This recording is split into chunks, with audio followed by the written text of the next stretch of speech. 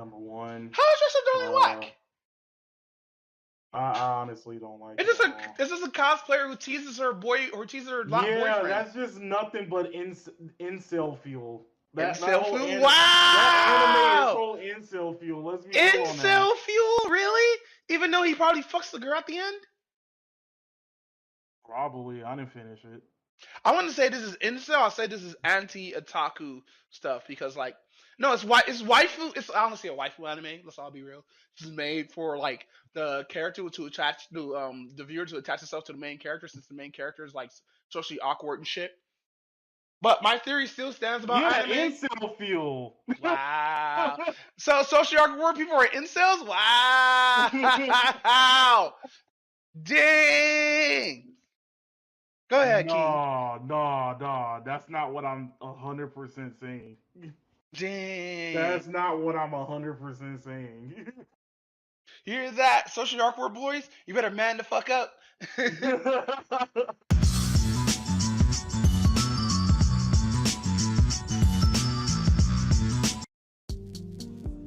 Yeah. Hey. Whoa. Ew.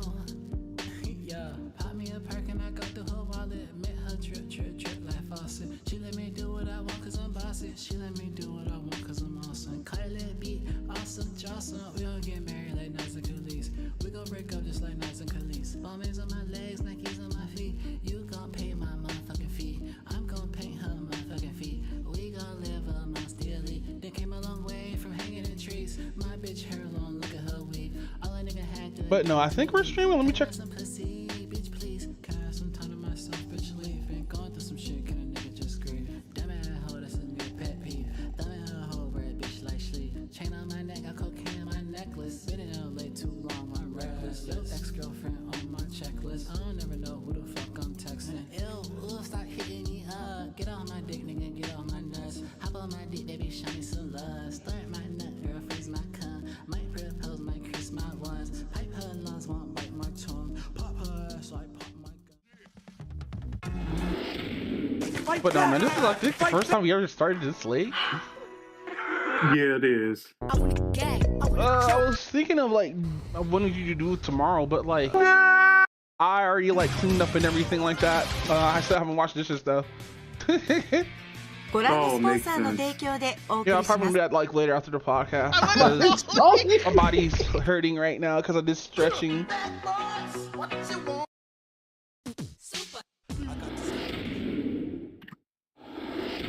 But welcome to 210 of the HotSticks podcast. We finally hit season 21. Hey. Damn, 210 episodes, bruh. After several years. We here, folks. But nah, fam. How was your fucking yesterday? Since I know you've been asleep most of the day. Pretty much. I mean, it was alright, I guess.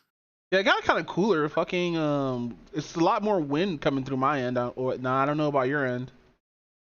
It is a little bit the same way. Yes, no, fucking, it's kind of cooling down. I looked at the weather today. It was going to drop to like, what, 85, 86? Like, finally, hopefully. It's going to drop to my birth year.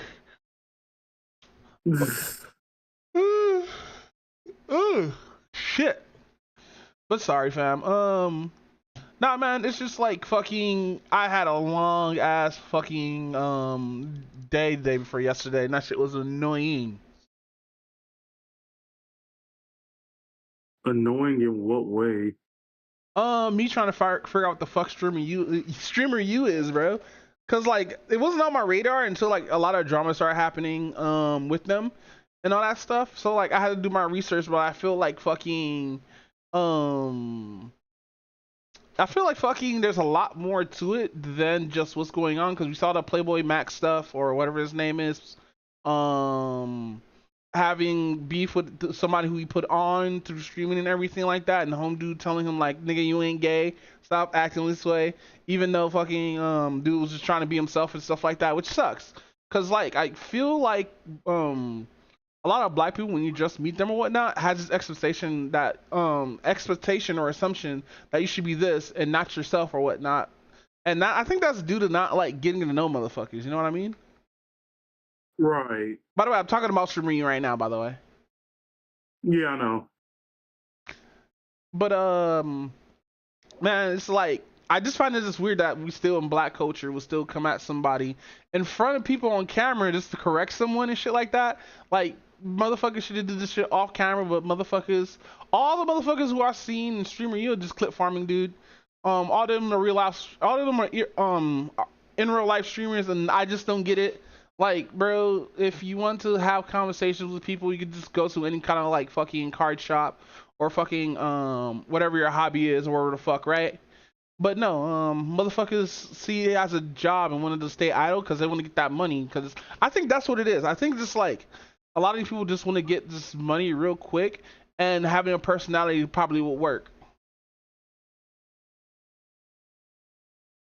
Well, yeah, because like I did see somebody talk about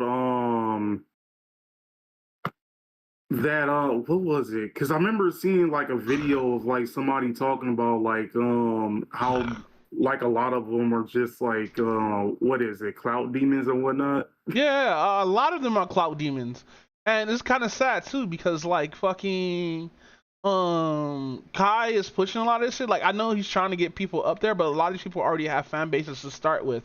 And yeah, he added some people who didn't have fan bases in there or whatnot and get them up and everything like that. But like I feel he should do this for the smaller streamer than motherfuckers who already have fan bases and stuff.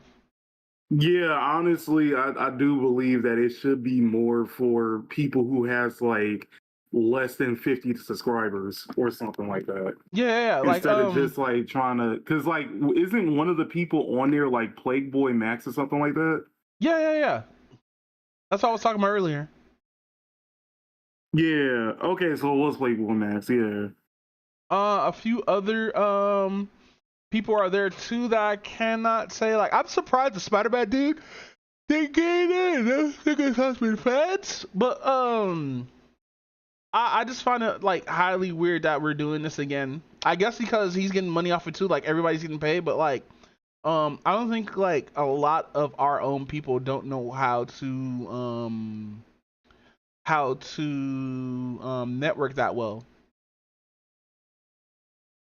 I mean, in technicality, it is in technicality our fault too. Yeah, no, it is 100% me and your fault. We did this to the black community. Damn, that's crazy work. But no, continue, fam. Nah, because this is basically once again that type of like creator thing where you want more, you know, black creators like in the market, but then like the same people who want like more black creators in the market don't want to support said black creators. Yeah, no, you're right. Like, mind you, Kai Cenat is actually sort of doing this by allowing a lot of these black creators to pop on his stuff and everything like that. But at the same time, it doesn't help like, and this is just my opinion right here. It doesn't help like the majority of it because people will see this, especially people who hate us will see this and be like, look at those Negroes acting up right over there instead of just like consuming the content. Like, hey, maybe some of these dudes actually have like good personalities and whatnot, but it's trapped in so much fucking drama and stuff like that that like it just looks weird when you see motherfuckers just clip farming just to rage bait and stuff like that, and that's their only content. They don't really bring anything. Yeah, but then you also got to look at like who we normally push though. Yeah, and like mind you, when I first got into Twitch, it was about gaming and stuff like that, but now it's been taken over by a lot of people who just sit there and just talk to their audience, which I find is weird because I'd rather do something than to sit there and talk to my audience all day. You know what I mean? But then again, I mean, we get people like iShowSpeed who did all those other things, and now he's doing in real life content himself. But at least he's going outside and meeting new people and everything, right? Like, yeah. if it wasn't for him going to the soccer games, we wouldn't find out how racist Argentina was. Yeah, I actually looked that shit up. Apparently, they got rid of 85%, no, 97, no, 87% of their black and indigenous fucking peoples, and add in a fuck ton of Europeans. I'm not surprised at that. Yeah, just a metric fuck ton. It's crazy. But no, with that about hating, bro, why are we hating on mutants? All right, so I saw like a video that kind of like made me realize like a few things, cause like yeah, I think honestly I honestly think that if like the mutants from the X-Men like actually like existed in real life, we would actually hate those motherfuckers. I'm Yeah, not even gonna especially hold if you they're on it. black. Nah, not it ain't even it, like the funny thing is it's not even like because of like skin color or anything else like that. It's literally because they make the dumbest decisions. Well, And no. it ends up Have you being have you like, heard about the mutants versus the KKK? Because they do have that in the universe. oh, I have not seen that one. So hold on. So there was this group that was followed by this military dude. We see him at the last we see him in like the first season of X-Men 97. But yeah, it's like a lot of anti-mutants in X-Men. Anti mutant mutant oh, mutant wrong. What are they fucking called? Hold on, here, I'm gonna stream it. All right. Oops, I just going through the wrong sound hole. Hold on, because they won't be able to hear it in stream, so I gotta do it this way. Change window.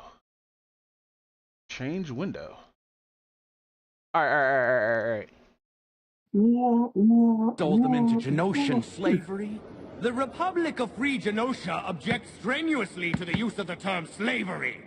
Mutant powers are a resource to be managed like any other. The mutant race will no longer be managed, Mr. Delegate.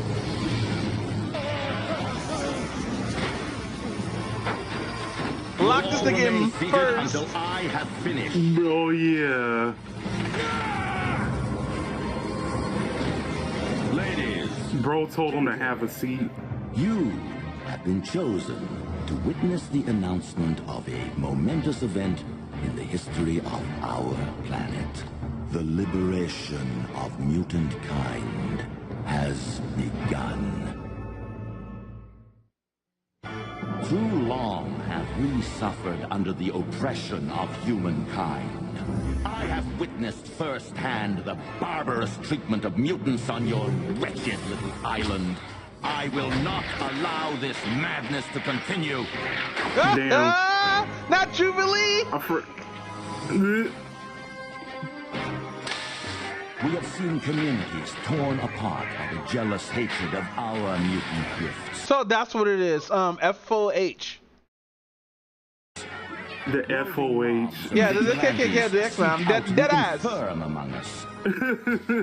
Some mutants conceal their true power. Oh yeah, Archangel. I think that's what his name was. While their spirit suffocates. Others have gone into hiding beneath your cities, huddling in the darkness like rats. There are those who have tried nobly to enlighten their human brethren, to strive for freedom and equality for all men. Their efforts have been repaid with brutality and hatred. How do you get these clips? I know. The missing mutant scientist. It must have been the cameraman following them around. The asteroid, where any mutant may live apart from humanity, free from its cruelty. The first exodus will begin in 24 hours near Genosha. Apocalypse. Thereafter, mutants who wish to Fucking join Dr. us will gather at Sinister. designated pickup points once the first pilgrims are settled. My mission is peaceful. Any intervention would make it otherwise. The decision is yours. Oh, Magnus, we have been through so much. Can my failure be so complete? Oh, I can't wait to see you fight Dr. Doom. nigga trying to punch Dr. Doom in his fucking advanced wheelchair. I don't, because both Magneto and Professor X isn't going to be in that universe's new universe. It's going to be inside that movie, right? Yeah, because I think what's happening is I think that what they're calling it like a collision. So basically, there's like two different universes, and I think in order to like stop the whole thing, one of the universes must get like banished or something. That's so dumb. I hate this acquisition from Fox into fucking Fox lore into fucking Disney lore, fucking mutants and X-Men and stuff like that. I hate it here. Just bring them out. Bring out the same fucking actors and have the same fucking script. We don't need to do this fucking different universes and shit like that because the timeline got fucked and Spider-Man's in a different universe now and not in the same universe and all this other stupid shit. God damn it, I hate it here. I mean, I kind of figured they were going to go that route the moment Robert Downey Jr. was going to play Doom. I was like, oh, so I'm guessing they're going to do some alternate universe because there's no reason why you should be playing Doom. Right? Like, he's done. They're done. He's done acting. Unless Ronnie Downey Jr. is broke, because I know he got a fuck ton of money doing the adventure shit, right? Unless like he really does like Disney and Marvel, because like they were all burnt out of this shit too. Like all those actors were burned out. That's why they were bringing a lot of new ones and having like the old squad. Let's like sit back in the background a little bit, or like give some people or side characters their own films and stuff like that, right? But to like fucking just have Ronnie Downey Jr. do it again is just like wild. But like, would you think it's kind of like one of those things where it's like, we've known them. Well, there's like a lot of people who was introduced to Robert Downey Jr. as Iron Man. So whenever you see Iron Man, you think of him. Like it's kind of like the same thing with like Hugh Jackman and Wolverine. Yeah, which is crazy because I remember Hugh Jackman and a lot of other stuff besides this one. It just became super popular. Has a tall manlet. As a tall manlet is crazy word. Well, I'm not calling Hugh Jackman a tall manlet. I'm calling like Wolverine a tall manlet. Oh yeah. Because you know he's like Wolverine's actually really fucking short, bro. Yeah, he is. I remember those game sprites. Yeah, that nigga was like crouching and he's still smaller than everybody else on the fucking team. Like stand up straight, Wolverine. But no, I think you're kind of right. Like, if mutants actually exist, we'd be definitely hating, bro. Like, we'd probably be on this podcast talking about those damn mutants. I wish they switched the weather so it'd be colder. Iceman, get out there. Oh, speaking of Iceman, in technicality, he should be an Omega level mutant, but for some reason, he's not. Yeah, because after they made him gay, they removed his Omega status. Because I didn't even know about him like literally freezing hell over. Oh, what? What do you mean by that? Oh yeah, I gotta find like the video again. But like there was a dude that was like explaining some of the stuff that like Iceman can actually do, and one of them was he legit froze hell over. How the fuck did he get to hell? Did he die? I gotta look that up like in general to be honest. Iceman going to hell must be like Dark Souls for him, bro. Once he takes a step, nigga, that's his leg. That nigga is turning into water. Call that nigga Waterman. Nigga be like water. Oh, okay. I figured out. I found a video I saw like Stream the other day. slut. Hold on. Stream that slut is crazy word. Yeah, streaming, yes. Alright, everyone, listen up. This meeting is for Omega level mutants only. I'm your host, Magneto. Let's get the roll call started. We got mutant Stephen Hawking. Professor X. Hey, man. Magneto. And shut up, I'll take your wheelchair from you. Damn. We also have Storm, my Nubian queen. Hey, who doing it like us, bro? For real. All right, I think that's everybody that's showing up today. Did I miss anyone? Oh, yeah, you forgot about me. Yo, is that Iceman? Look, Iceman, this meeting is for Omega level mutants only. Yeah, matter of fact, why don't you put some ice cubes in my drink? I froze that nigga. Hey, what'd you do to Storm? She's frozen. How's she frozen? I don't see no ice. Oh, no. She's frozen in time.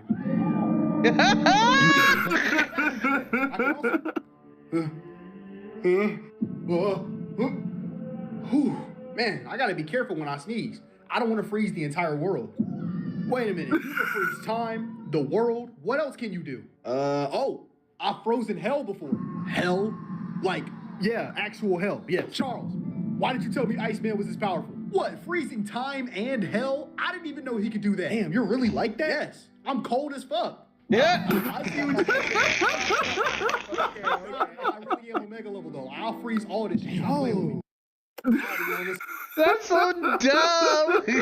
I love how he only has Storm and Professor X, even though there's like 80 other more Omega level mutants like Gambit, who like fucking defeated Onslaught, who was an Omega level mutant. Yeah. Gambit, Jean Grey. Fucking Cyclops, if you just keep his eyes open for long enough. Oh yeah, that too. Who else? Juggernaut. Oh, Juggernaut is kind of means more of magic than a mutant. Oh yeah, huh? Yeah, because the helmet gives him his power. That's why. I forgot. The moment the helmet comes off, he doesn't really have his power like that anymore. Yeah, that's why when Rogue touched his ass like without no condom, she fucking was like, too much power. I remember that. So this was funny.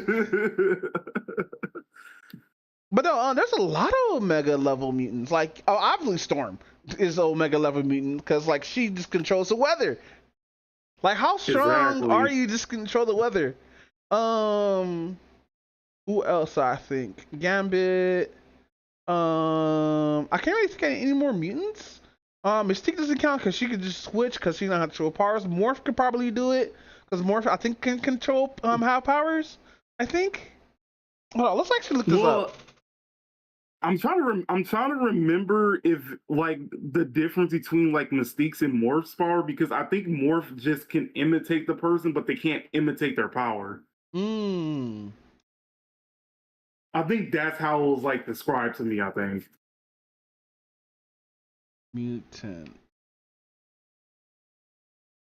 Still missing the second T. All right, so we have the list here. Monarch, Iceman, Elixir, Marvel Girl, Legion, Magneto, Protest, Mr. M, Storm, Strife, Exodus, Kid Omega, really? Powerhouse, Viking, Hope, and Cassandra, and then Nova. Cassandra Nova, sorry. Damn. I have Xavier here, but they don't have his thing here? Ah, they don't have everybody here. Damn, that's crazy. Oh,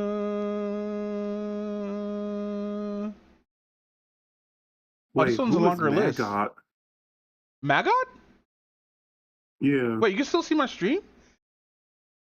No, I was looking at looking at like a list too, but there was like a dude called Maggot. Bro, fucking when soon as you said the shit, this is what I fucking saw right here. Oh, it's a nigga. I think it's a nigga. You might be a nigga. Functional for American comic books published by Marvel Comics. What is his powers? Alter ego, abilities. Slug-based digestion systems. Psiphonopathy? What is that? Has two meanings. The study of psychological memory instrument.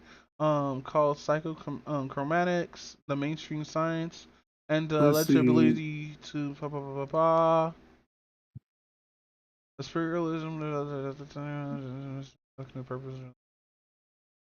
Let me go to the wiki. Actually, why not just do this? Copy. Go to YouTube. Bam. We need a short story. We don't need this long shit. Under 3 minutes. Joe Rogan! Every fucking time, bro.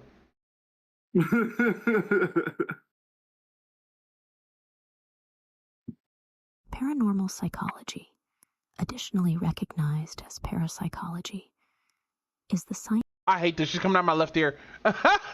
Yeah, okay, so I wasn't the only one, okay. That's crazy, and I had to turn that shit right off. I guess you can control, like, something in the spirit realm, I guess? Self-effusivity, psychonesis, or pyronesis. Disease vector? That's crazy. But no, let's get back to the matter at hand. Yeah, man, I think like unless I turn into a mutant, I think I'd be racist towards mutants. Not gonna lie. It'll only be normal racists. It'll just be like, hey, it's not all mutants, but those other mutants over there, they need to get out of here. Also, I think like a majority of mutants, like I think like they don't realize they have powers until they accidentally do something. Yeah, like it's usually explained to like a lot through like puberty or whatnot, just like how they do the quirks in My Hero. But you see like young kids with quirks in My Hero, so that is true. I mean, believe you try to make everybody birth quirks like you over there, Joe Jackson, aka what's his face, Endeavor. Did you say birth quirk? No.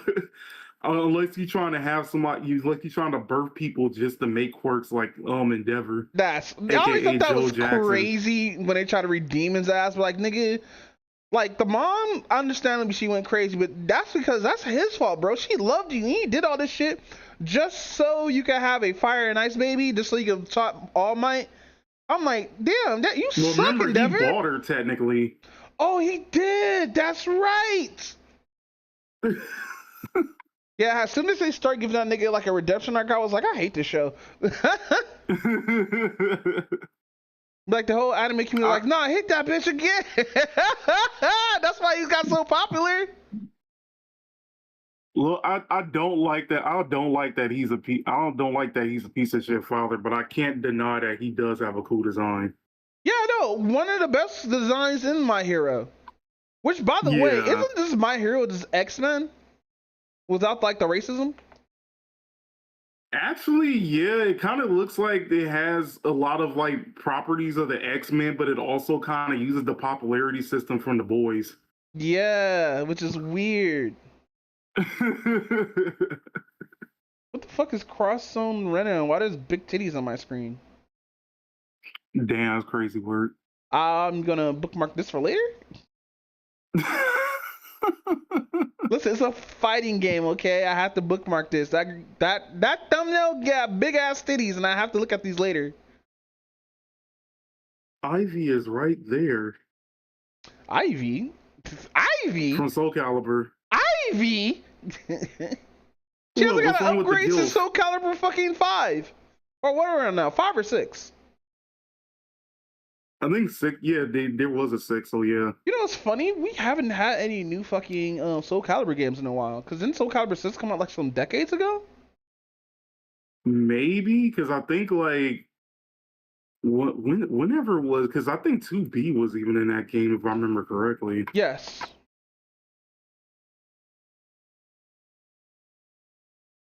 Soul Calibur 6 came out in 2018, so almost 10 years ago. Yes. That's crazy. But no, about craziness, you want to talk about NTE? Yeah, let's talk about NTE. Bruh. I only got up to episode 2, and I was gonna spoil it, but I didn't know this nigga would have a girlfriend, bro. That makes me upset. Oh, I did see like a little bit of that. The Otter TV guy, right? Yeah, the mascot. Yeah, the mascot. But no, because that's where you're introduced to like the she's a vampire, right? Like is she a vampire or a bat? To be honest, I think she's both. You talking about the fucking vampire lily, right? The shit where you have to use like tomatoes and stuff like that because she's really hungry. Yeah. Do we ever get an ending to that shit, or did we get it to be continued with that shit? Because I don't remember. From what it looks like a to be continued. I'm not too sure. Like I'm still trying to figure out how this game works. Yeah, because fucking mind you, it's still early in the game. I understand Rainbow's sitting there like showing off and stuff like that and everything. I didn't want to get spoiled and all that good stuff, but like that game has not been out that long. How does he have all this shit? Well, he did. Well, yesterday he did tell me that. Oh, I would just you just have to constantly do like the dailies and everything, and you'll eventually get everybody. But I was like, bruh, I'm still trying to figure out like how generous this system really is. To be honest, it's not that generous from what it looks like. Unless like you explore like a lot of shit. Cause like I ran out of money because I just started buying like new shit or whatnot. I bought the new car or whatnot that put me down by a lot. But I realized I was supposed to buy that car because it was part of another whole nother tutorial. Oh, that makes sense. Yeah, so I got the slow ass fucking car that was going like 140, but I had to upgrade that shit by a lot, so it go like 100 and like fucking 80. And I was just racing and shit like that, right? Until I got to a race that I couldn't really beat.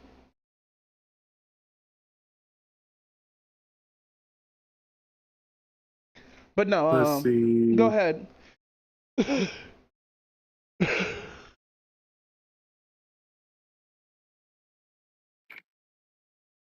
Damn. Okay.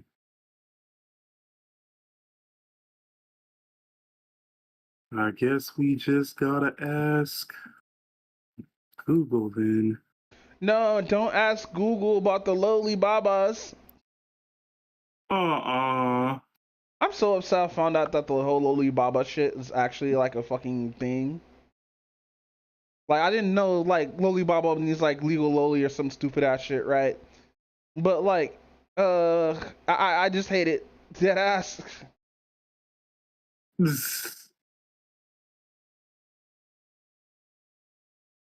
But no, Vampire vibe character or the sleepy little vampire. Okay, so I guess we're just gonna keep her as a vampire then. I hope this is not gonna justify how she looks. Damn. No, cause like mind you, I go ahead. I was about to say, I guess like calling her a vampire does make sense considering that like I see like a lot of tomato based things around her, which usually I don't know like how universal like this is because I remember it did happen in like the Blood series, but like apparently they were like using like tomato juice as a replacement for blood. For Blood Plus? No, yeah, I think like I think the vampires in like the Blood series, I remember like some of them like instead of like taking other people's blood, they would like their replacement was like tomato juice or something. Oh. Yeah, no, somebody who watched Blood. I didn't watch Blood Plus because it was a gore fest. I didn't know that actually. Yeah, I could have sworn there was like a couple of other media that they kind of did something like that, but I don't remember where. Hmm. But Let's no. see. But no, I enjoy the like scalability of a lot of the fucking shit. Cause like I didn't know you could scale that whole building. Oh yeah, like they did a really good job when it came down to like what you can explore in that game. All the mapping and everything and shit. And that one stupid way to unlock one of the phone booths. Yeah, fuck that shit, bro. Bro, you have to climb that whole fucking thing and then you gotta do more parkour. Fuck out of here, nigga. I cheesed the fuck out of that, by the way. I cheesed the living shit out of that shit, bro. Which I wonder if there's any more mechanics that they like actually have in there where you can just cheese a bunch of shit. I'm hoping so, because that was ridiculous. That I guess that basically encourages you to basically get all the characters in a way. Yeah. Any characters you enjoy right now? Right now, my main priority, and I'm glad she's a standard character, is If you say, man, I swear to God, I'm uninstalling a life. nah, is Daffodil. Oh, I think she's like I think that's best girl. The cop? I think she's the cop, right? Oh, is she a cop? Yeah, because she's the part of the organization. I mean, fuck. I haven't paid attention to the story, to be honest. But I believe she's a part of the organization that put you in after the tutorial. Maybe that is it. Let's see. She's a member of the Ebon Antique Shop. Which, by the way, are we like Oh, a right. part She of the does agency show or up some in shit? there.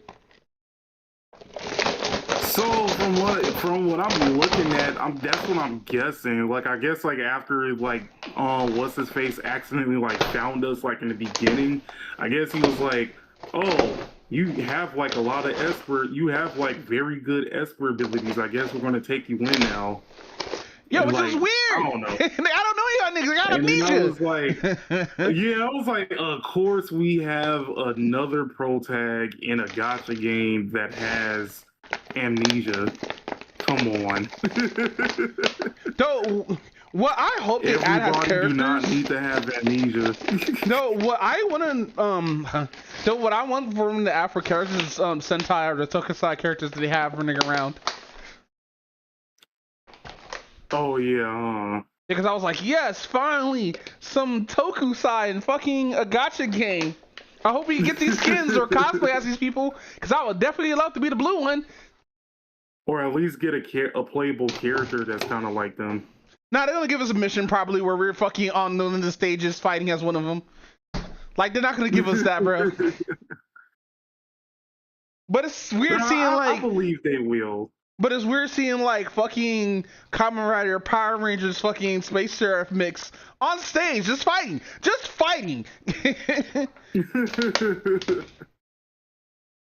But no, I hate Mint. I don't like how she is. Though, like, I have to turn to Japanese because I got really sick of her English fucking voice acting. I don't think it's that bad. It's bad. That would tore away from me from Genshin because that whole fucking Pommy talking for you and shit like that, right? Her voice is just annoying. Oh yeah, oh no, most definitely. Paimon's voice was definitely always annoying. Well, actually, no, I'll give it credit at first, like in the first like 1.0 patches and everything. Mm-hmm. She wasn't that bad. But I think it was like as time go on, she became a lot more annoying. Mm. And then like when they eventually did change VAs, it was definitely a breath of fresh air. But it still kind of has like that annoyance. I'm not gonna lie. Mm. She kind of sound like the newer Paimon's voice kind of sounds more like a chipmunk than anything. Oh, she got a new voice actor? Yeah, they eventually changed VA. They eventually did change VAs because like the previous VA was basically bitching about a lot of stuff. So well, what's she bitching about? Oh, it's been a while. If I remember correctly, it was around the time where they were having trouble with the whole like voice actor thing. They were like where AI and everybody shit? was going on the strike. Yeah, where they were like trying to do the strike thing, but like she wasn't really participating in it because she was one of the few people who wasn't getting affected by it per se. But she was still like it's weird. She was doing like this hypocritical thing where she wasn't affected by it, but at the same time she would act like that she was with the voice actors that was like trying to protest. So she was supporting them but wasn't supporting them physically. Pretty much. She was basically being hypocritical.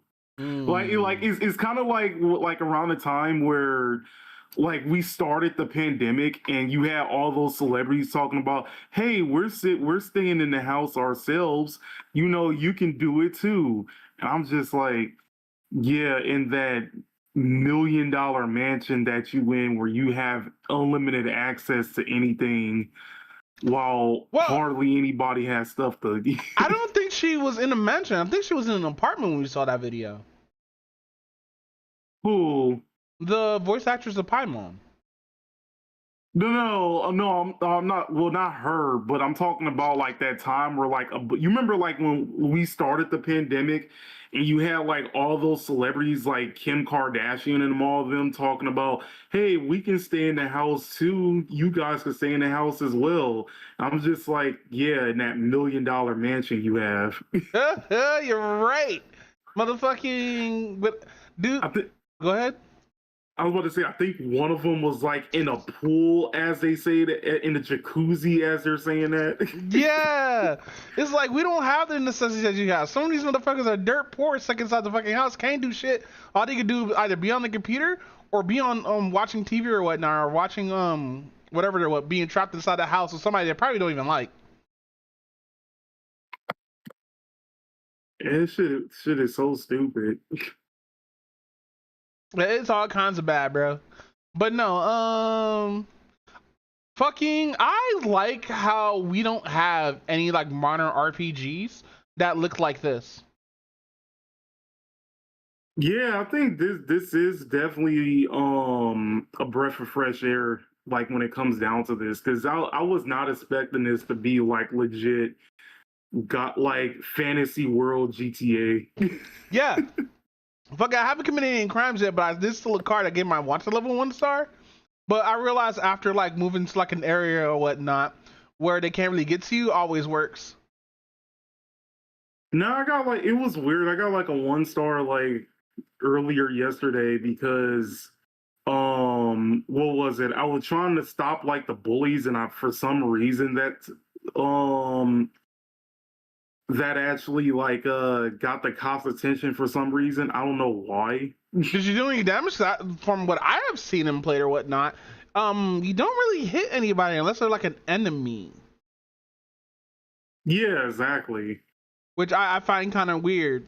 But like I have tried to steal cars when parked cars and got in trouble for that shit, and was like, you know what, I'm just gonna just bounce. I stole a lot of motorcycles, by the way. Motorcycles are fast as fuck in this game. They are.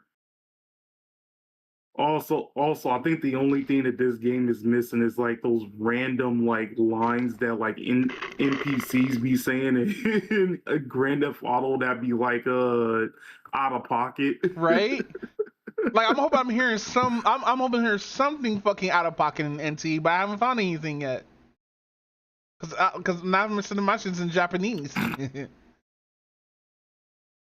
There's probably somebody who modded the game so like you have those type of voice lines in it. Modded fucking NTE, bro. That's crazy. That game really came out. But no, whatchamacallit, I do like who just messaged me. I am enjoying the game so far, even though I'm on my COA kick right now. Oh shit. Oh, my cleaning lady's coming I think tomorrow? Yes, I have a cleaning lady. Oh, that makes sense. Yeah, I care that much about my apartment. Made the dog Friday, guy okay. a 4-star, a 4-star. I said they made the dog dude an A class. Yeah. Wait, are you playing right now? Because I pop it on right now. No, I'm not playing. I'm not playing right now. I was like looking at like the character list. But no, what's your thoughts on the game so far? Because I don't want to keep taking up the topic. All right, so far my major complaint so far is the overall layout of the game. If that makes sense, like where you see like all the text and everything. Yeah, it looks too similar to Star Rail. Really? I haven't played Star Rail. Yeah, so. it looks very similar. Let me see if I can. Let's see. Neverness. Let's see if I can actually like show like a side by side of. Yeah, show that side by side. Yes. Yes. Here we are.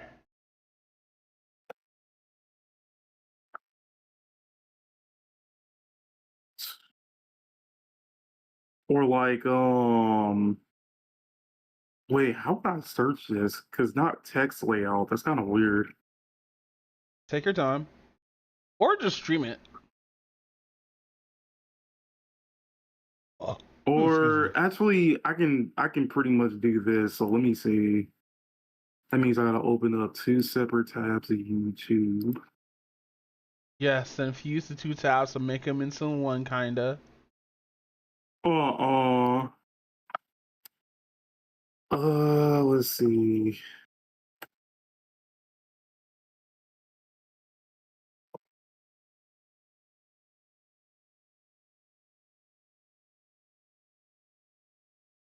And more, Into and more.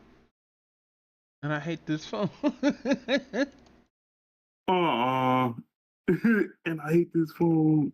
To That song stuck in well, my maybe head. I Thank you should for putting see. that song in my fucking head, you prick. I'm over here just vibing. All of a sudden, he just dropped this song that has a fucking long ass fucking intro song, bro.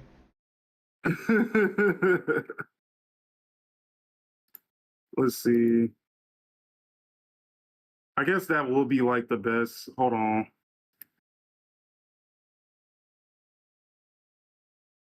Let's see if I can get to certain. Okay, so and then let's see from Star Rail that I can basically.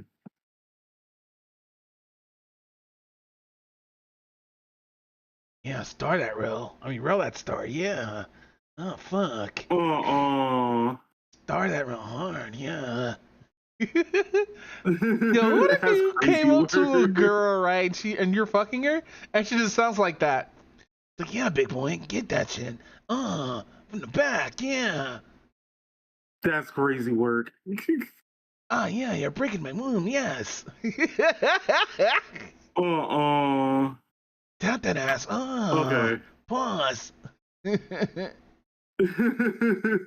You sound like the one like Eminem skit when they Oh were yeah, like Violet making when he was Jade. making fun of Uh.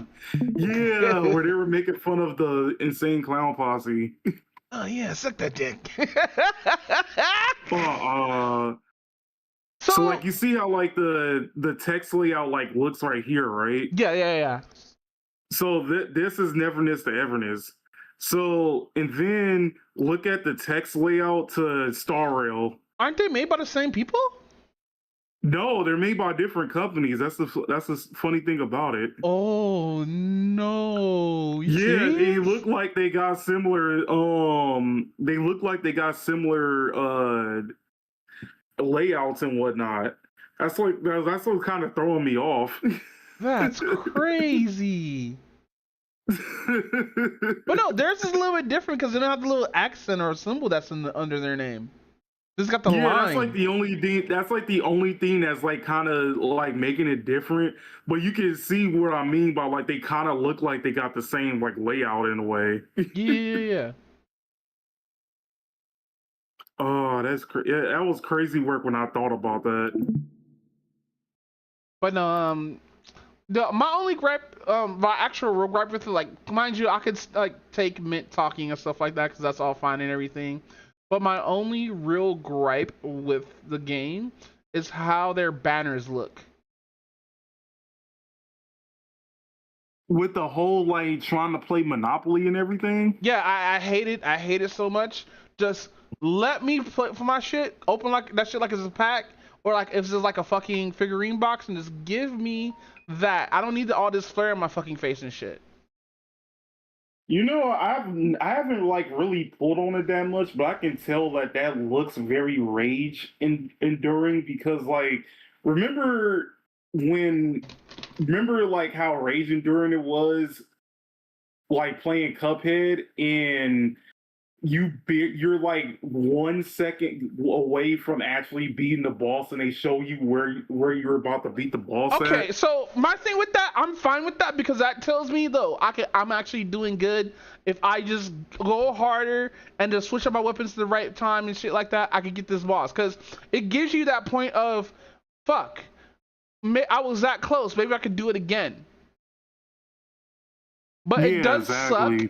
when you die and it's like that bar is not even halfway filled yet. We're talking about like, what the fuck you mean? But with the flare or fair or whatnot, right? It's just too flashy for me. And mind you, there are options. I think there are options to skip the intro or whatnot and skip the rolling just to get your shit. But at the same time, I'm getting sick and tired of this person be skipping this shit, bro. I don't need to see all this dice rolling. Just give me my shit as soon as I go to the banner, bro. You know I'm gonna use a 10 pool. Just give me my 10 pool. Let me leave. I don't need to see this fucking Monopoly shit, bro. That's why I like Wuthering Waves and like other gacha games that just opens the shit for you. Like we don't have time for all this extra shit. Which I get.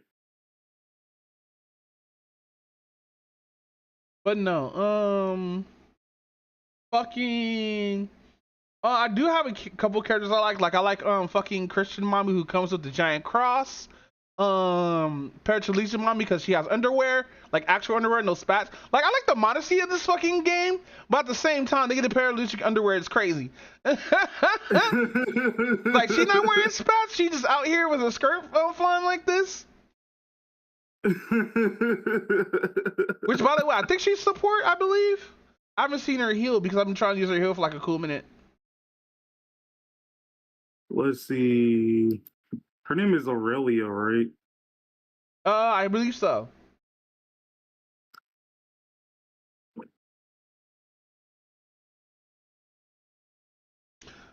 Fuck, now I'm getting a bunch of X-Men shit on my thing. Like, I don't mind it, but it's still hilarious.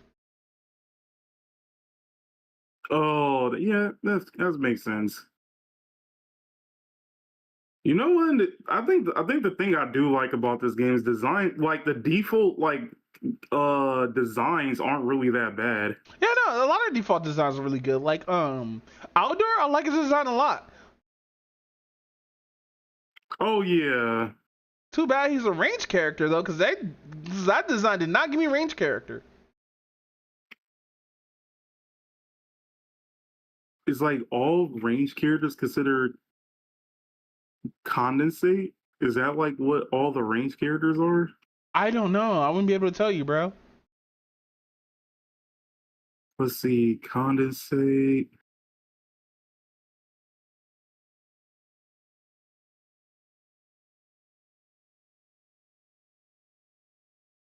Huh. We talked about Obsession in the podcast, right? Yeah, I think we did in the last one or whichever one we had 13 in here. Yeah, I think yeah. we did talk about Obsession. Okay, good. Just making sure because I've been getting videos for Obsession for like 2 weeks now. I saw a few things about like Obsession like pop up on my feed. NTE. Oops. NTE roster.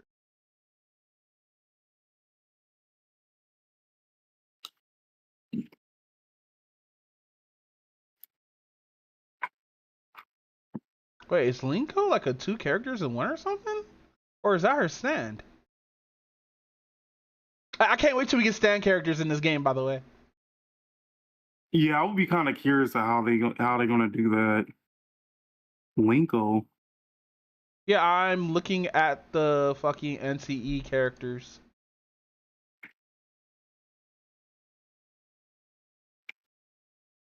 Also, I like. Go ahead. Would she be considered using like a puppet or something like that? Puppeteer Like, character? would she be more of a? Yeah, like wouldn't that be like considered like a puppet character or something? I wouldn't know. We have to see her pop out.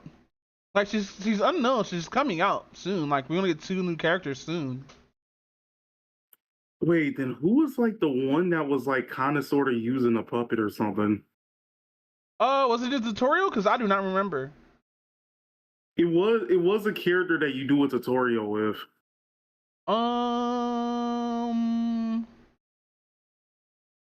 It's not Shink. How you pronounce the dragon girl's name? Shinku? Yeah, I think it's Shinku. Oh, the main character's name is Zero. I hate it here. I'm gonna have to rename this nigga Zero. The actual fucking. Did you do the quest to change your gender? I thought like I thought you just choose like whatever gender in the first one, like when You you start the game. you can, but there's a side quest to change your gender. Oh, okay. I don't remember any of the characters that has a puppet. Like my only closest to say is Luce the vampire lily. Oh wait, it was I think it was Hannah So what's or Hannah? Hannah. You sure? Cause Yeah, I have her. the pink haired chick. Yeah, I have her actually. Yeah, because like, don't she call like a puppet thing to like do like the attacks or whatnot, I don't know. She's not or on my like a team like at doll? all. Let's see. I can just hear him in a mouse is struggling. That's crazy word. I'm surprised like it's picking up my mouse. Oh, those are fucking hearts on her hands. Hey, question. Do you, are there any like you know how there's cat girls and shit in this? Is that related to Yeah. the beast race and all the beast humans? I mean beast males look like that, or like do we have some like actual half and halves here? Because ain't no goddamn way we got Skyka or Skya here, right? And like we have nothing but other like normal males running around and shit like that. Oh, the dog dude, right? Yeah.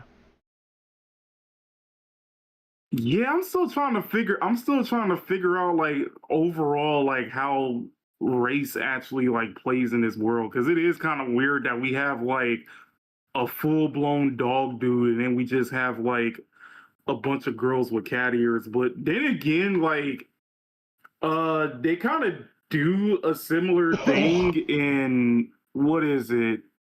They kind of do like a similar thing in ZZZ, whereas Mhm. like you have someone like Poltra and Lycon that like looks full blown animal, but then you also have like Nekomata that just like a girl with cat ears, and then you have Ellen Joe, which is just a girl with a shark tail. Yeah. Fucking, bro. I say they only did it for the females. They need to do it for the males too. I want my best boy to look as human as possible.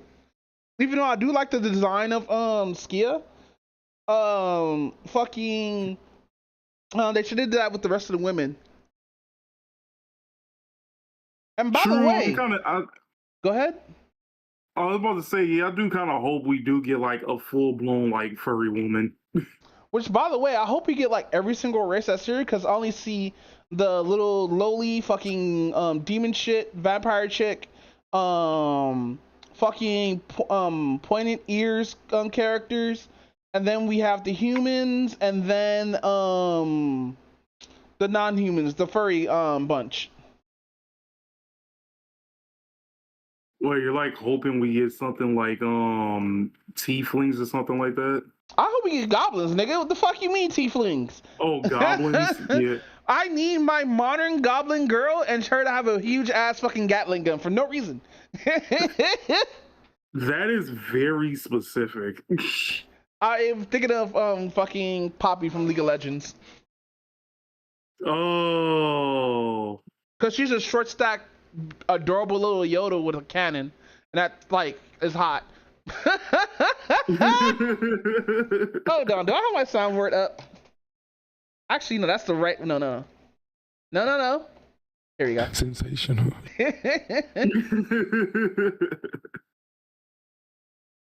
But no, I do have to make another soundboard. I got like 5 spaces left.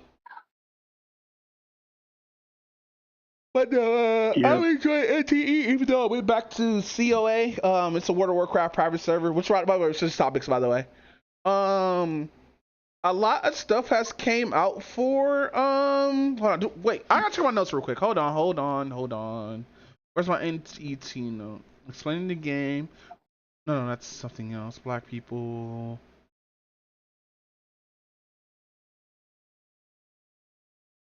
Okay, no, we talked about that already. Why don't I have notes for fucking NTE, but I have notes for World of Warcraft? I hate it here. That's crazy word. I probably did the notes, saved it, and didn't save it, and just closed the game. I mean, closed the notepad. Damn. Oh. But no, so what the fuck? What was that? Is that a dog? I don't know. But no, so to change topic a little bit, do you have anything to add before we change topic? Well, I still gotta play like more of the game, so I guess like that is kind of it for right now. All right, hit me up when you get to episode 2, so we can actually be like caught up, because I do not want to spoil episode 2 for you, or Okay. chapter 2, or whatever the fuck it's called. But no, so I like the aesthetic of World of Warcraft, the leveling, the gameplay, and everything like that. But I don't play retail World of Warcraft because I feel that it's the same shit every single fucking expansion with nothing new or brings nothing to the table. Like, I wish I was playing between like Cataclysm and Mr. Pandora, because like motherfuckers is like, oh, it was actually something that was different for World of Warcraft. But I got back into World of Warcraft playing a Warlords of Draenor, which was actually pretty fun, but I got sick of sitting in my garrison for 8 hours while waiting for queues. Fucking, I end up doing private servers, not because I'm broke, not because some other factors or whatnot. It's strictly because I got sick of doing the same gameplay loop and nothing new's coming out of it, right? And so I play on private servers like Project Ascension, which is a Wrath of the Lich King emulator that has something unique that no other private server that I've seen had up to this date, which is building your own class or a class list where you have like all the 9 classes combined into one spec, and you can just build your class from there to make new like classes and shit like that. Like you can make something like a battle mage. Like that's like a mage with like fucking warrior skills and shit like that, right? Or you can make yourself like a pure shadow priest, which is a mixture of warlock and priest with some other fucking skills that are in there, right? My main for DPS is a pure shadow, where like you cast shadow bolt like 10 to 8 times, and after that you just cast a duke to deal massive fucking AoE damage. Like I think the most I've seen is like 90k. Oh shit. Yeah, 90k is a lot, nigga. You're taking out a few people in the mob. But no, they brought out a new unique class. Like, mind you, the map's the same as Wrath of the Lich King. It goes all the way up to like classic though, and TBC. If you haven't went to Wrath of the Lich King yet, because they show finagling stuff and everything like that, even though they have a PTR server right there. But that's besides the point. They bought out another server that has 21 unique classes, and oh my god, they're so fun, bro. Oh shit. Like when playing in the PTR, I was like, holy shit, goddamn, this shit is so good. Yes. I was just coming every single time, just coming. But like they put it out for all their normal servers, took it out of PTR, and I kind of feel like they nerfed a lot of the fucking leveling experiences for like classes like Chronomancer. And Chronomancer is a time wizard. Just time wizard. It's just a time wizard that that can use time and stuff like that to stop time and everything. I know my character Dia Branda. Dia Branda is crazy word. Yeah, fucking I'm waiting to get my fucking I'm trying to figure out, because before they changed everything about it, the Chronomancer used as an actual pet that you could name. I want to call my pet the Place. Like only like 4 people got the fucking the reference in the PTR, but I don't know what they did with the pet. So like I'm sitting here just confused, like where my time pet. But no, they have like classes like Barbarian, which is good, fucking Ranger, which should have been there in the first place. Hold on, COA classes. So here, I'm gonna stream this shit for you real quick. All right. So Ba-bum, ba-ba-bum, ba-ba-bum. I believe they There we go. fucking. This might be a long video, by the way. Every day is like my birthday. Hold on, where the fuck did the video go?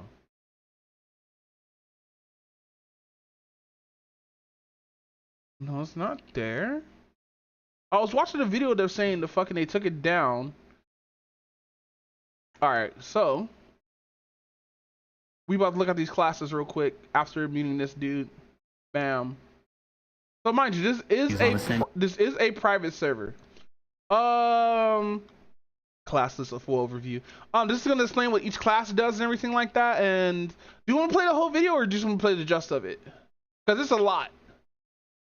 Wait, like how long is the video? Oh, 30 minutes. We should be Gucci. Huh. All right. I'm gonna pause at certain places to explain this class because in the PTR, I only play like a little bit under half because there's 21 classes, but only played with like 10 of them so far. I got like most of them to max level during the PTR.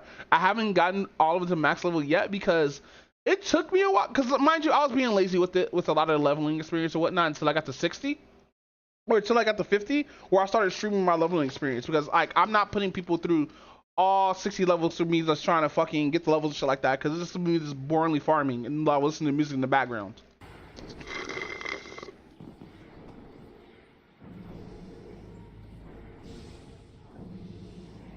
So these are not bots, these are actual real fucking people running around.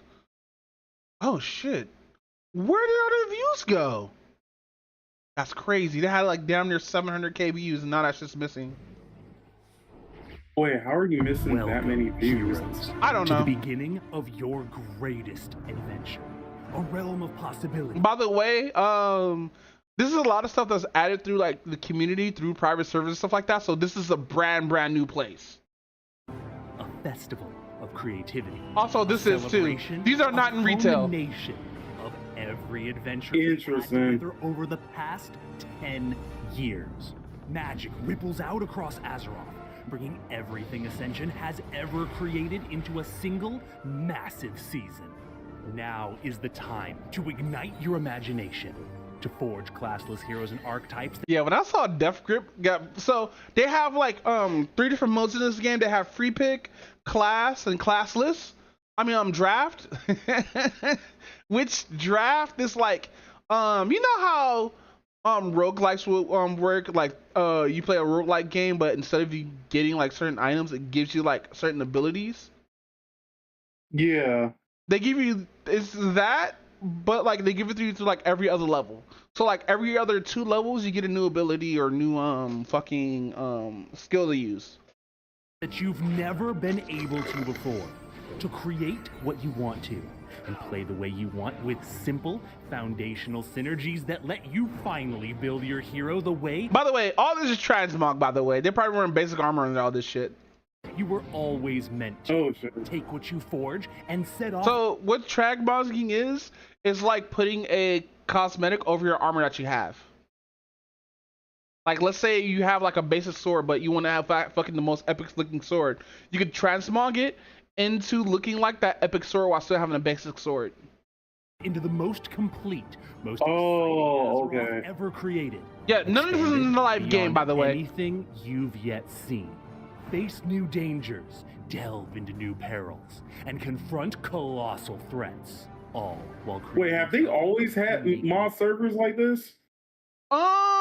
Not in official servers like retail. So retail is different from private servers. Private servers are 100% cut off from the retail experience. Now, mind you, they treat the shit like how Nintendo treats emulators. So take that what you will.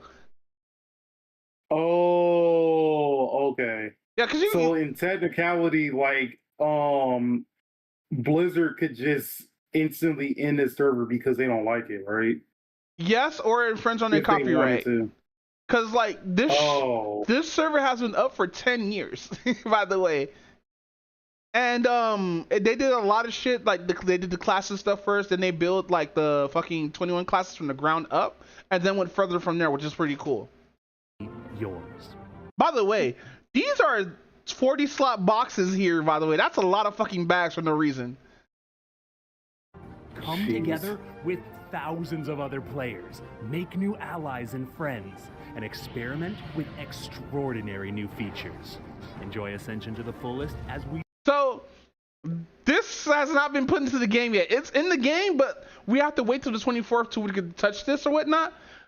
I didn't know they had mods to where you're driving in Mario Kart, nigga. I was shocked when I seen this shit. Say, why does this look like Mario Kart? Yeah, look at this shit. Hold on. What comes now? Because this is basically Rainbow Road. Yeah, no, 100%. What awaits us just but they're gonna show it in here. This is the beginning of the trailer or whatnot. Over the don't let Sue Happy Nintendo figure out about that. Final actually, I don't think Nintendo would care because Nightmare Kart exists. Really? Yeah, because the Sue Happy the Sue Happy company that basically sues people for like the smallest reasons. Yeah, look at the Bloodborne. Look at the Bloodborne port for Bloodborne look up Bloodborne Kart, and they had to change that shit to I think Blood Kart or whatnot, or they have to change the name of it because Nintendo was like, not Nintendo. What's Nintendo? Yeah, Nintendo was like, nah, fam, you gotta take the cart out of the bag. Take the cart out of the bread. Chapter of this extraordinary. I've been here, by the way, and you actually have to parkour this shit. Like, every other gap, you have to actually jump over to get down here. Because, like, getting up here the normal way is annoying as fuck because there's a shit ton of trolls just scattered all down this fucking hill. There's no reason why there should be that many trolls, bro. Journey. Welcome to Season 10. Yes. Hey, that's crazy work that you did. It's a massive adventure. Everyone comes together to enjoy everything Ascension has ever created. So these two dungeons are new. Road to the Other Side. I played so many damn much. I memorized how the boss works. Fucking hold on. A season that integrates. Okay. Everything from all of Ascension's I'm gonna let this play for a bit into the ultimate classless adventure, while at the same time exploring some of the biggest new updates of all time. You'll have the choice to play on 2 independent seasonal realms: the free pick realm Dawnrise or the wild card realm Dark Moon. So wild card is just the draft. So so they actually like put this as like kind of a card game a little bit because you do get cards looting up that has skills on it and stuff like that. So take the wild card as this draft for MTG. Oh, okay. Yeah, without the mana though. On Dawnrise, you'll explore an entirely new version of free pick, fusing classes together to create your own. Yo, I was happy as fuck when they add Death Knight to this shit because like the only reason why I played just so I could play with a Death Knight, and I'm just sitting here like, when ultimate hero. On Wild, you'll roll random abilities and talents, keep the spells you like, and re-roll the ones you don't to forge a completely unique build. Forge archetypes you've always dreamed about, but that were never possible before with the Class Fusion update, where you'll wield new multi-school spells to trigger unlocked talents and abilities restored to their full power. Choose the new Path of Duality to support hundreds of new hybrid archetypes, all brought together in a brand new character advancement UI. And that's just the beginning. Bolster your creations with unstoppable Death Knights. Now, I know he's being all epic and shit like this. He talks for a whole 30 minutes. This is crazy. But yeah, so Death Knights is an actual real class that's in the game, in retail or whatnot. But like, it's a shell of his former self in retail. A shell of his like, as in it was like a lot more like better in the original expansion, or yes, it's a lot way much more better than original expansion. So if they didn't change what they changed to Death Knights, I'd probably be like a Death Knight tank, or just be a tank in general in like World of Warcraft, because like I was getting to the point where like I got sick of DPS. I wanted to learn healing, but also I wanted to see how it feels like the tank, because I already knew like half the dungeons in the game. Oh, that makes sense. Spells and talents. Explore hundreds of Conquest of Azeroth abilities added to class. Yeah, so I don't think they talk about Conquest of Azeroth here. With all the brand new power you've been exploring on COA. Hold on real quick. I got to do something. I do want to show you the classes that they have. Damn, it sucks that that video's fucking just gone. 9 months ago, they took down both of them, bro. That sucks. They couldn't exist in the same universe. Yeah, this just sucks. Nah, I think they did it so they won't fucking get hit with anything.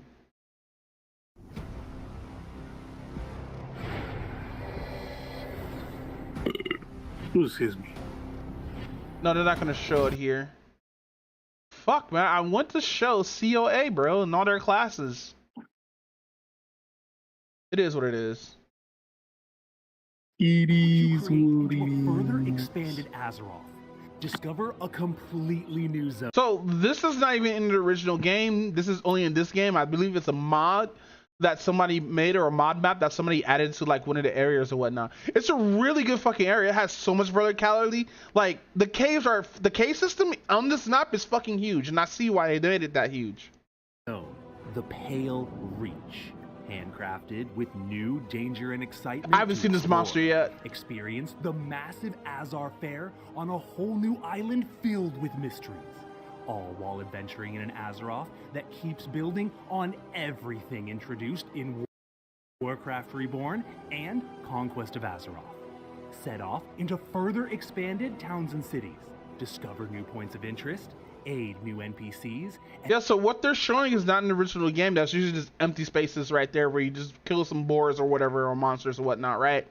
And that's why like a lot of people from like the Warcraft community is looking at this, a game that's been like up for like between 10 to 7 years, saying like, hey, if they're able to do all this shit and the amount of expansions that were to work, because like 21 classes is a lot of fucking classes. I understand that, right? That's like 70 specs or 69 specs, right? Between that.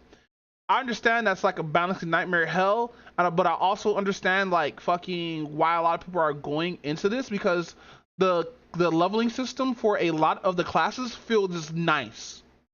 And immerse yourself in Like as a tinker, I could sit here and just throw down totems and stuff like that while helping DPS with the team. And I'm a healer, by the way. new quests and storylines. When you're strong enough, you'll delve into new dungeons and challenge the most savage foes Azeroth can offer, both those you know and those you don't.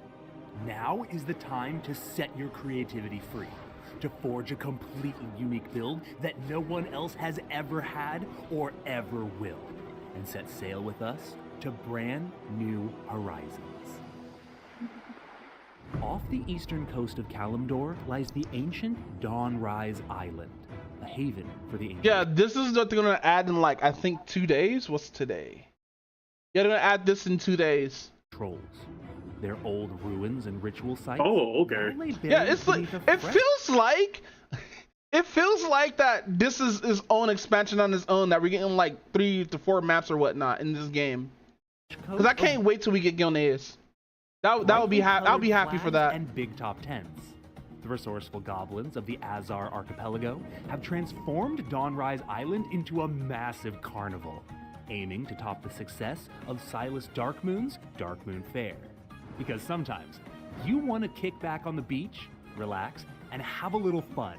Play wild games, compete with your friends in crazy challenges. By the way, all this shit that they're gonna show us right now feel Explore Final totally Fantasy new 14 places as fuck, and bro. win awesome prizes to show off your skill.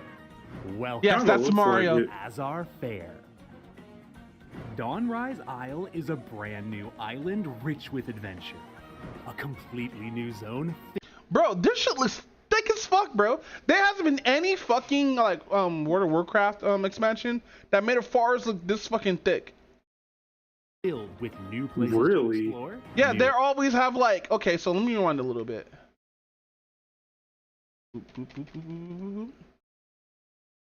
So the closest probably to something that looks like this is probably in Dustswallow Marsh or at a spot in BFA. But like, let's say like if this was retail, it will be less trees here, like a lot of less trees. Oh, okay. explore, new enemies to fight, and new quests to complete. Beyond the lively central tents, your adventure will take you from remote mountaintop temples to perilous jungles as you uncover the island's hidden secrets. But the island's outskirts are just the beginning. At the center. Bro, you know what this feels like? Fucking Battle Frontier in Pokemon. Wait, really? Yeah, cause like everybody's gonna be. I don't think this is a leveling zone. I think this is a max. I think this is level 60 zone. I don't think this is gonna be like a leveling zone at all. If it is, I'm gonna be fucking shocked if it is. You'll experience the brand new. But you know how Battle Frontier you unlocked at the point of the end game by doing the small quests and stuff like that. This was. I hope it does that for this. Azar Fair. That would be interesting. The Azar Fair is the Yeah, because crown the Azar Fair is not even the mainland. This is the island in the middle of the fucking ocean.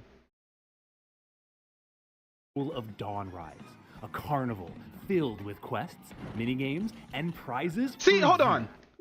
A carnival filled with quests, minigames. This is 100 fucking percent Final Fantasy type shit right here. And prizes for you. God, what that I didn't even mount? know you can do that in 14. In vertical ascent. Have you played 14? I've never played 14. Oh my god. It's free to play for like a certain enough to level, then you have to pay or whatnot. But like if you do want to get into like MMOs and stuff like that, I would say get into Final Fantasy first before you try anything else that's new or whatnot, right? Right. And just play whatever you think that looks cool. Don't try to like do any guides and everything like that until like you get at least like over a couple of years. And I'm saying this just because you can take your time with like free to play MMOs. But if you pay that subscription fee, you're gonna have to fucking like put in those work, bro. You're gonna have to treat this shit. And I'm only saying this as a joke, but you're gonna have to treat this shit like a job. And I don't think you want to do that, especially for a video game. Yeah, I kind of figured it was gonna be like that. Where you'll need speed and precision to jump faster than your friends and get further than anyone else. Speed your way through race. Yeah, I want to see this shit, bro. I really want to see how they do this shit, because I love racing. I fucking love racing, bro. And they literally called it Rainbow Race. In a fast-paced kart race where you'll pick up items to sabotage Oh, other the players coins and make you earn go first faster. place. Team up with friends. Yeah, kind of like old school Duck Hunt, really. Birds, frogs, and Yes, other Duck Hunt. dangers to rack up points before your cannons are destroyed. I think the only Mario Kart games that didn't do like the whole coins make you go faster thing was 64 and Double Dash. Avoid the gaze of darkness in Also, ship, look, your dive, Toho bullet duck, hell. and dodge hundreds of miles while blasting away at a boss. This actually looks cool because even though we do see this model in game, it doesn't really fly around like this in game because there's actual vehicle combat in Wrath of the Lich King. That's why they're able to do this. But like, it's not this detail where you're running around with Lifeforged mechs. This is like the super late expansion. This is like what? Legion? In the center.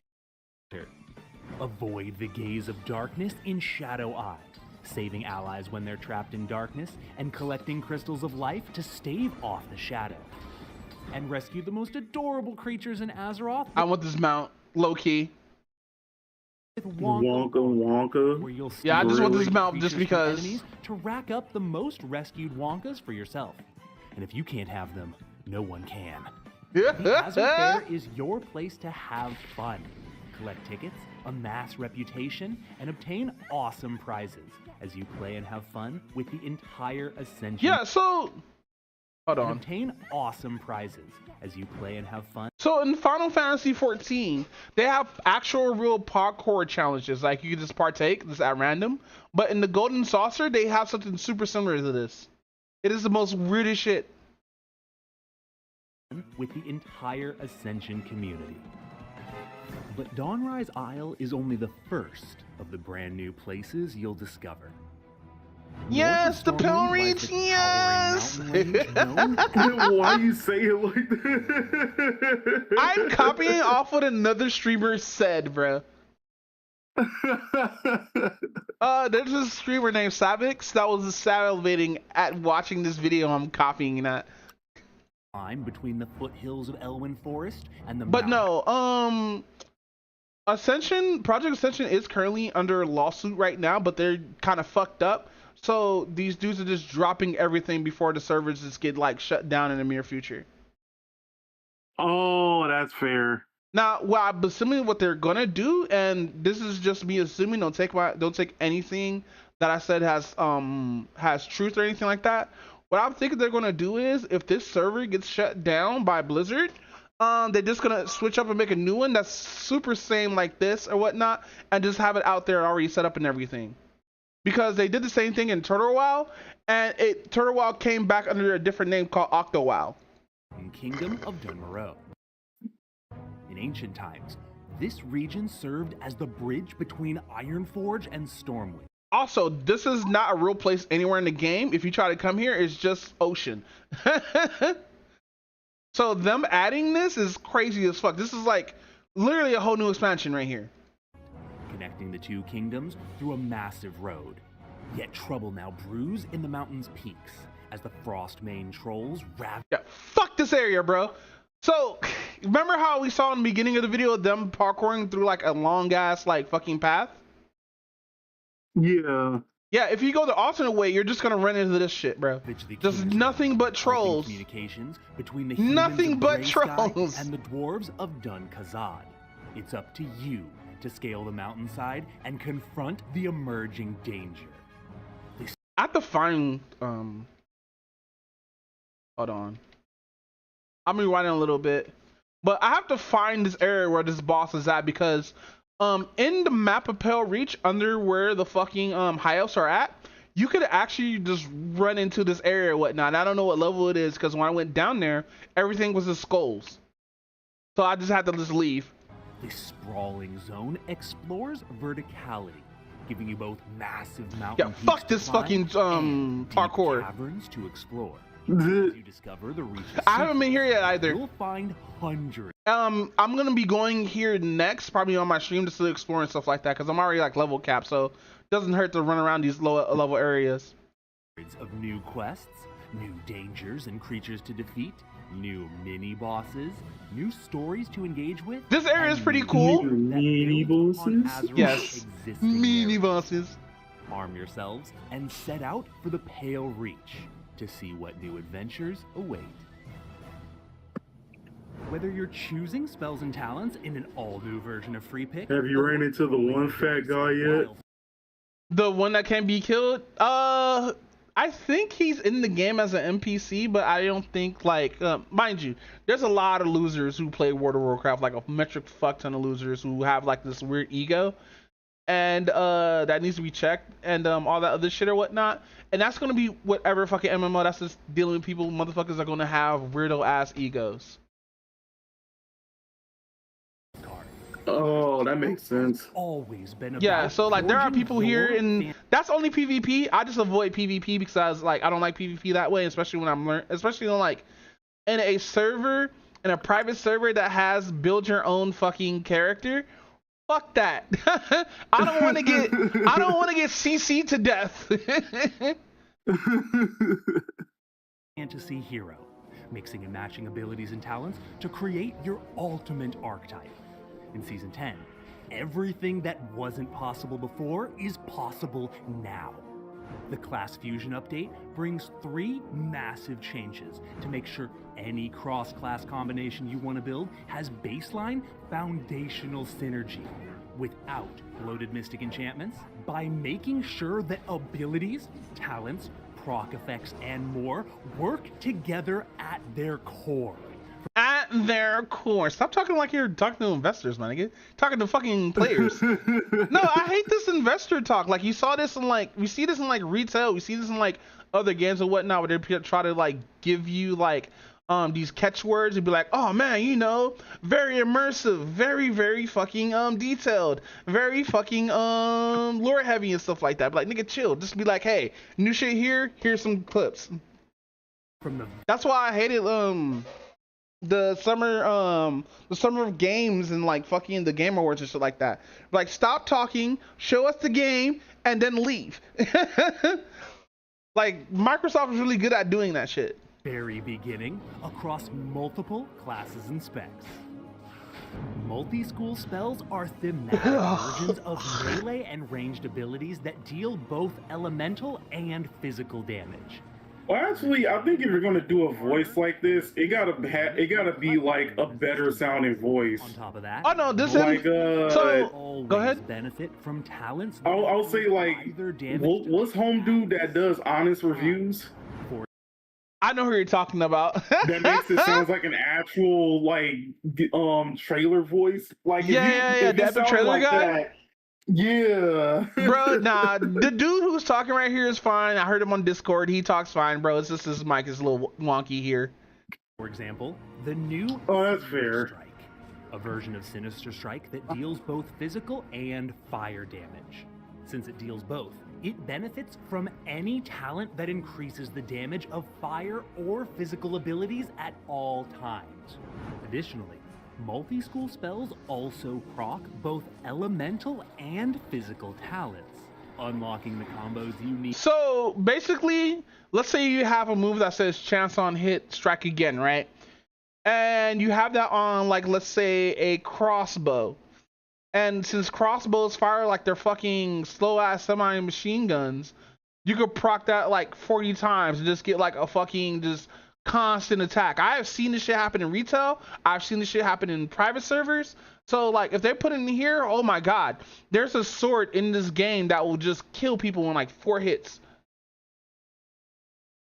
What the hell? Yeah, and it's totally by accident. It was an overload. I think they patched it in this version, but I'm not sure. But there is an ability, or warrior ability that gives you like a chance on hit, makes it like 50%, 15%. And there's another trinket, or it's either a trinket or a sword that also gives you chance on hit, attack again or whatnot, right? And you can duel with it. Has a warrior. And so you put this on, you put whatever like mongoose enchantment that's on it, and you put whatever other mongoose. And you use a mongoose ability that's for shamans, and you'll just destroy niggas. I have seen this shit in PvP, and it's fucking scary, and I hope we don't get that in this. Like, mind you, we are gonna get our original spells back from what they've been nerfed as, because the people who do Ascension are like masochists for making up like for like patch balancing. It's crazy. Need to play the build you want. Ignite can trigger from your Cinder Strike when it critically strikes. Hot Streak can absolutely proc from your Cinder Strike crits, letting you fling out Pyroblasts and finally play the Fire Rogue you've always wanted. Multi-school spells bridge the gap between unrelated spells, What the fuck is the matter, Weaver? allowing a class's baseline abilities Oh, this is the best class. to work together without any need for mystic enchantments at all. Play a Holy Rogue with Paladin Seals, Dawn Strike, and Lightbreaker, a Thunder Cat with Volt Ripper, or a Frozen Warrior with Icy Slam triggering Frostbite and Shatter, all baseline just using spells and talents, without needing to rely on mystic enchantments. This is massively opening up classless, and it's just the tip of the iceberg. The next step of the class fusion update opens up talents in multiple ways. Yeah, I'm gonna skip through a little bit of this because he's just gonna explain like talents and skills being restored and stuff. Okay. Well, I think it's crazy though that we're getting Death Knight Aspect of abilities. The monkey and more can all be restored to their original big power versions through rolling their specific talents. Now, when you go to create a build, you're not greeted by some watered down version of Okay, I just want to fast forward. Like, that shit's funny. Blink or Divine Shield. You'll have access to the powerful, potent spells you know and love. But if domination is your goal, you might be interested in raw, unrestrained. So, Death Knights came in the second expansion of World of Warcraft, which is Wrath of the Lich King, which everybody says is the best fucking expansion, like overall, like better than Legion and then better than fucking WoD, because the Death Knights we actually get to have a conclusion towards one of like the most biggest bad, which is Arthas, who in the Warcraft 3 series we haven't seen since like a while because he ended up killing his dad and just leaving the fucking Northrend. Now, mind you, that's the butcherized version of what happened or whatnot. Basically, what a Death Knight is just like a lich with armor, with plate armor and a sword. Oh. The Grave reases your icy grip in Season 10. Death Knight abilities and talents are yours to wield. Everybody in the community cheered when they saw this shit. Harness the power of iconic spells like Death Grip, Obliterate, Cause and okay, so when I first started playing Wrath of the Lich King, when that shit dropped or whatnot, when Death Knights became a thing, I instantly went to PvP, bro. Cause Death Grip is so good, cause motherfuckers think they're gone, but nah, nigga, you be like, get over here, take this sword. Now, Death Grip is fucking the most awesome spell that you ever have in PvP, bro. Like, why are you running? Just come back. Merging blood, death, and frost together in a gory display of unrestrained power as you forge your hero. Empower your build with talents like Black Ice, Necrosis, or Bloody Vengeance, unlocking strength for tons of different playstyles. Whether you're forging your own wild version of a Death Knight, or merely using a handful of these specific spells to augment your build, the possibilities are yours to explore.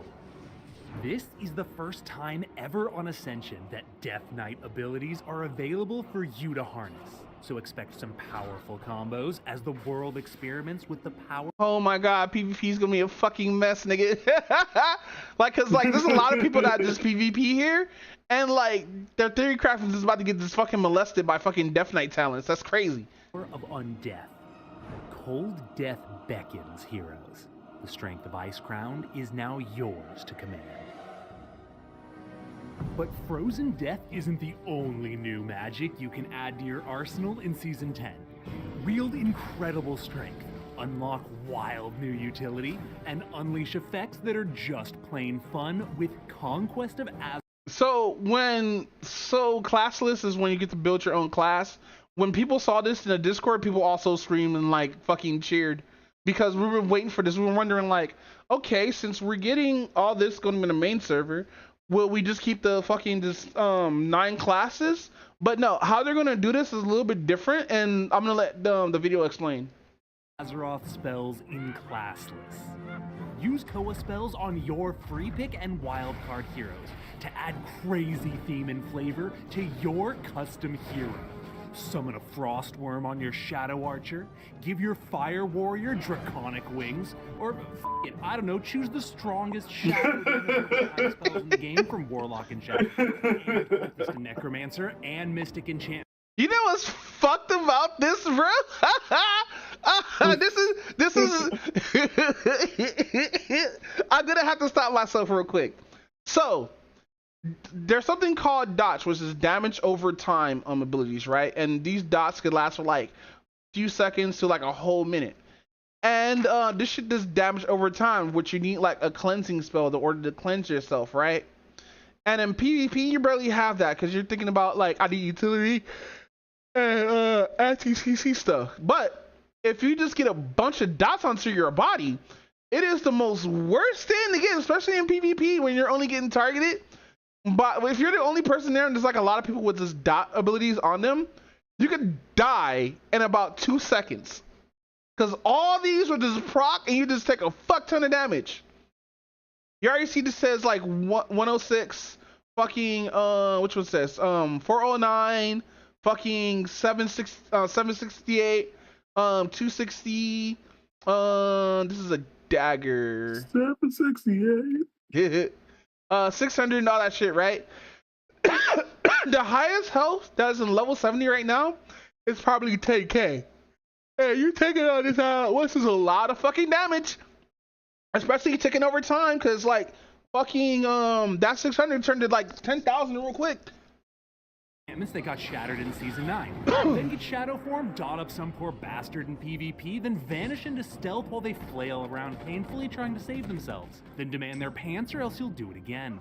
With Koa spells and classless, you have hundreds of My new nigga ways says to fucking make a die. truly unique archetype to forge whatever hero I need you to want farm this place out because I need the item that's there. Explode foes with Gravity Bomb from the Chronomancer. Close the distance between enemies with the Fellsworn's Chaos Rush. Or toll the bell on enemies who think they're Give me your safe bubble. with death's due. Crazy as fuck that Death's Due just removes the bubble. Guarded areas with the Rune Master's Scrying Orb, or root foes with the Stormbringer's Eye of the Storm. You might even experiment with additional sub-professions like bushcrafting from Ranger. You'll find Conquest of Azeroth spells differently depending on the realm you play on. In Free Pick, Koa spells arrive as Mystic Enchantments that teach you So Mystic Enchantments is another system that they have in this game, just so you won't have every single fucking class or whatnot, but it enhances your class or just change your class completely. And since they're adding Mystic Enchantments to this, I want to know what class mixture that will be, because getting has Mystic Enchantment is just an item that you can just enchant onto your character. I would show you, but I don't feel like booting the game. Abilities when you equip them. Fair. Mix and match spells in this way to augment your free pick hero. Then, on Wildcard, you can roll Koa spells just like you would any other ability. You can also get lucky and find them as skill cards in sealed card packs. Season 10 is about unlimited creativity. Augment your hero, go absolutely crazy with customization, and forge a build you'll never forget with Conquest of Azeroth abilities in Classless. As you dive into the Class Fusion update and forge new archetypes with new multi-school, Conquest of Azeroth, and Damn. spells on Season 10, you'll create heroes never seen before on Ascension. Season 10 will feature 2 independent realms, each with a different playstyle, so that you can build your hero. So I believe we have 6 realms right now. We have Rexxar, Vojin, Darkmoon, Dawnrise. I think we have Bronzebeard and then Area 52. No, we have Illumina 52 and then we have Bronzebeard, I believe. In the way that you find most meaningful. But I believe Illumina got dropped off because that was a draft pick server, and usually those are just seasonal. New system to sink your teeth into. Oh, that makes sense. So what the fuck did he do? Type of free pick with an entirely new system. He moonfire, but his weapon did something to make him fly back like that. So what the fuck did he do?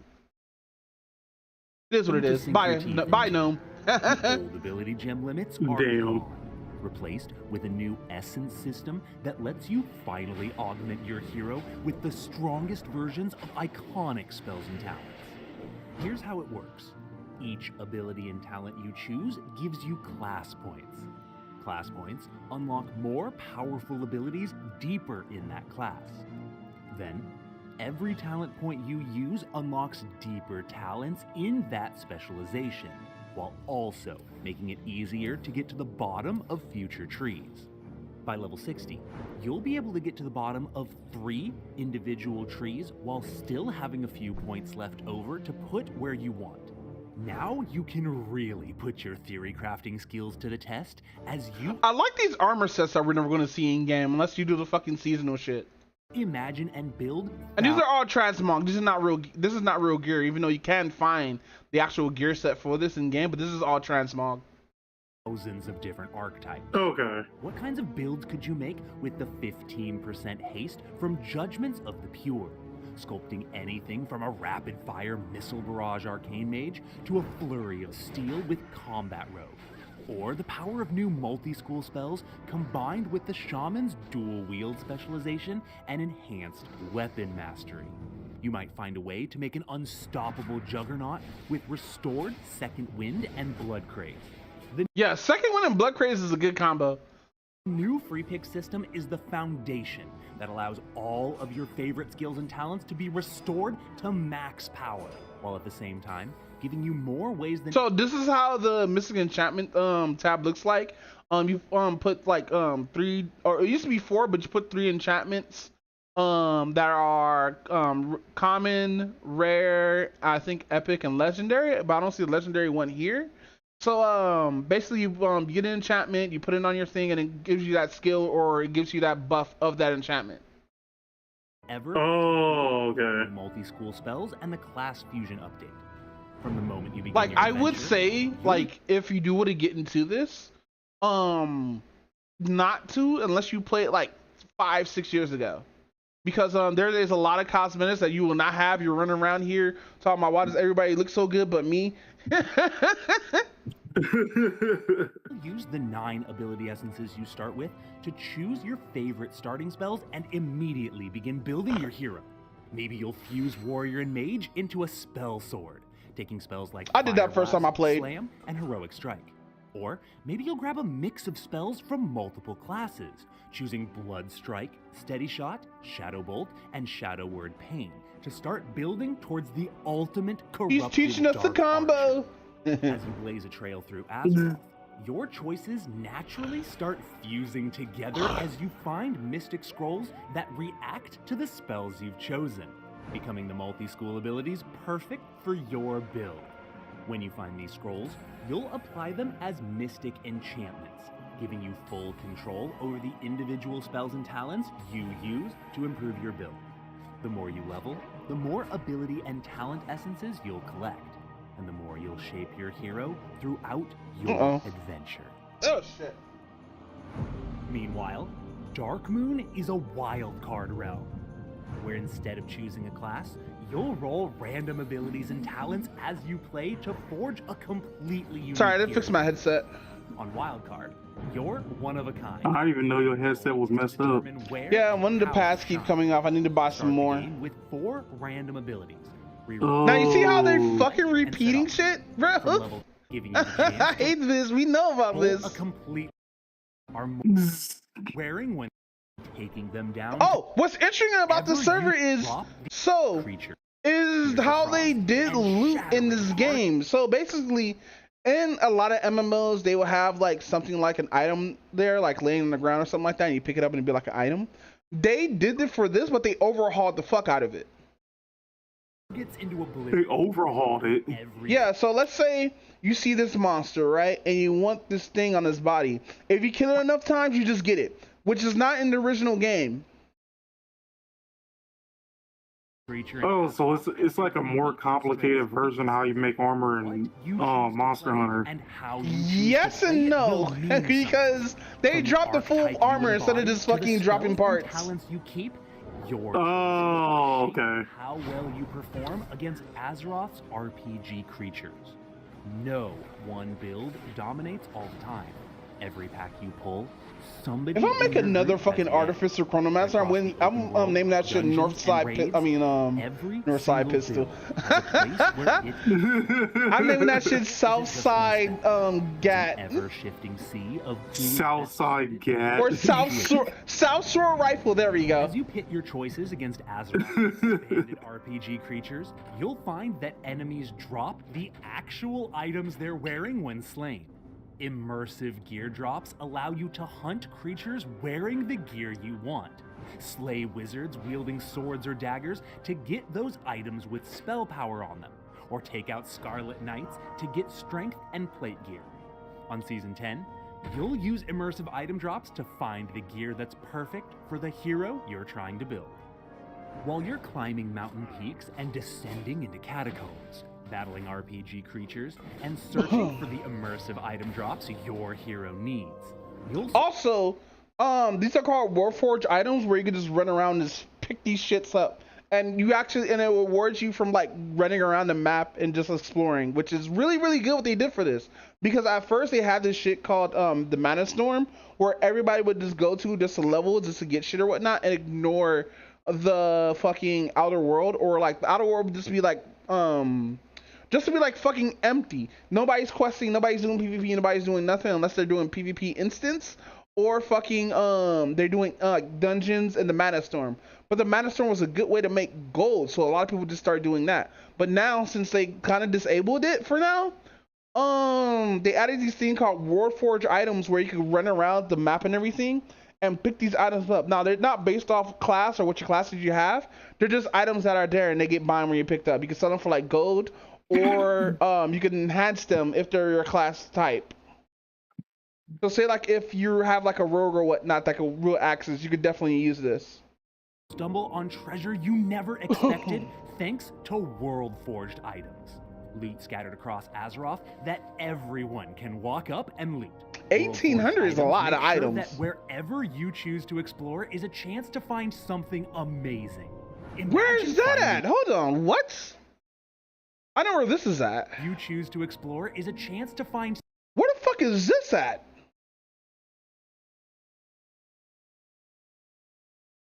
That's crazy. I want the sword. Something amazing. Imagine finding a blade. So, yes, this is the Lord of the Rings ring from Lord of the Rings. But I believe I know exactly where it is at, because this is lava. This is actually inside lava. Blazing ring on your flame knight that bathes you in even more fire, igniting enemies who dare to get too close. You might discover a freezing necklace that gives all magic. This is in Dustshire, next to the guy who summons a world boss if we complete this quest. Magic damage you deal a chance to slow your target, giving a chill effect to your Frost Archer's Frost Shot and Crystal Arrow.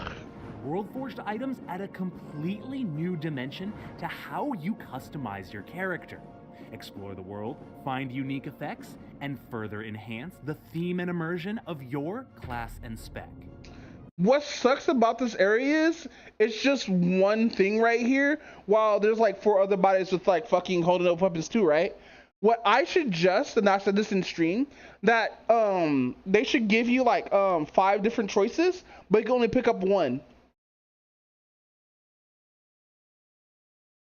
I mean, I can work with that. No, because the sword sucks. While you'll uncover incredible new content to interact with and explore. Discover hundreds of new rare creatures lurking throughout Azeroth. Explore a crafting overhaul that expands professions with new things to create. Upgrade kits that let you improve the items you make. Experience gain from crafting and gathering items, and affixes attached to every item you forge to give it additional relevant Look at that green stats. bitch. Dive into new Over here wearing professions, heirloom wood items. cutting and woodworking, so you can harden up your wood, polish it to perfection, and absolutely Bruh, that's crazy work. shields, axes, throwing spears, and other hard wooden gear. Brother, Dungeons and face the confronting new enemies, facing down new bosses, Fuck this and boss fight. taking them down to claim new rewards. Face down new world bosses that will challenge you all throughout the endgame. Atal'Zul, Soggoth, Snowgrave, and Kaldros Depthbreaker each have their own dramatic encounter in both the open world and in their deadlier, instanced versions. Explore improved dungeons and raids with expansive new places to. Yeah, we haven't did this map yet. I want to do this map so bad, bro, but I think this is gonna come with the new stuff that's coming in 2 days. To explore, and new bosses and mechanics to overcome. Finally, toggle between PvE, PvP, and optional high-risk PvP all in one realm with the hybrid risk system, so that you can swap styles at any time and play the way you want. Everything comes together in the most complete version of Azeroth yet, whether you aim to ascend. But no, we're gonna skip to the ending of this. Matter of fact, yeah, let's get to the ending of this. You got the gist of this, right? It's just MMO fucking. So basically, this server might get shut down because Blizzard's finally cracking down on the server after like 10 years of the server being out. They did get a cease and desist order, I believe, for like one of their YouTube videos, and I believe that I guess they privated this video because they got that hit too. But no, fucking a lot of the fans will actually like stuff like this, even the people who don't dabble in private servers or P servers or whatever the fuck they're called, because of the legality of it, because of there's been a lot of distrust in private servers that took people's information. There's the private servers that just became super toxic or like didn't have the views of like others or whatnot. There's a lot of other private servers that just did some weird ass shit. But this is the only private server that actually, and there's others too that did the same thing, but in different expansions. But in this one right here, this is the only private server that I've seen that put this much work and this much stuff into fucking making this possible. Now, mind you, there was some long ass droughts on this private server. Like, we didn't get any seasons for like a year and a half. We didn't get anything for COA for like decades until like this year. And they supposed to promise us Wrestle Lynch King expansion last year, but that didn't come out. Though it's still getting teased. But with that said, Group of 4.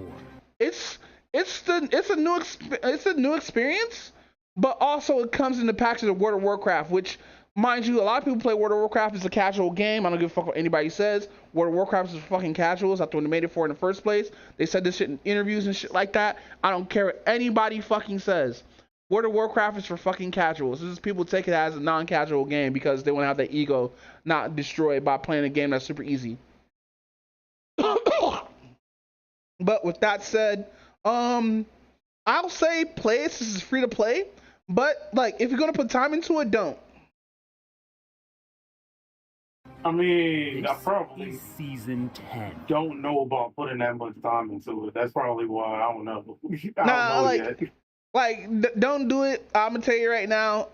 This server's about to get killed off anyway. I don't know when or not sure how long it's gonna be until it's killed off because they're doing court proceedings right now. But like, if this shit stays like after the factor and everything like that, that would be cool. Like, I would definitely be like, damn, Blizzard actually, these niggas are solid. But Blizzard's owned by Microsoft, and Microsoft's like, nah, fam. The final chapter of this amazing adventure. Before something new. Before the start of something new. Okay, that was Classless WoW or Project Ascension. But yeah, fucking I'm enjoying the game because I'm like a long time World of Warcraft fan, but like I don't want to give Blizzard my money due to their practices and stuff like that. Like, mind you, I feel, and this is only me, I feel World of Warcraft doesn't respect your time as a player having a subscription service that you have to fucking pay for in order to do stuff like, in order to do extra stuff and everything. But that's just me though. Like, there is a free-to-play version of World of Warcraft, but it's only level 20, and you can do barely anything with that. Like, let's say, like, if the free-to-play version was level 60, fine. You can raid at level 60, but you cannot raid at level 20. But with that said, what you mean a pocket thought pocket wars? What is this? What does this mean? All right, so there was a song that Young Miami came out with called what was it? Let me go back to the thing. It was called Spin That. Basically, this is supposed to be like the hot girl summer song, Oh right? no, And everything. not hot girl Yeah, it's summer. pretty much No, we're gonna see Yeah, thotties it's popping their pretty- pussy to nothing, but we're gonna see their labia Exactly. just going up and down. They're wearing the most tightest thong. Probably start masturbating while watching. Anyway, continue. And then, of course, it's not only about just being a hoe. It's also about like spending. It's like basically about trying to get a guy spend his own money on her and whatnot, just so she can look good. Pretty much, that's like the whole entire purpose of the song. So the person who basically responded to this was India Ari. Mm-hmm. Now, of course, Indian Ari did not like this song at all. Basically, does not like any Thought Pocket songs, if you really think about it. And basically wants black women to do better. Black people in general to do better, but Listen, you can't mostly tell women black in people, general. you can't tell black women the most disrespected gender. What does Real Line say? I forget. The most disrespected gender, the most disrespected person, or something like that.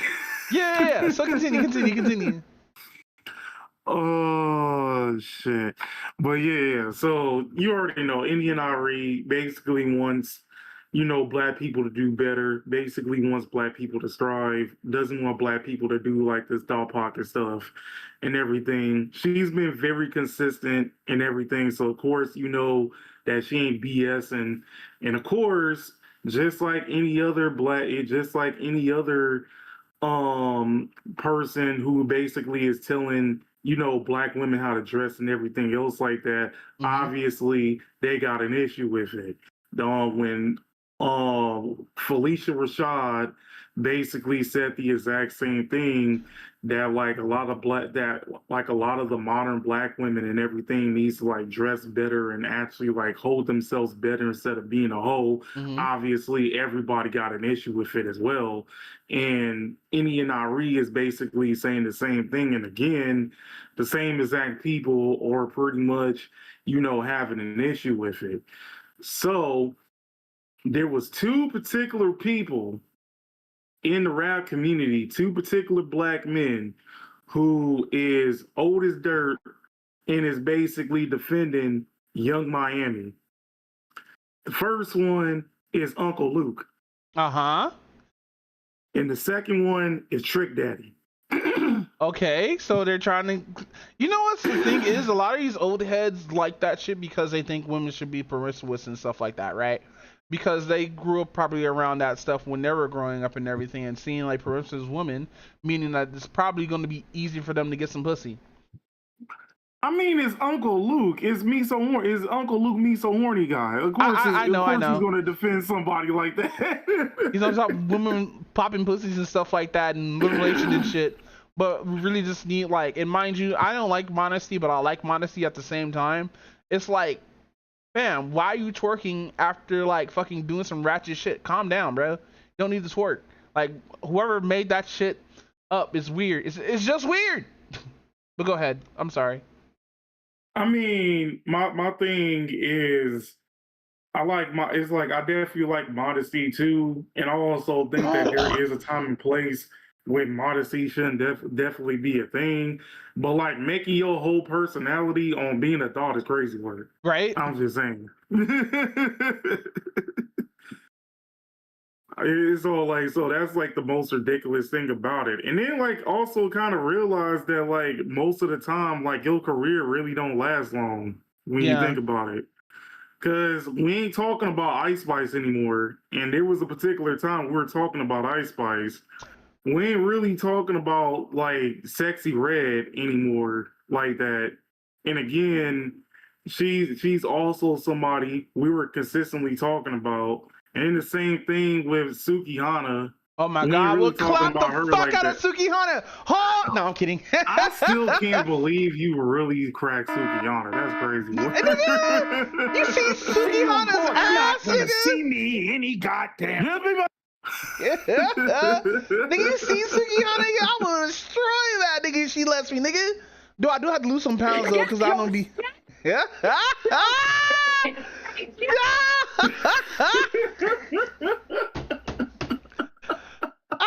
We not doing this wait to excel shit. Waiting to excel shit sheets. Sheets. Nah, man, Suki Hana can fucking get it, nigga. I can't believe you. No, she never getting the kiss though. She never getting the kiss from me. All right, when your dick start itching, don't say nothing. Hey, Pause. it was hey.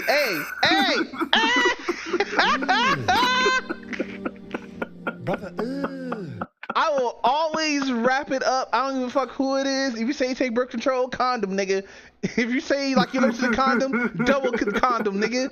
The fuck you mean? If you say you like it raw, nah, I'm gonna put on a third condom just for you. She gonna give you that rogue. She gonna give you that rogue touch. Imagine that's her pussy's like. As soon as you fucking like unsheath the condom, she hop on that shit and you just start melting like she's rogue, nigga. Nigga, your veins start coming through your skin and shit. Like that scene in the first X-Men when she tried to fuck her boyfriend and like that nigga was starting dying. Yo, imagine Rogue just becoming a succubus and she's just leaning on that. Actually, on a side tangent, I do think they should have kept that golf look that she had in X-Men Evolution. Oh my God, stop. We all understand that golf girls are hot no matter what race they are, right? But like for I don't know. With the southern accent though. You're right, but that was all Gambit, which is weird because like, was Gambit in X-Men Evolution? Was he a grown ass man or was he a kid still? Wait, I'm trying to remember now that I'm thinking about it. Because the lore now is that Remy and fucking Rogue actually like know each other from like being childhood friends and shit, and that's why they're married in fucking Marvel Rivals. Oh, that makes sense. Which, by the way, can we just call Marvel Rivals a couples game? Wait, why you say that? Bro, they have several couples in there. We got Storm and fucking T'Challa or Black Panther. Cyclops and Jean Grey. Comic accurate. Remy and Rogue. Mr. Fantastic and Sue Storm. I think that's it for now. I remember off the top of my head. That actually makes sense. Like, although I still to this day don't. I was about to say I still to this day don't understand why they never really did nothing with Spider-Man and Black Cat. Nah, bro, you can't do anything with that, bro. He has to stay single for Mary Jane. Though, like Mary Jane is trash, though. Listen, I understand that she went up for another dude and all that good stuff, right? But we're not here to talk about that. He's dead. Paul is gone. The strongest boss is now gone, bro. The strongest boss is now gone. Yeah, if Paul was a part of the Sinister Six, he'd be the seventh person that'd be whooping ass as a human. You know that meme of Debbie attacking Cecil? Yeah. But she's like in virtual mind form, shit like that. Bruh. But no, I highly doubt they're gonna do anything with Spider-Man. Like Spider-Man's like girlfriend is not what's it called unless they bring out the Spider Family. Oh yeah, Gwen Stacy needs to come out of nowhere. Probably call her Gwenpool or something. What is it? Venom Gwen or whatnot? Oh, Gwenum. That's what it's called? Yeah, it's called Gwenum. I hate it here.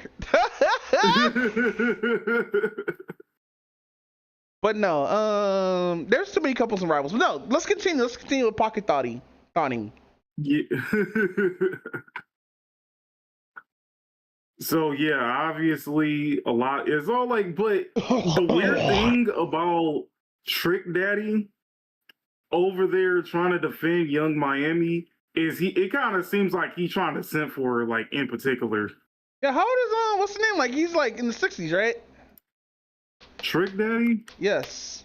Either 50 or 60, one of the two. Let me see. He is 51 years old, so he barely in his 50s. In his 50s, okay, yeah, he's trying to hit. He definitely hit.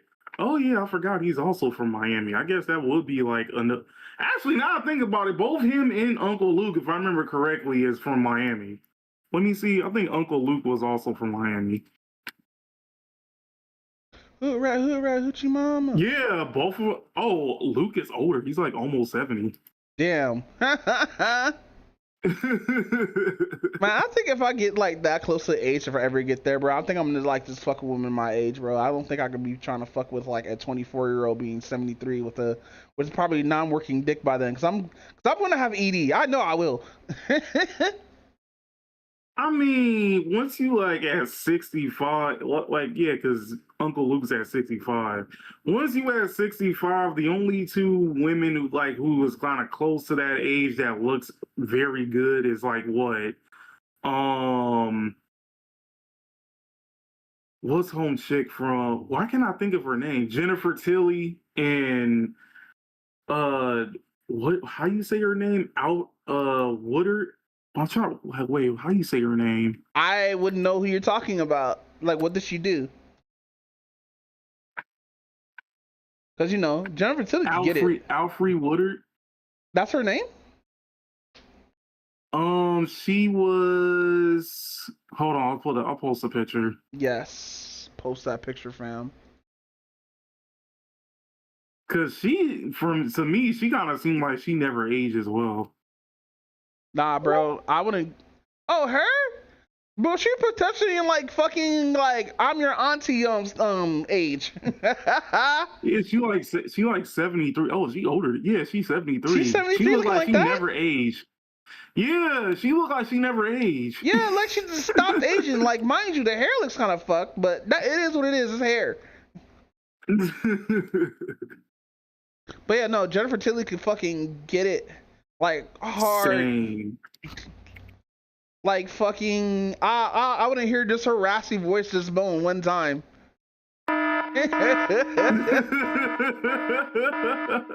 wanna pop her so bad, bro. I wanna just crack her. Just really fucking bad, dude. Apologies, Jennifer Tilly. These are all jokes. We're just joking. I still do have a crush on you, but that's besides the point. I know you're happy you married grandma and stuff like that. These are just jokes. Facts. I won't joke around with that pussy.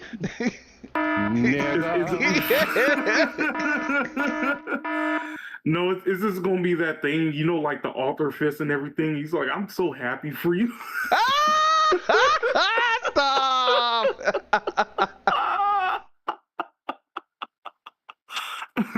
See you in court. You're not gonna see me any goddamn.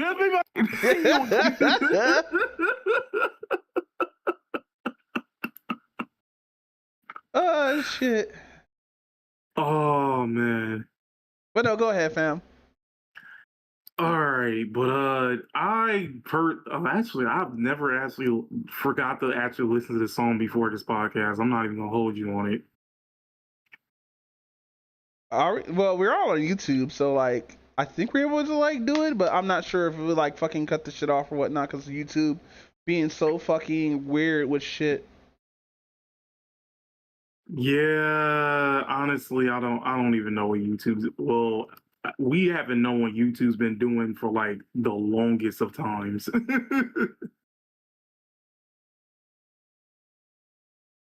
Every day is like my birthday.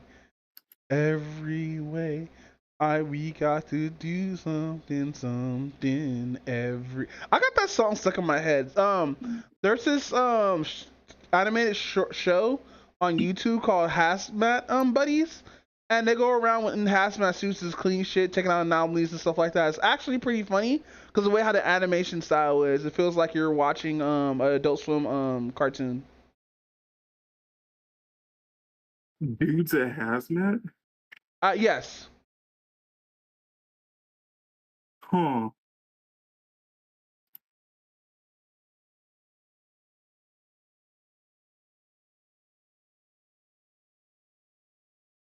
Oh my god, who's dancing like Bruh. that? What's up? No, I was looking at the animation to it. Yeah, that show's pretty good.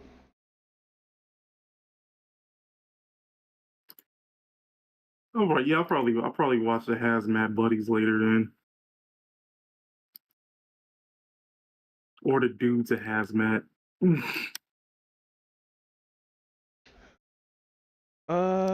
But nah, I kinda like low key, I kind of 100% agree with Indian Rio, but coming after Indian Rio is kind of BS.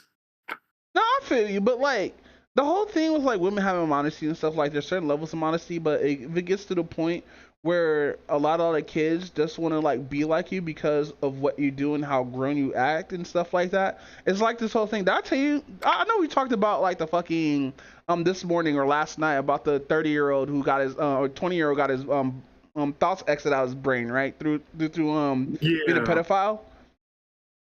And I'm not gonna blame music for this because like a lot of and I'm not gonna blame like for the mom for what she did. She had to do what she had to do as a mother to keep this nigga out her house.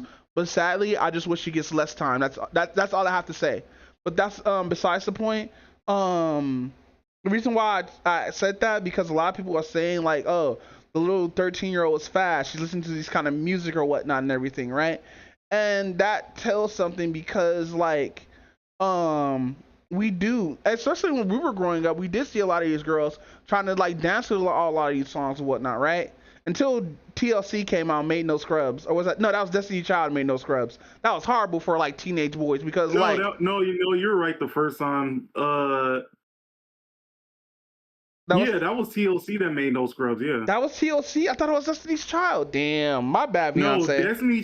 Destiny Child made Bills, Bills, Bills. Oh, yeah. Thank you, TLC, for ruining like a lot of high schoolers and middle schoolers' lives trying to get a girlfriend because these little fucking girls or whatnot during us being like the same age, being like fucking between 12 and 13, talking about, I don't want no scrubs, and you're a scrub. Like, bitch, we both stay with our mom. What the fuck you talking about? We both ride on the same bus, and you talking about no scrubs. Over here trying to ruin my self-esteem after high school. Crazy work. I'm actually surprised the fighting community don't use that song. What? They do.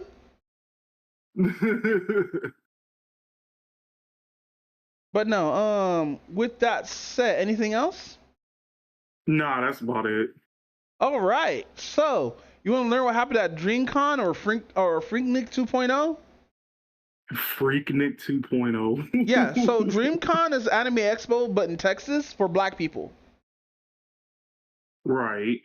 And a lot of people were saying like, oh, there was some freaky shit going on there. Motherfuckers is twerking and stuff like that. I was like, that's not true.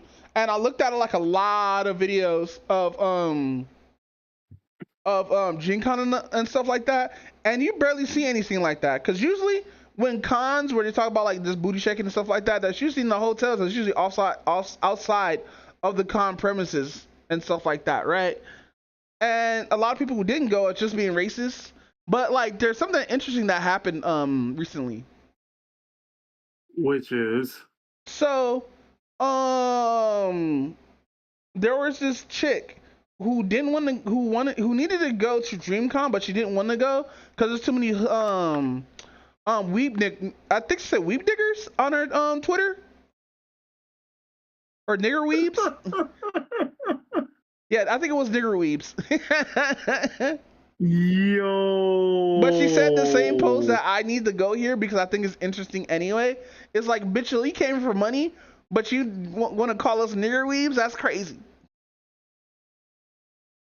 That's crazy. What ethnicity was she? Oh, white female probably. I'm saying she's So white let me because she get had this straight. lack of melanin. Hold on. Time out. Time the hell out. Oh, You hold mean on. to I tell didn't me hear that- any of that, bro. Wait, what the hell? Really? Yeah, I didn't hear any of that. Wait, let me try it again. Yeah, it sounds like it's coming through your speaker and not through your mic again. Hold on. Mm-hmm. Hold on. I'm holding on, just hold on. Just holding on. Yeah, it's literally on voice mod. That's crazy because it doesn't sound like it's fucking coming out of anywhere, bro. Oh, let me reset. Wait, what would happen if I do that? Every day is like my birthday. Damn it.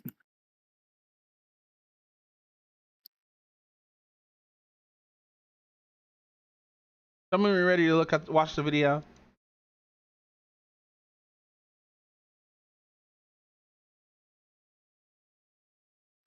Wait, what video? About the person who dead ass called us a slur but wanted to go to DreamCon anyway.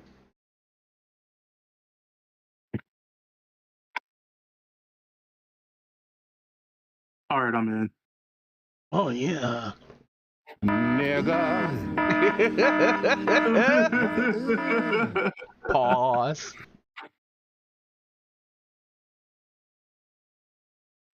Oh, why is it not Wait, playing? is it playing? No, the sound's off. Hold on. Yeah, I was kind of wondering why there was no sound. With a quick video.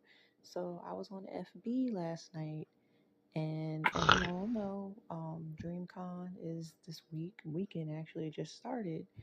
Um, I have my feelings about DreamCon. There's things that my sister and I talked about with things that go on at that con we don't agree with. However, I felt that I should share this with you guys. I'm not sure if this is for real. A cosplayer shared this on FB about another cosplayer, and they told people to please share, so that's why I'm sharing it. I'm hoping this isn't for real, but they said to share, please share, so that's why I'm sharing it. But D'Angelo Miles, Cosplayer Nation, posted on FB, beware who you interact with at DreamCon. So he then goes and says, some vendor at DreamCon is hiring this cosplayer. Please be watchful of your surroundings. They literally hate us and can't stand us, but want to be in our spaces. Please share this so people know and can protect themselves. Yeah, it's weird, right? Because like we would be like, hey, there's not enough black representation at X, and then they tell us, why won't you just make said thing for black representation, but then get mad at us and then want to be around us when we get excluded from theirs, but they want to be included in our shit. I never understood that about people who are racist or like ignorant or whatnot, right? Like, why do you want to be in a space where people who you do not like? I never understood that. Wait, how you say it? FOMO? Is it FOMO? Well, it's an educated guess that it'll be FOMO, but like. But what are they missing out on? No, like seriously. I don't know. Black people being happy or something. I don't know. Imagine white people would go to cons and record black people doing stupid shit, and then turn it around on us talking about, look at these hoodlums with no like this, that, and the third. Look at them dance and stuff like that. Then call us hard R's and stuff like that behind an internet profile. About the cosplayer Capella_cosplay, and I'm assuming this screenshot is of her IG.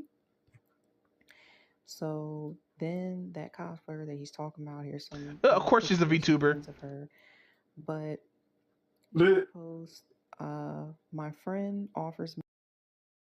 All right, my friends offer me potential to be a booth babe at a con this summer, but it's a con popular with blacks and has exclusively blacks on the marketing and social media. Monkey paw curls, fuck my life. I actually hate hood. Okay, it's hood weebs. Man, I really don't want to work at that con at all, of all cons. But it's my first boost babe job I've been offered, and it's something I'm low key trying to break into. I feel like one job is usually leads to more opportunities. Me a potential booth babe job. That's crazy word. This summer. But it's a con popular with blacks and has exclusively blacks on the marketing and social media. Monkeys, paw, curls, F my chungus life. I actually hate hood weebs. Man, I really don't want to work that con of all cons, but it's the first booth babe job I've been offered, and it's something I'm low-key trying to break into. I feel like one job usually leads to more opportunities, you know. So this is what she posted. But yeah, you get the gist of it. I didn't see this one yet. Yo, why she look like fucking what's her face? She's so pretty. That's probably somebody's wife. Let me stop. But no, I watched Cyril's TV on the situation or whatnot. I would play it, but that would take too long because we need to watch some thickums. Thickums. Oh my god. Yes! Let me see yours. Oh my god. That's crazy word. Hold on. Uh-uh. Okay, look. Only for the fans, the podcast. That's crazy word. She does OnlyFans properly. Hold on, let's check her links. Hold on, let's check her links. I bet you. Wait. Is this OnlyFans? I think this is OnlyFans. No, that's the YouTube. Damn. Is this it? Gifts cosplay. Oh, here it is. Here's our OnlyFans, guys. That's crazy work. We found the OnlyFans. That's crazy work. I'll probably find a leak later or whatnot. What's going on, everybody? It's your girl Angel White, your favorite albino entertainer. Yeah, she is. In Houston, Texas, at DreamCon 2025. We talking to the people for Only for the Fans, okay? We want to know their favorite sneaky link up character, okay? So that's what we asking. Oh, this is 2025. I was looking for 2026. You know what? It is what it is. Wrong video, but 2026. Bam, bam, bam. DreamCon animated cosplayer takeover. Oh! Today, we're going to be getting into DreamCon 2026. From non-consensual interactions. What you see? Whoa. To boss. So basically, that dude was moving around and picking up girls or whatnot. You can see he picked up that one girl. But, yeah. Why? I don't know. I think they were like chatting or whatnot, and she made a joke, and like I think he took that personally and just picked her up. Boxing in the Bruh. But he has been on notice of getting canceled. Straight up racism. To AI girlfriend stolen and much more. Now, if you don't know what DreamCon is, it is a convention that is hosted by the creative collective group RDC World. Very funny guys, they make great content. DreamCon takes place in George R. Brown Convention Center in Houston, Texas. This year, in 2026, has set a new record, selling over 45,000 tickets, making this year's event the biggest in the convention's history. Here's one user that talks about their experience at DreamCon. So I just landed back home from DreamCon, and I had a good time, but if I learned one thing about that convention this weekend, if you sent your girl to DreamCon by herself, I'm sorry for your loss. A lot of users on X were saying that this event was highly unorganized as well. One user says, first and last ever DreamCon, not gonna lie. Event was ran like dog water. Y'all gotta do better. Lines were ridiculously long just to get a badge. Unfortunately, that Okay, fuck out of here complaining about lines being long. She's never been at Anime Expo, and it shows. Nigga, remember going to Anime Expo and the fucking lines were like fucking 8 blocks away, nigga?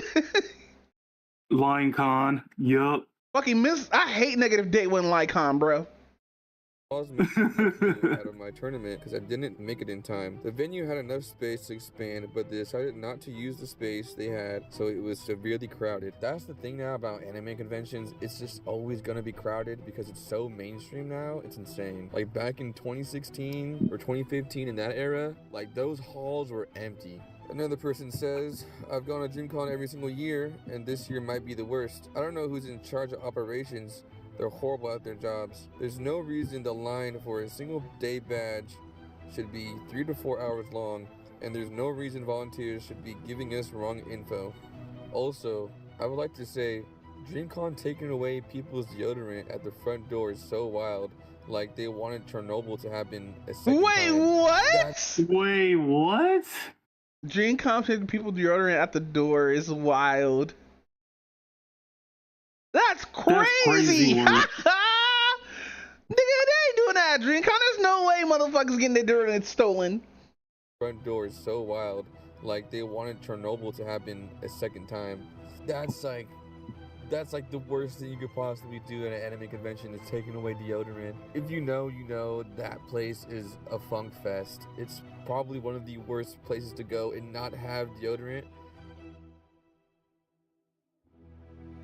Gentlemen squabble. What? By the way, this is by what? Rickertown? I can't pronounce that name. Apparently a lot of fights going on in DreamCon. I mean, it wasn't like, well, from the looks of it, the clips, there wasn't any hostile fighting. It was more of like some fun, playful fighting, so just some, you know, roughhousing.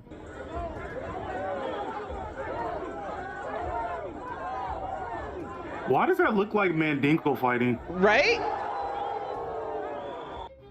Yeah, that's probably not the safest thing to do at a con. That guy just got slammed to the floor, potentially breaking his neck. And that floor is just straight up, I know underneath that carpet is just straight up concrete. So I don't know any updates about that guy or if he lived or what, but man.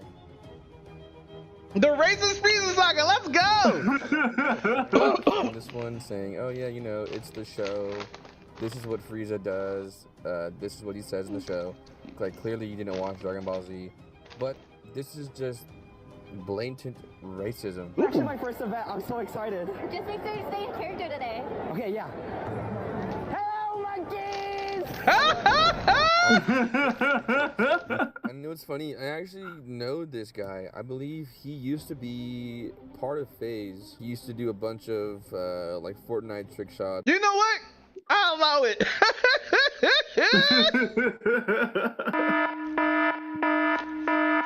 That's crazy work. Listen, guys, he was just in character. He saw a bunch of Saiyan monkeys, and you know, called them what they are, monkeys. Pretty sure it's the same guy, but yeah, he's not black. Looks like he's Asian. So him saying that is pretty like wild. I would understand if, like, you know, if it was a black dude who was in a Frieza costume saying that. Yeah, that's funny, but this is straight up just some Asian dude saying, you know, racist shit, which is pretty disgusting to me, and thinks it's funny. He has to know that this DreamCon event is predominantly black people because it is RDC. It's RDC's event, you know what I mean? And it's just weird to do, just like. I wonder how much money RDC actually makes in this, at these things. I'm actually curious too. Oh my god, a monkey! Ah, why you sound like that? Oh.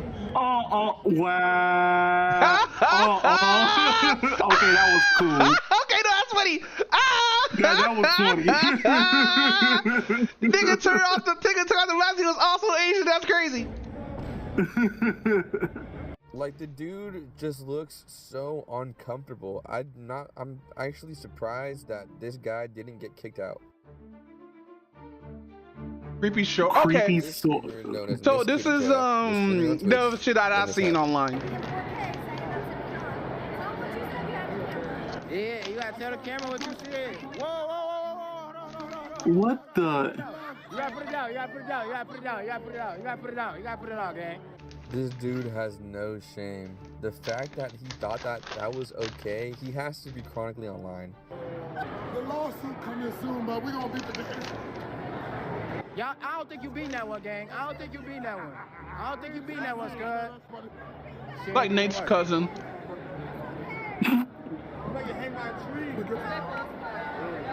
Even the cameraman is saying, yo, I don't think you're gonna beat this one. Like, come on, dude. You heard her. She said it's okay. And you remember, cosplay does not mean consent. Right? Even though she's not cosplaying. I'm sorry for you.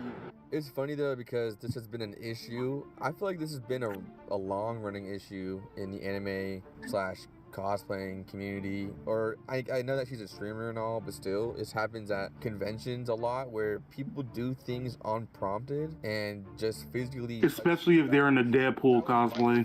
Right? Like, nigga. Yo, I remember fucking I think it was a female Deadpool cosplayer that was running around groping people at AX. I think I think it was. Uncomfortable thing to watch. Also just giving you secondhand embarrassment from what this guy's trying to do. He's trying to play it off, acting like, you know, it was all cool. But man, you could just tell that she was very uncomfortable with the interaction. Anime is weird as crazy. This clip also got a lot of fans upset. I don't be doing the anime shit. That shit weird. That anime shit weird. Okay, wait, why I came to stream because hella people come and stream. Yeah, you could see why that would make a lot of people. Wow. Oh, so the streamers.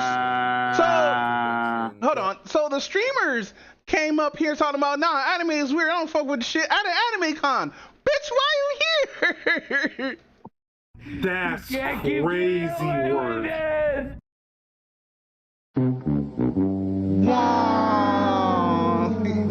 But you don't like anime. You know what I mean? And you're calling it weird. Like, this is a place for people to talk about those type of things because they have maybe no one else around them that they can talk to about it, and to share their interest and their favorite things. That's anime related, obviously. This user says, streamers going to DreamCon and having the opinion that anime is weird. Is that not weird? There's TwitchCon you can go to if you're looking to stream. Why go to an anime/gaming convention and then knock the media that most people are there for? Yeah, like, you can't. I guess because this is in Texas and like fucking TwitchCon's all the way out here in Anaheim. I guess they're just sad because like there's more anime cons and stuff like that than fucking TwitchCon. You know what? I do agree with that take, which is to some true sort of extent, but also she was invited there. I mean, if you're invited to a event, at least be respectful to the people that are going. I just saw the clip and it was so weird because DreamCon is largely known as an anime/gaming convention. RDC made anime skits and are big in the anime community. Streamers coming into the space and disrespecting it, that is weird to me. Yeah, and I 100% agree. I think that you should respect the people that are there and what they're there for. She did come out with an apology video. And y'all are saying you shouldn't have came to DreamCon if you don't like anime. It's not the fact I was trying to bash on anybody. I strictly just answered a question that someone asked me. There was this one anime show that I actually watched. It was interesting. So she watched anime, but she thinking that shit is weird. Let's see what anime that she watched. And I kind of liked it, but it was a long time ago. You guys have to understand, people have opinions. Just like how y'all have opinions, that was just my personal opinion. Now, should I have been smarter with the way I said it or put certain stuff out? Yes, 100%. But sometimes I do just be yapping, and that's something I need to work on with my PR. So, yeah. So Alicorn, since you have the accountability meter, what's the accountability on that chick right there? What the meter looking like?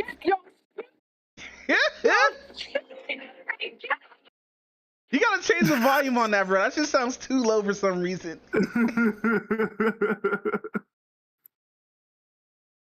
I think actually that is kind of weird because it is at 100% volume and it was a lot. That's crazy. That is kind of weird. Yay J Bay for bringing this up. So another VTuber. VTuber. This promotional McDonald's event happening. Ew, that's super. See, this is why I hate AI, bro. You can tell AI has a certain art style. You can just look right here. Why is the food so close to his dick like that? Why is he posing? Why not put in his dick? Hold on. Maybe it's Food Wars. Where's the pause button? I need a pause. Fuck it.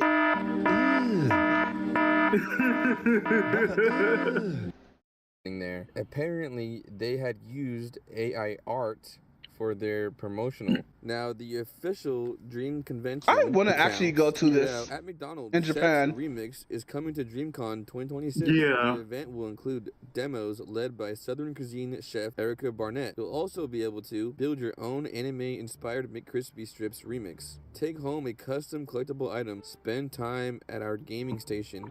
Earn a $10 arch card. McDonald's partnered with the talented black artist Art by Queen Bee. Only $10, not a $20 card. McDonald's. You don't want nobody buying meals at your spot. Now, if you that's enough for like a drink and fries. Dead ass. Clearly, her art does not match what was on the promotional at this event. Now, people were pointing their finger at the artist for lying or maybe scamming the event, but she came out with a statement and said, I don't support AI. I actually drew/designed 2 characters and licensed them. What happened after that is beyond me, unfortunately. I've never and will never use AI to create. Whoever was the head of this event, they ran her art through an AI to create those images that you see on screen. That just ruined their reputation. Wow. That's crazy. Giving her some backlash. What could that mean for them? In the future, maybe they won't get a chance to do something like that again because of all that backlash. Hopefully, whoever was running the event can fix that or do anything for them because honestly, that's really messed up.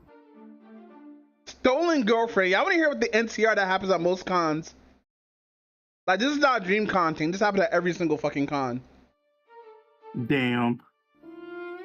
My girl got took at DreamCon. I'm gonna try to keep it short. It's the first time me and my girl been to DreamCon. We're both excited, but she seems to be in a way more of a good mood than normal. I put her on to RDC in the streaming world only 3 months ago, so her level of excitement doesn't match. So, as we're walking around, I see she keeps looking at people, doing double and triple takes, smiling and all. We go to the bathroom, and she waits outside for me. I come out, she's gone. I'm calling and texting, nothing for 45 minutes. We share locations, but I don't know if it was the Wi-Fi or signal or what, but that shit wasn't working. I finally see her, and her knees are ashy, like bad, and her lipstick or liner or whatever is smeared.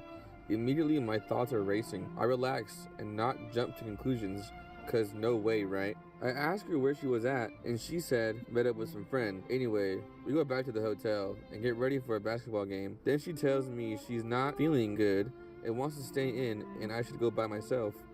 I go, meet up with my homeboy, come back, she gone again. So me and my dog track her location to a different room. My homeboy knows whose room it is. He played football with that homie, GG's. Oh, I never played sports. I wow. go back to the room and start packing. She comes in a little while later and lies and says she was just eating food. I play it cool, and say, oh, okay, I'm just packing early. She hops in the shower. I asked my homeboy to get in contact with the football dudes, and to sum it up, homie had my girl picked up from behind the knees. W DreamCon. No! I'm good. No! That ain't your girl anymore. That's a con girl. Damn, hate to see it. Hate to see it. Hate to fucking see it, bro. For the cons. Hate to fucking see it, bro. It's just sad to lose your girl like that because, you know, she's is a strong, independent black woman who needs no man. And, you know, nobody deserves to be cheated on like that, especially at DreamCon. That's crazy. That just goes to show that, you know, maybe you shouldn't bring your girlfriend to DreamCon. That guy was right. He was definitely right. Make sure your girlfriend stays home next time. All right, if you made it to the end. But no, GG's, make sure you guys... that's just loyalty issues. Yeah, no, 100%. I guess, like, fucking, he didn't have what she wanted, so she went to go get it somewhere else. But yeah, that's what happened at DreamCon, or what sums it up and everything like that. Good thing we found an actual good video on that. But no. Yeah, I was actually surprised. Let's talk about some fucking trauma. All right, so I'm watching. So this one is coming from the current Digimon series, which is Digimon Breakbeat. Breakbeat? Is that something to do with music? Surprisingly, not really. Like it's kind of because like the main character, like he likes to play the drums a lot. But anyway, so the series is still ongoing. I haven't like actually caught up with it 100%, but like where I'm at, a lot of shit basically goes down. So basically, it's in the distant future where AI obviously takes over, and they have like these little egg things that are kind of sort of like, I guess that's supposed to be like they're not the Tamagotchi.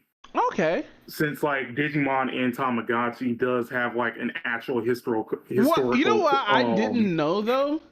Fucking what? The Tamagotchi of Digimon came out first before they bought the anime and everything. Yeah, they did. I didn't know that. Yeah, that's why I was like, they got a history with each other, so it kind of makes sense. But go ahead. So, you're in this distant future. You have like these egg things which are basically like the Tamagotchis and whatnot. And you know, you basically go your whole life basically with these little egg things, and you know, it basically is kind of like how your phone is like a life link and whatnot. Yeah. Where like all your personal information and pretty much everything that works around the world, you know, kind of sort of like centers around it. You know, I also kind of see that like there's like a little chip thing that they also have inside like their hands. So I'm going to guess that like all of it is connected like at birth. And you basically follow this guy named Tomoro. He's basically going to be like the main character. And right off the bat, they basically tell you this dude's parents are dead. Bad. Orphan instantly, nigga. So he lives with his older brother and everything. That his older brother is doing like some research, which he like you basically like never figure out until like a lot of stuff basically goes down. But you also figure out that Tomoro does not like the AI technology that they basically have, because essentially every time he touches it, it overloads to the point where everything starts like malfunctioning. And of course, he kind of like hates it because of it. They give like a few examples of like him during his childhood where that exact same thing actually happens. Because of this, he kind of feels like a shut-in that basically just like, keeps to himself. He's like not really like introverted per se, but at the same time, you can definitely tell like he's closing himself like off to the world and everything. Yeah. So, basically during this one particular encounter, there's like a couple of Digimon that actually like comes after him. Well, actually, no. Actually, before that actually happens, he accidentally bumps into this chick. He accidentally touches the egg thing because obviously, it fell out of her hand like when they collided with each other. Also, and it turns out like. Well, it's probably not going to be indicated that they're eventually going to become lovers, but it does happen. It does create a series of events that basically happens where like these Digimon ends up finding her, and she ends up having this thing called Cold Heart. So apparently there's this thing called E-Pulse, which you later figure out is called emotional pulse, that basically connects the emotions to, the little chip things that's like in your hands and whatnot. And it also is connected to the egg things that also like exist in the world as well. Well, apparently Digimon likes to feed off of it, like Rogue Digimon likes to feed off of it. And if they feed off of too much E-Pulse energy, then everybody's body starts getting cold, which you'll have a thing called Cold Heart, which practically they're not like, they basically become into a vegetable state, so they're not like completely dead, but obviously like the timer is ticking at that particular point. So that's basically what happens to her, and it basically makes him realize that it's kind of like his fault and everything. So he does run into those same Digimon, and he runs away from them. And his brother actually like tries to help out, but one of the Digimon actually latches onto his brother, and his brother ends up getting cold-hearted. Eventually, after he goes back into like his home and everything, he's obviously pissed. He throws like the little Tamagotchi thing, and he actually gets his Digimon named Gekomon. Now, a gecko Digimon? Yeah. Okay, I'm already upset. Wait, why are you upset that because we didn't get our fucking dragon or little dinosaur has a starter that turns into a dude later on? It's still a reptile, though. Nah, you haven't seen Mo Hates Media and talks about Digimon? I gotta send you that shit. No, I've seen it. Every cat turns into a bat. Yeah, I've seen it.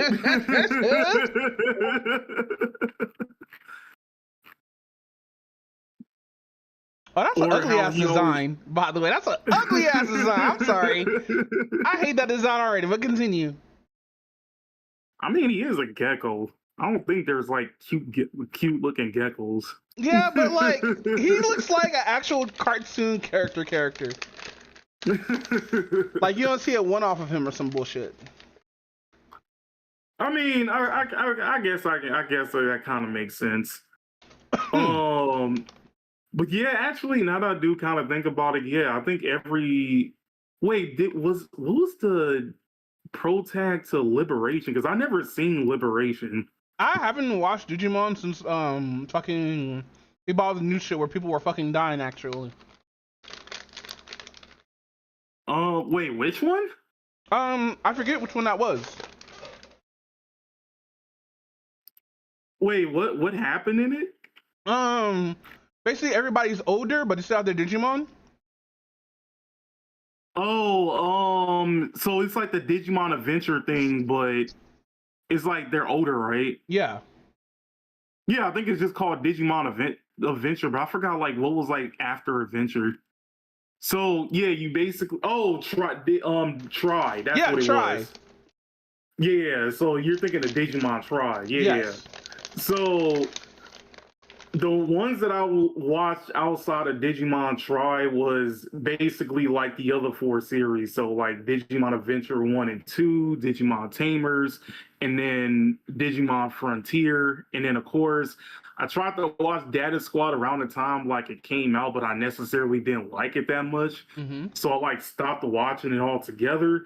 Turns out that wasn't a mistake because the main character, Marcus, actually throws hands against Digimon. Oh, what? He punching Digimon?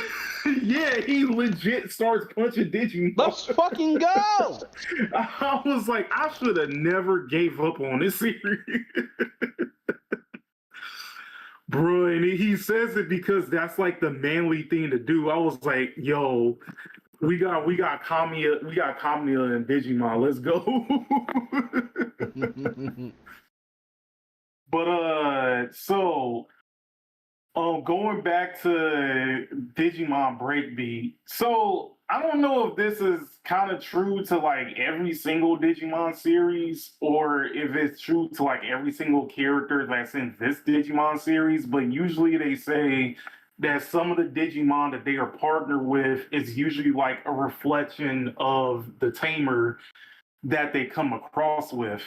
So Geckomon definitely does act like very differently, and it's I guessing if you were to put that into a particular context, Geckomon is basically how Tomoro probably would have been a lot more energetic and everything if like all the depression shit didn't happen pretty much. So of course, he doesn't necessarily get along, and of course, one of the major themes in Digimon is usually the bond that both the tamer and the Digimon basically has to, form in order to get better, because the tamer and the Digimon basically has to have some type of conflict, and they have to basically get through those conflicts. Tomoro and Geckomon's conflict is basically that Tomoro doesn't let Geckomon into his personal life and everything. So it's basically Geckomon's trying to, have this like bond relationship, and Tomoro keeps trying to like pull away and everything. So that's kind of sort of like the dynamic that they kind of have, in the beginning. And obviously, Tomoro basically, got to let his feelings in order to, him and Geckomon to actually strive and whatnot. Yeah. So after all this happens, he basically runs into, a group of people, which is called the Glowing Dawn. So they're a group of what they are considered Digimon cleaners. And basically they find rogue Digimon, and they basically collect bounties on them, and actually like turns them into like the Digimon Ministry and the Ministry of Affairs and whatnot. They obviously do that, get money, so they're kind of sort of like bounty hunters. However, the Glowing Dawn is a little bit different. So the Glowing Dawn consists of 3 members. You have Makoto, which actually before I actually explain Makoto, there's a spot in like the particular city called the Shangri-La. It's this like closed off community type thing where pretty much all the rich people go, and it's supposed to protect you from natural disasters and make sure that no crime is ever committed. So obviously you have to be rich enough to be in this particular place, and you can't commit any crimes. Otherwise you won't be allowed in the place and you won't be able to live in the place. And if you do commit a crime in there, which actually is one of like the many storylines, you actually do eventually get kicked out of there because of it. I mean, because now you have like a criminal record and everything. So Makoto actually used to come from that particular place, and he left after he got his Digimon, which is hard to pronounce this dude now. I think you pronounce it Chimpokomon. I think that's how you say his name, but it's like this little bat thing, and he's basically supposed to be like a supporter of the group. So he basically like scouts out stuff and everything. He's also like a little timid and everything else like that, but for the most part, he's just basically kind of like a runaway after he got his Digimon. Then you have Reina, which is basically supposed to be like this tomboy chick, and kind of sort of like the dynamic that, you know, they had with like Misty and Pokemon, where they basically like, you know, insulted her for being a tomboy and everything else like that. It's kind of sort of like a little bit of the vibe that they have with her, like when the show first starts. But now you kind of realize, oh, well, she kind of worries more about like the finances of the team and everything, because just like how in Cowboy Bebop, where, you know, they're bounty hunters, but they're always what, Cowboy Bebop? No, it's Cowboy Bebop, not Bebop. Yeah, Bebop. Yeah, I said Bebop. All right, sure. So yeah, so just like how in Cowboy Bebop, you know, where they're bounty hunters, but they're always broke. It's kind of sort of the same thing with the Glowing Dawns. They're bounty hunters, but they're always broke. And then you have Kyo, which is basically like the leader slash, you know, mom of the group. Was like a dude, but you know, he's basically like the quote unquote team mom. I'd pour honey on my goat if the occasion called for it. Nigga, Paul. Matter of fact, because Kyo is goated, I will admit that. So Kyo is goated, and basically he has one particular rule that the Glowing Dawn always get into, and you don't learn this rule until, you know, Tomoro kind of messes up, because they finally find one of the Digimon that actually did steal like his brother's E-Pulse, which then after that Digimon was defeated, there was another Digimon called Gokumon that actually like steal. Yeah, it's like a legit, it's supposed to be actually Son Goku, you know, Son Wukong. Goku, the actual. Yeah. Does he have the staff and everything?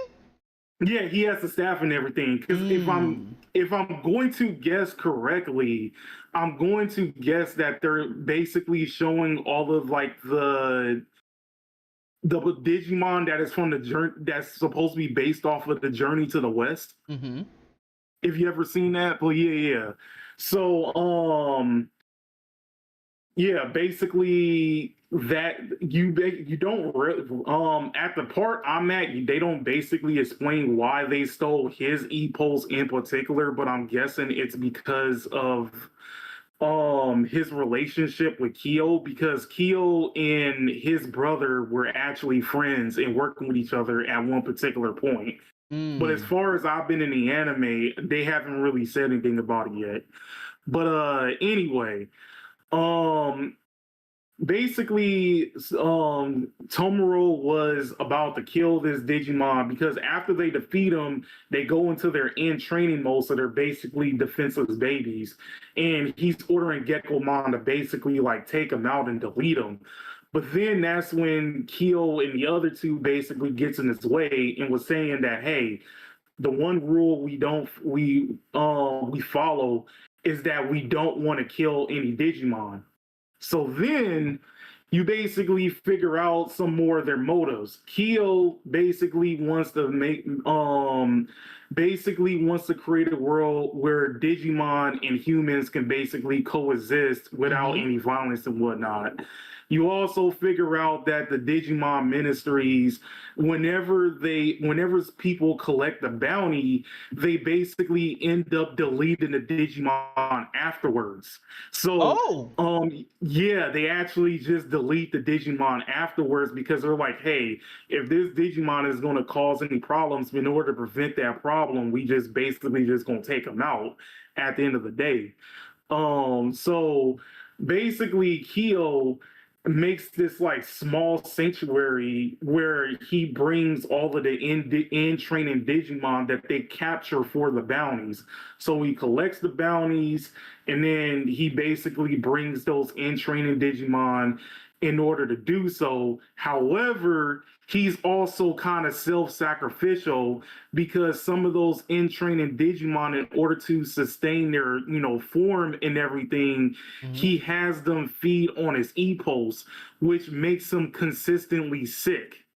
So prior to Reina and Makoto knowing about the sanctuary and everything, they just think that the reason why he's disappearing for days on end is because he's just trying to do independent work and whatnot. But in reality, he's basically too weak to really, move. So he has to spend some days just resting so he can recharge his E-pulse.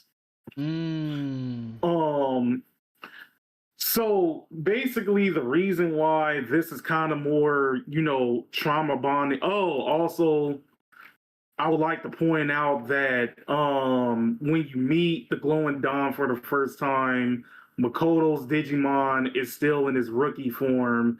Reina's Digimon, which is Prissymon, is actually, you see her champion form like episode 1. So it changes to Woovermon. And Kyo's Digimon is already in ultimate form.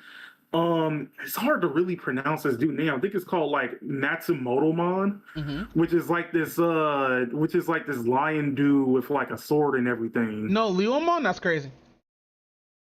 Oh, so the funny thing is I haven't gotten to the episode yet, but apparently there is a Leomon variant that one of the people who basically gives out like the bounties to the Glowing Dawn. She met this Digimon at one point, and then so I have he a ended question. up dying. Is that why your name is Nigga Harurumon in the server? Okay, so that name basically came.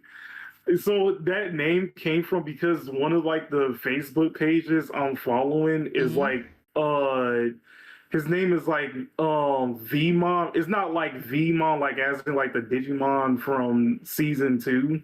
But like he has him as his profile pic, but it's just like literally V and then Mon instead of just Vmon where it's like VEMON and whatnot. And he for some reason made this like image that basically said Nigga Garurumon doesn't exist. It's just Black Garurumon, but like he just renamed it Nigga Garurumon.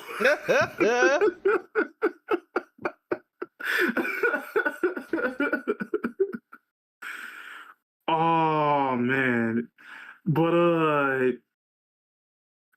going back to like the thing and everything, right? So one of the reasons why I named it like trauma bonding with Digimon outside of like Tomoro and Gekomon and whatnot is because at one particular point,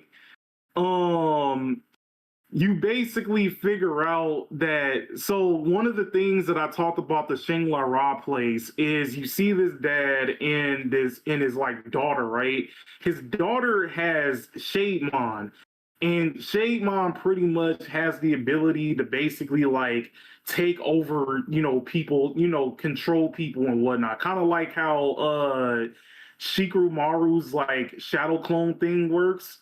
Where like as long as they're like in the shade, he can basically control like the ninja's movements and everything. It like Shademon kind of does like the exact same thing. And the reason why Shademon like actually like exists. Like the reason why this little girl actually has Shademon as like her Digimon is because her father did something that ended up getting them kicked out of the Shangri-La. And prior to this, her and Makoto like knew each other when they were like in preschool and whatnot, or like kindergarten or whatnot. It was one of the two. And pretty much they got kicked out. The mother didn't like it. The mother ended up leaving the father, and now the father was just there to basically is this a single father, you know, raising his daughter. But of course, she's mad that the mother like left them and whatnot. And that's where Shademon basically comes up with. So you later figure out that the father is over there having his daughter use Shademon to capture other Digimon to sell to the black market. And he's doing all this so he can get a completely new identity and go back to the Shangri-La. And the stupid thing is, when he finally does that, he ends up ditching her too. That's crazy. Yeah, so then she basically ends up going berserk and whatnot. And then, of course, after like defeating him, after Pokemon actually, you know, Digivolves into Scourgemon and whatnot, which kind of looks interesting but cool at the same time.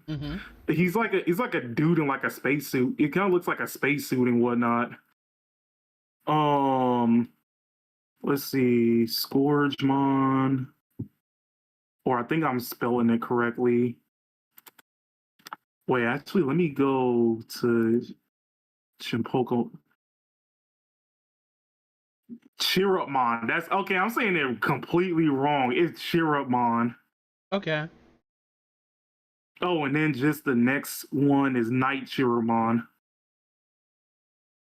So let me see. Let me pull a picture up for Night Chirrupmon. Let's see. He's just like all in a spacesuit and everything. It's hilarious. Let's see. Copy. Hey, I have a question. Are you watching Jobless Hero? No, I still need to watch more. I still need to watch season 3.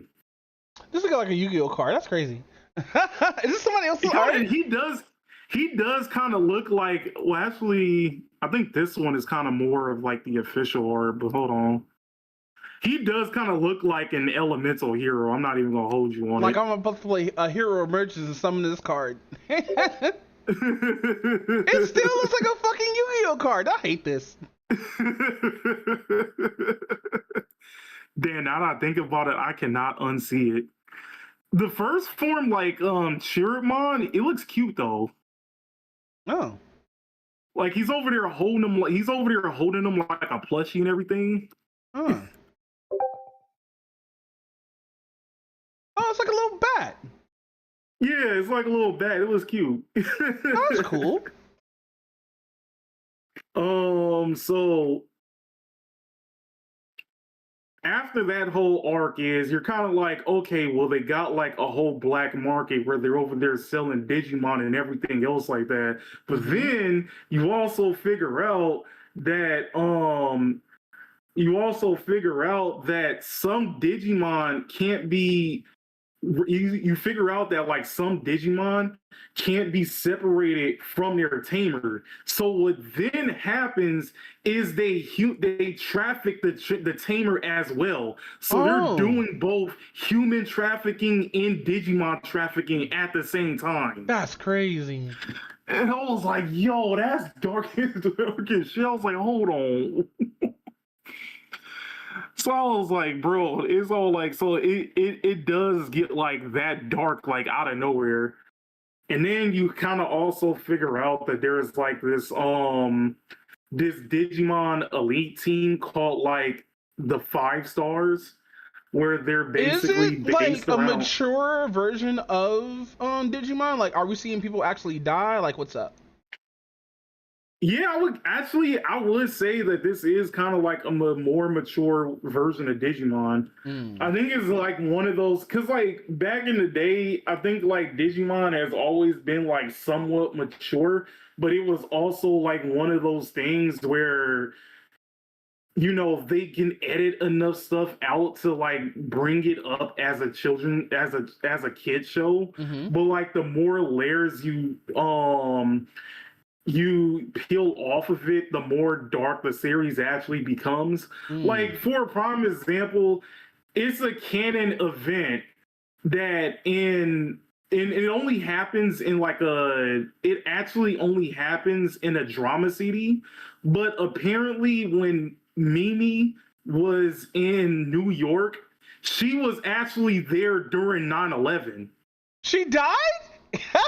No, she didn't die in 9/11. She was there when 9/11 happened and was helping people out during 9/11. So 9/11 in Digimon is a canon event. Huh, I didn't know we were going to talk about the Middle East in Digimon. That's crazy. And they put it in the drama CD, but I was like, bro, the fact that 9/11 is a canon event in Digimon is crazy work. Like, right?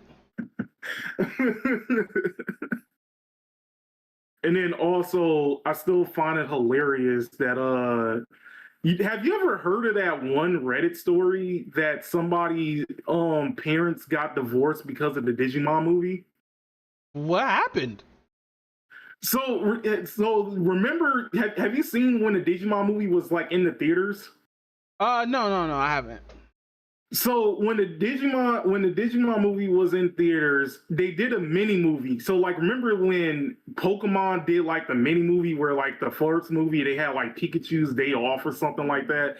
So Digimon did the same thing, but it was Amanda Anaconda. Okay. If you remember that ugly looking show.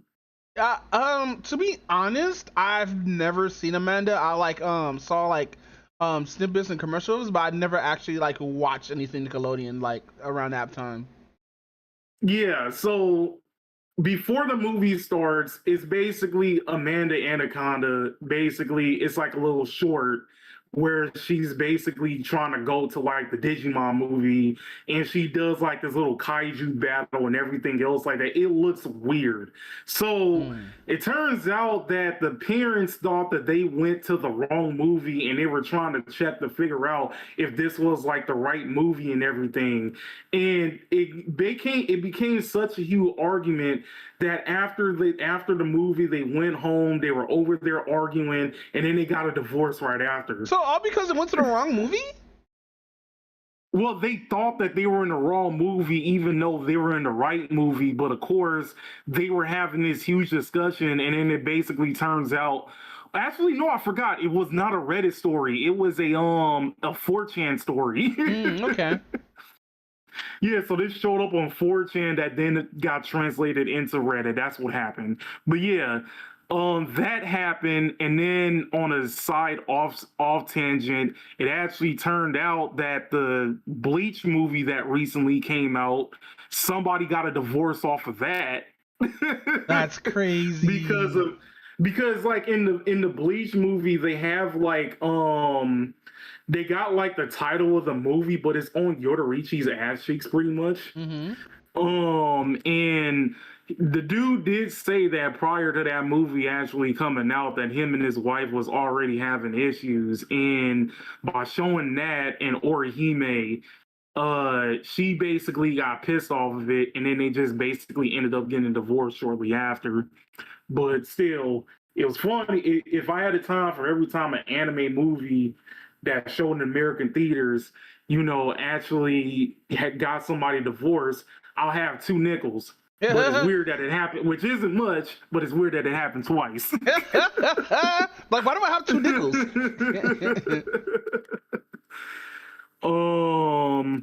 But yeah, there's like a people called the 5 Stars in Digimon, and the only thing I don't like about their design is that like 2 or 3 of the people look like they came strictly from Pokemon. I'm not even gonna hold you on it.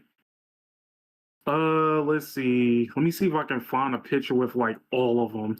Yeah, post that shit. Let's see. Damn, of course not. Well, actually, I'll just show one of like the major villains to like the 5 stars, but he looks strictly like he looked like he came from Pokemon. There we go. Yo, look like you know who he looks like? So he plays Shield and Sword. He left the commissioner from that game. Same hairstyle and everything. Yeah, that's okay. So I wasn't the only one thinking that he looks exactly like him. Okay. No, go ahead. So I wasn't the only one thinking that. But anyway, the 5 stars is basically a bunch of like the top cleaners of like the Digimon cleaners, and they're basically based off of each of the elements. So you have, fire, water, grass, ground, and I forgot like what the other one was, but pretty much, yeah, they're basically just based off of like elements and whatnot, which is how they got their name. That the Son Gokumon is basically part of it. So one of the people who owns them is actually part of that organization. And the guy that I showed you, he was basically one of the first like evil bad guys. Basically he comes from like a Middle Eastern like a place that ended up getting like destroyed, and he's basically trying to gather a lot of people's e-poles in order to like regain it and basically, become top dog of like the 5 stars and everything else like that. So he kind of sort of does that. That's where we get like the ultimate level form for Geckomon, which is Mono Lizardmon and whatnot. But I mean Mono Crizzle. How do you say that dude's name? Monarch Lizardmon, that's what it is. Bet. Yeah, so you got Monarch Lizardmon. He has like a cool design. So that's where you get Monarch Lizardmon, because prior to that, Keo tried to give him Keo basically tried to give him he tried to give him a chance to basically surrender and everything else like that because they just defeated him. And then he snuck Keo and stole his E-Pulse. And then Reina tried to go after him, took her E-Pulse. Makoto tried to go after him, took his E-Pulse. And then basically Tomura, tried to beat him at first. And then there's like a thing that basically happens where if your E-Pulse gets out of control, your Digimon starts turning starts having all this dark aura, and eventually they can't really control themselves. So they start going berserk. So pretty much you can digivolve you can get your Digimon to digivolve into the next form, but that also comes with consequences if you can't really control your emotions. And basically that's kind of sort of like what happened to like one of the rivals. He basically got his Digimon to an ultimate level. He was like very pissed off, and basically he ended up losing because he couldn't control, his Digimon and everything else like that. Yeah. He ended up his Digimon also ended up like killing, one of the Digimon as well because of like how berserk he went. And Tomura was going berserk Tomura was like going berserk at first too. And that eventually ended up with him like almost losing until somebody ended up like interfering for a bit while he regains his strength, and then that's where we got Monarch Lizardmon. But Yeah, it like the series basically states that just because you get an ultimate level doesn't mean you can really control them. So yeah, it definitely does make a statement with that too. But yeah, I'm actually enjoying this series a lot. I'm not even gonna hold you on it. I still haven't got to the part where Wolverine, digivolves into the Black Queen, Bear Catmon. But yeah, just give it a human body. Give it boobs. Oh, that's so weird. Yeah, it turns to a lizard. It turns from a lizard to a Chevy-saur. It turns to a dinosaur to a Chevy-saurus and to a dude. Just man. Just a man. And you know what? I'm not gonna lie. I kind of understand. Like, I understand the reason why. Like, he doesn't necessarily like when that happens. But it has been stated. I don't remember which Digimon game it was, but it has stated that the more that a Digimon bonds with a trainer, the more it tries to become like said trainer, which is why a majority of like Mega Evolution, Digimon looks more humanoid-like. Yeah. Because they try to look more like their tamer. Oh, finally found a picture with all the 5 stars. So, boom, there we go. Asmongo's girlfriend gives him charge for a literal 50 house. Let's go! Wait, what? I'm on Twitter.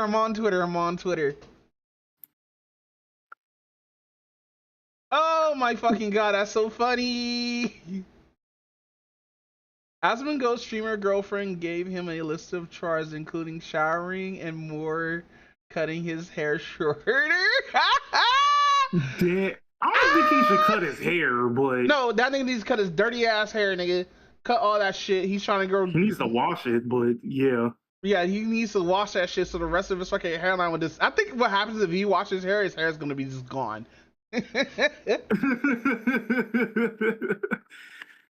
It's gonna fall off the bone. Oh my god. But no, go ahead. I'm sorry. No, it's cool. So yeah, I posted the picture of like all the 5 stars. So these are the villains? Yeah. Is the girl in blue gonna be yandere type? Please say yes. So wait, which? Oh wait, the blue and the blue and black, yes. Wait, the smaller one or the smaller one or the bigger one? No, because I know the one in purple. She's gonna be like ara, but I need to know about the other one. Definitely. Oh, so it was funny. She actually is like, okay, so for one, she kind of sort of has like a thing for like the guy in the red. So she obviously kind of has like that Karin simping over Sasuke type thing. But then at the same time, it was funny because she was fighting like one of the characters, and when everybody like started grouping up and they were about to start their power of friendship speech, she decided to quit the battle because she's like, I hate it when people do this. That's why she doesn't bounce. Yo, you know what? Yeah, she good. Just bounced. Fuck the power of friendship. Y'all niggas gonna talk to this nigga? Fuck you, I'm out. I don't give a fuck about your friendship. Take this gap. Like the power of friendship and all this shit, be like Digivolve. Fuck out of here. Do they have fusions or no? Like fusion between Digimon and human? So far, no. I don't think there's any biomerging so far. Damn it, Pokemon needs to capitalize on that because we have a manga that's like that. There's a Pokemon manga that does that? Yeah. Oh, I didn't know that. Yeah, I think it's around the black and white arc, I think. That's interesting. Yeah, that's why I want to fuse the little bunny as soon as possible. Why?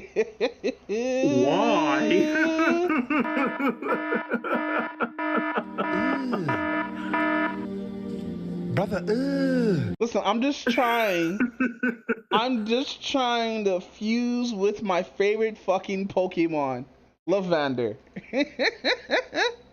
We all human. We all liable to make mistakes. Even my goat. What is this? Black Queens forever. Okay, wrong one. Black Queens forever. Come here. Black Queens forever. What's this? Get ready to Okay. receive some Holy Spirit. Sorry, my icons has changed a little bit.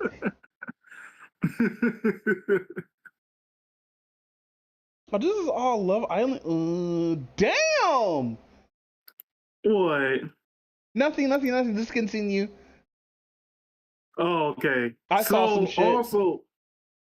Also, it turns out that Keto used to be part of the Fire Stars, and then decided that he to leave because he didn't like their practices. Okay. But of course, he was like one of the strongest, like off rip. So, and then of course, like the guy with the red hair that just looked like Red Lancer, you know, he has beef with him. Damn. Oh, and then like the guy that's the long-haired guy, like he's the one that owns Son Gokumon. Okay, cool. So what? It's only been like how many episodes out? Like 4, 5? No, right now I think it's on episode 30. I think 38 is the latest one. 38? And how many episodes have you watched so far? So far, I'm like on 26, I think. Damn, I need to get on your level. When did this come out? I think October last year, I think. Huh. Wait, let me check just to make sure. Digimon Breakbeat. Oh, September of last year. September of last year? Okay, cool. Oh, damn. Oh, so the whole series takes place in 2050. Okay. So in like 20 years, we're gonna have Digimon. Cool. Yeah, and I bet you like when the first stages is gonna be like how Pokemon Go was when it first came out. Stop. I'm not walking around with any of my Digimon and getting my cell phone snatched up. If we do get Digimon, I just want Renamon. Listen, there's laws against the Digimon. You won't get away with that. Ain't gonna be laws against that Digimon. No, the cord.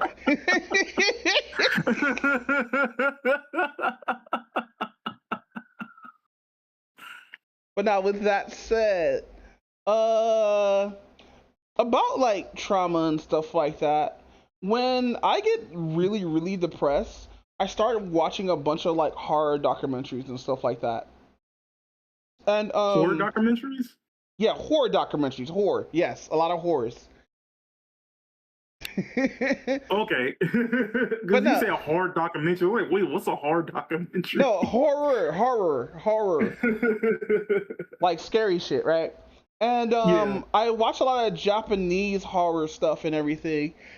And it's a lot more better than the US. It's not like how the Blerd. It's similar to like how a lot of the Blair Witch shit happens, but we don't see like the fucking monster. But at the same time, it's still like really, really creepy shit. So this horror director was like, "Hey fam, why not I just make this series called Senritsu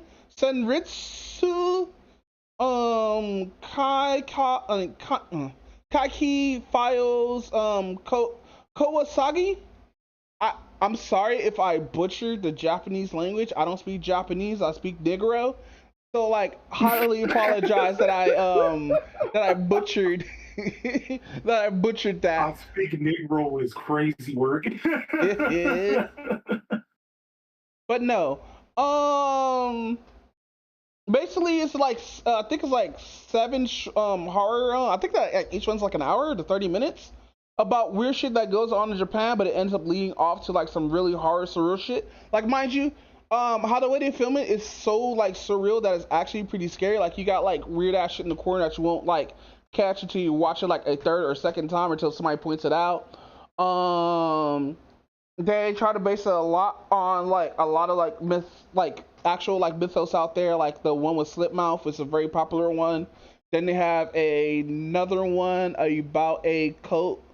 And then you have the, not a cult, but a cult that used to be there or whatnot. It all ends up with the plot being about like giants and Nephilim and everything. And like how he's connected and whatnot. But like every like person played has some exaggerated persons of themselves. So you got the actual director punching women. Dead ass shit was funny. But no, it goes into pretty deep into like the whole thing with how to do like but I gotta say like it goes into like a little bit deeper than that. They go into like getting monks and stuff like that, and like just finding about a lot of these urban legends that are actually real and stuff, or that might be real and stuff. Like I said, the best one is Slipmouth. The other, the craziest one is the scariest fucking movie ever, where this dude was out to go find Kappas, but then they're finding something out much more terrible and much more scarier. Now there is a season. Kappas as in the turtle things? Yes. Because Kappas actually are really, really, like, not good so far, bro. Like, those niggas will kill you. But no, yeah, I know some things about, like, Kappa mythology, but not all. There's a movie about, like, a girl who was a fucking Kappa. Oh, shit. Yeah, only in Japan, though. But no, go ahead, I'm sorry. Yeah, I'm about to say, yeah, they don't really use like the Kappa mythology like that often. Like my introduction to the Kappa mythology was Tohu. My introduction was that movie I was talking about earlier. That's what Kappa. This was on so Netflix. You just learned about it. Okay. No. So what the fuck? So the movie came out on Netflix in like in the 2000s. Oh, okay. So it's super old. Okay. Yeah. But whatchamacallit? Basically they go through all the urban legends. Some of them may be true, some of them may be hogwash, but a lot of them actually have some fucking truth into it and everything. And the best one was probably the Slipmouth one, because we see a character later on who's thought they were dead, actually like was just back. But a lot of it's just Japanese. It is subbed on YouTube for free, so you can watch this for free. I was watching it on stream like a couple of days ago.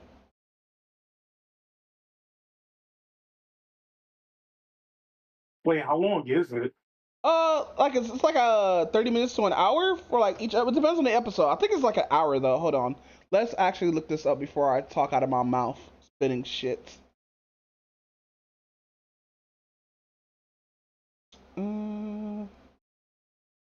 Copy. Let's paste that here while looking at Fenrin porn. Oh, now, fuck. Wait, what? What? Nothing. I don't know what you're talking about. I said nothing. I heard you. No, but I was about to say I've seen some. Like I've seen like the Japanese version of both The Grudge and The Ring. Because I do like those horror movies a lot. Like I even named both. Yeah, actually I named both of the Zoroarks what was it? Sadako and Kayako. So did you know they had a versus? A versus? Yeah, it's the most stupidest, most fun movie you ever fucking watch as a horror film. But no, let me actually find this on YouTube. Hold on. These are the times officers seen something paranormal and got the fuck out of there because nah, nigga. Here, I'm gonna stream real quick a video. All right. So yeah, this is about like an hour. I'm gonna show a few minutes of it or whatnot. But this is how they do like documentary work and stuff like that. Oh no. はい、待ってます。 So this is There we go. on YouTube. お願いします。 Let's put this shit at 4K. It was already at 4K. Let's 送 go. られてきた映像なんだけど、撮ったのはフリーターの若者2人。はい。とりあえずこれ見て。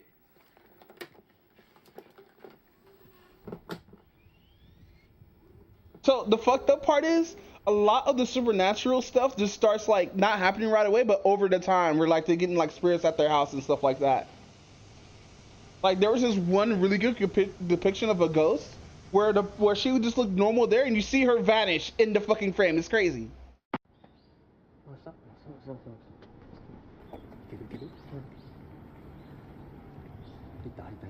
You heard about the slit mouth woman, right? The slitting off one? Yeah.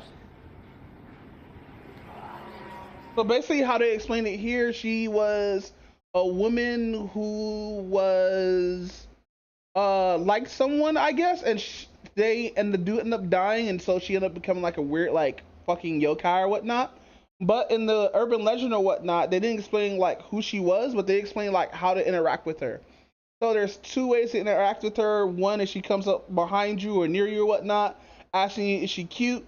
And if you be like, yeah, because she's wearing a mask over her face, like a coughing mask. And she ends up pulling down the mask and have a fucked up ass mouth. Like, you know how when the Joker has like an extended smile? Yeah. It's just that. But more like for horror films, instead of just being like a real fucked up injury.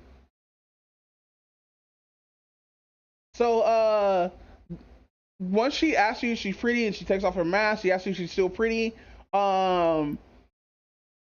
It's kind of fucked up because there's a way you have to interact with her to where she doesn't fuck with you. You be like, hey, leave me alone, I'm busy. She won't fuck with you. But like, if you try to like answer her and everything like that, there's certain precautions, like she's gonna try to kill you and shit like that. It's crazy work. But I'm just gonna show this small clip of how dark this shit is.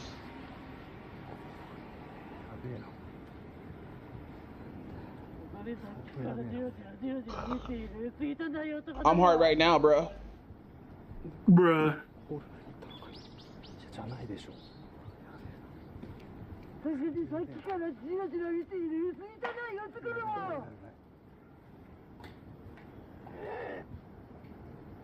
That's probably a dude in that wig, by the way. Damn, why is she so fast? Yeah, she's supposed to be abnormally fast in heels, bro. It's crazy. By the way, she can't. She was supposed to come from that way. She's coming from this way. Hey, yo.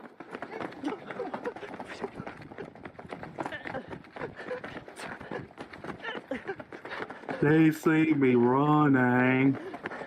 Hey, nigga, she running that fast. The Higgles, but she's stronger than her, bro.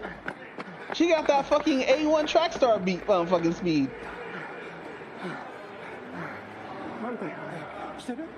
But no, that's how creepy it is, guys. I'm only showing like 2 minutes of this shit, but you get the gist of it, right? Yeah. Here, let me close this. She gonna teleport out of nowhere. Yeah, and so basically that's what kind of horror they have here. They have like really, really good looking shit. And like the people who were showing off this video actually goes to the site and try to replicate what she did, but they couldn't because like, mind you, if this was two people, why do this? It's like too much fucking work, but at the same time, I see where they're coming at because they do have that speculation in the first episode. Huh. But this versus like a lot of like, cause like, mind you, the US will never be able to do something like this. Wait, why not? Because one, Hollywood probably doesn't understand how Japanese culture works, especially when it comes to film. Like we tried with Oldboy and we ended up fucking that up horribly. And with like stuff like Death Note and stuff like that, right? Especially with the One Piece series. I haven't watched the One Piece series, by the way. I know I did watch some of it. Well, with my guy, bro, but I couldn't watch that shit. I'm not gonna sit here and watch 1,000 episodes compacted in one season. I mean, like, I kind of didn't like that they changed the names when they did The Grudge and The Ring. Oh, so, you know what's funny about both The Grudge and The Ring? Those were actually did by actually Asian directors. That's why The Ring was so good, and that's why The Grudge was phenomenal, especially The Grudge. Like, Hollywood allowed them to like allow like Japanese culture to like actually be no. I believe Hollywood actually allowed the director to do whatever the fuck he want because that was his work. Which is actually good. Which should be a thing. If you want to Americanize something, have the original director there to Americanize it. Which I still don't like the name change though. You expect me to be afraid of somebody named Samantha? Hey, listen. You know what's so fucked up about Samantha and Sadako or whatnot? They had to change their names to Sadako, I think, later, right? No, I think like as the American versions of like The Ring like showed up, they just kept her name as Samantha, but yeah, the original name is Sadako. So which one had the syphilis? Yes, one of them has syphilis because they were molested by or raped by somebody, then throw down the well. I think. Yeah, that was Sadako. That's crazy. I hate when people try to like bang Sadako, like older looking version or whatnot, not knowing that she has syphilis. Be like, nigga, you know she got STD, right? I don't care. Ooh, your coochie probably looks so weird. Ooh. It's probably like overly hairy. You got like fucking cyst, like blackhead, whitehead cysts on it and stuff like that. Ooh, it probably stinks. No, she's always waters. I forgot. What happened? Oh wait, I forgot that I do need to. I forgot that there was like a crossover movie with The Grudge in the Ring. Oh yeah, no, like I said, that shit's funny. I would say watch it and just have a good time or whatnot because there's horror scenes, but there's this one particular scene where some Japanese dude face get like smashed, and it's the most cartoony shit you will ever see, bro. I know it's supposed to be horror, but like it's too stupid.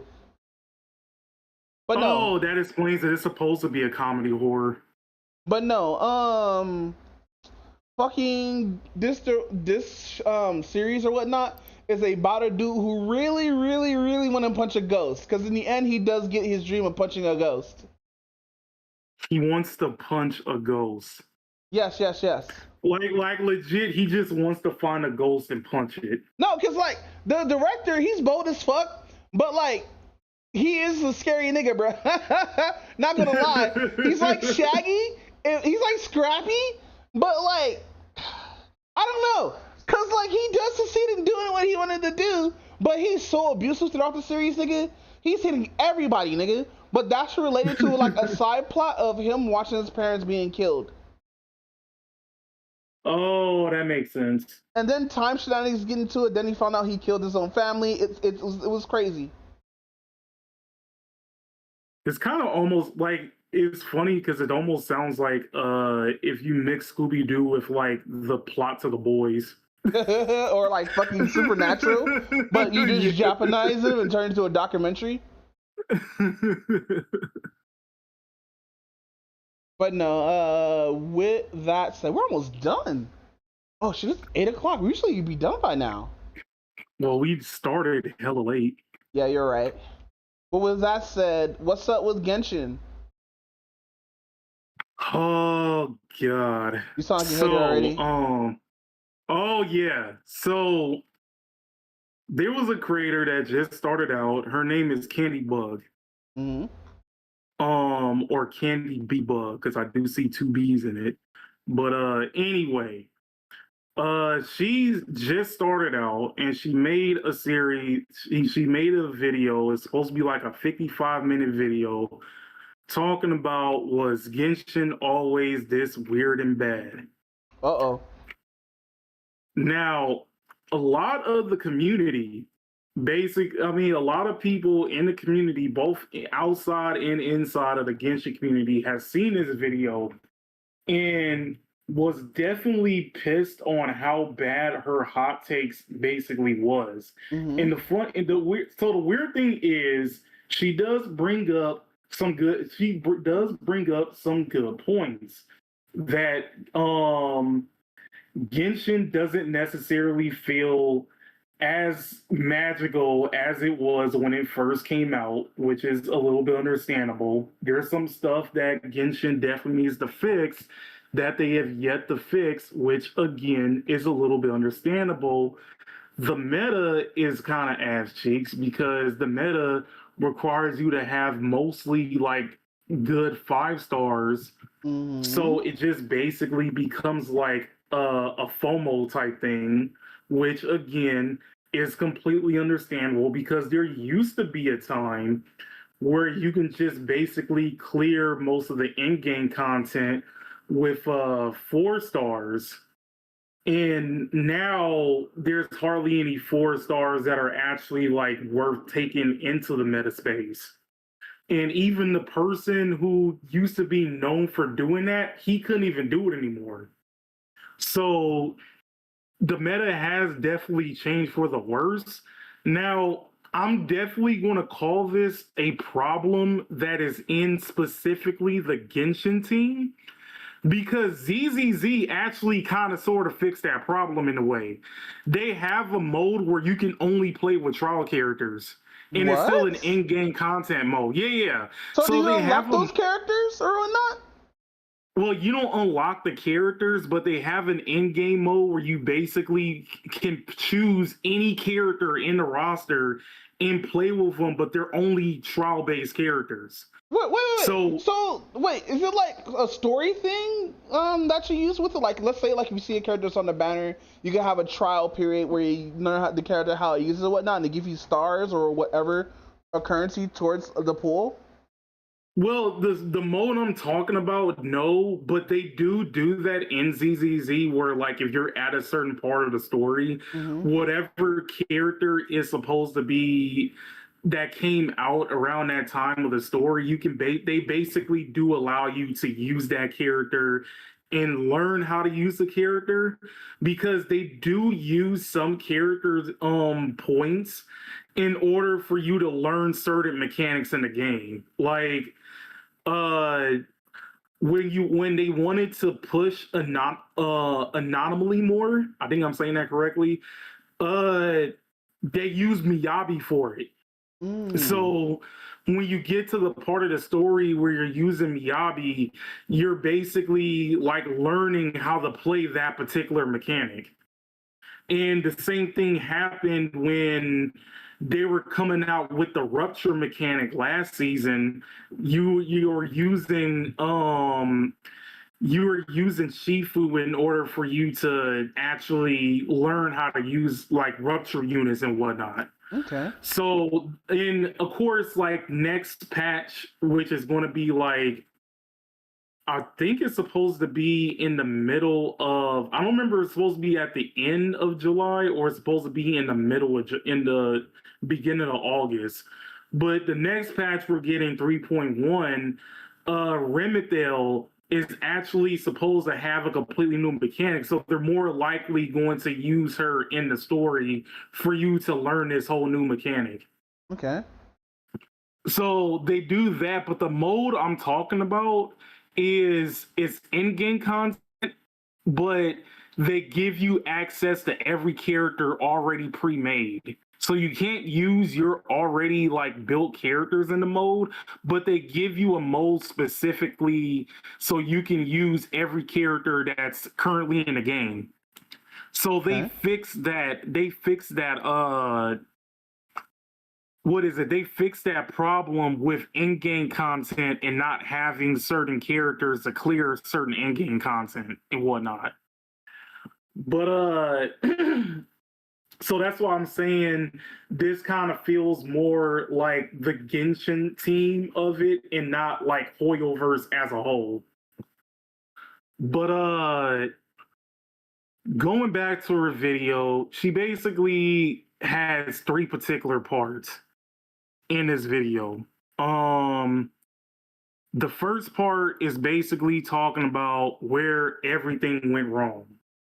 And she basically thinks that everything went wrong in Natlan, where I'm going to be real with you, is somewhat understandable because everybody had mixed feelings about Natlan. There was a lot of people like myself who enjoyed it, but there was also a lot of people who did not like Natlan.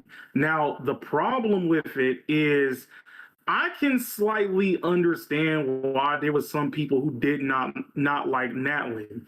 Natlin basically felt like a slight downgrade compared to Fontaine because Fontaine felt like a very peak story, and then Natlin kind of felt more like the cool down. It wasn't a bad story, but it wasn't like as peak as um it wasn't as peak as Fontaine was. So in a way, I don't blame some people for not really liking Natlin like that. But she, on the other hand, has so many things wrong, and at the same time is pointing out all of like the wrong things and all of the things that should be completely useless, right? Yeah. Like for a prime example, Natlin has like a lot of technology when it comes, I mean, has like certain technology that you can't use outside of Natlin. That's why, like, out of nowhere, you have the Archon Muvika that is riding a motorcycle, where you don't see motorcycles that exist anywhere else in Teyvat and whatnot. And then you also have like Xiaolin that basically also has like rollerblades and everything, or you have Kachina that has like a drill like vehicle thing called what was it called? It was like twirly something, but anyway, long story short, they have like a bunch of technology. It's weird because they have like all of this like weird technology that don't exist outside of Natlin, which I'm gonna be real with you, is very contradictory because for one, Contradictory? Is that what I was saying now? Yeah, my bad, but you know what I mean, right? Yeah, but anyway, for one, Fontaine had a bunch of robots in them. So you can't say that they were you can't say that Fontaine, I mean, not Fontaine, you can't say that Natlin was out of place with technology when Fontaine had whole ass robots in it. And then at the same time, what is it? Sumeru actually had Bluetooth. Oh, they were actually speaking with Bluetooth speakers and everything else like that. I thought they were using magic for that. With headpieces and everything. So yeah, I mean they do. It's like, I guess like the best way to describe how technology works mostly like in the Genshin universe is kind of similar to Avatar in a way. Like, you know how like when, like for prime example, when they were going into war against the Fire Nation, and you had them in the submarines, but the submarine still required you to use water bending in order for it to work.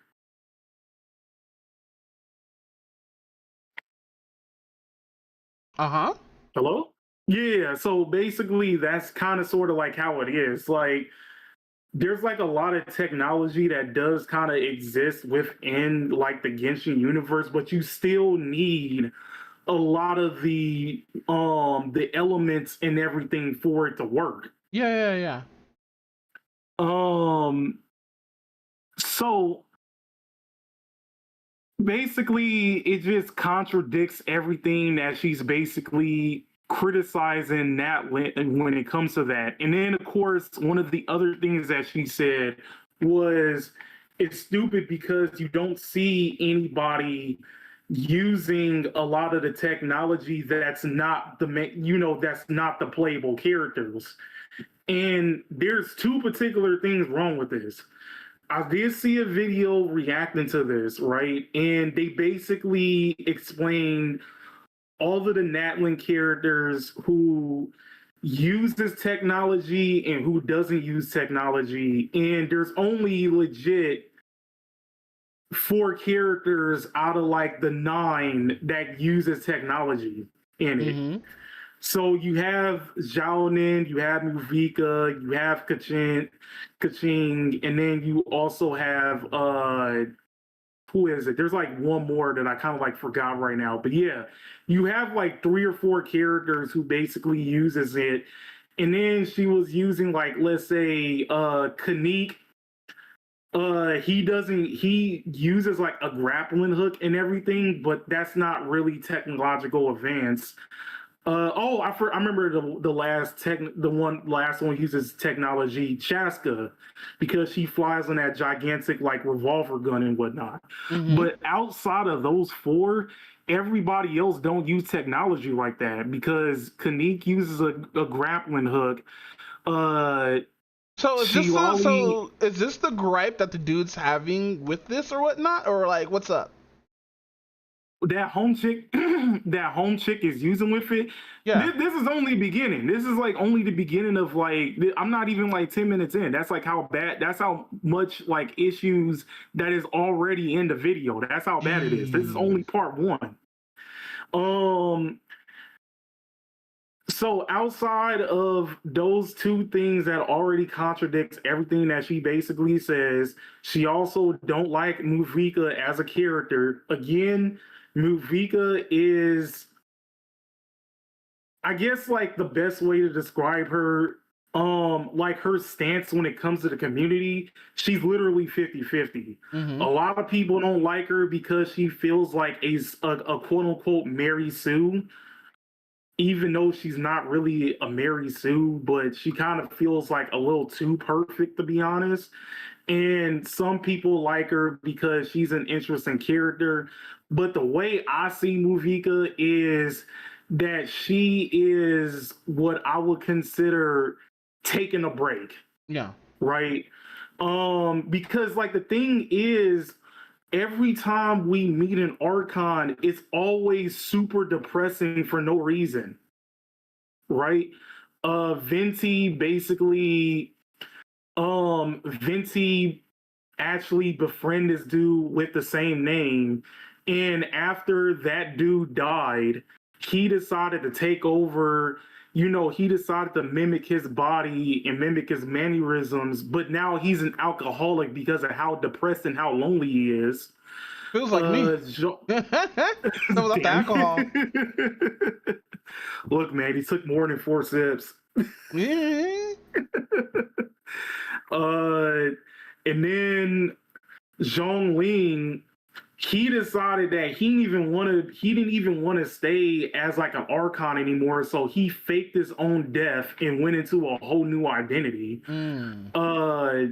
I basically didn't like that her twin sister died during the Conria War, so she basically became a shut-in.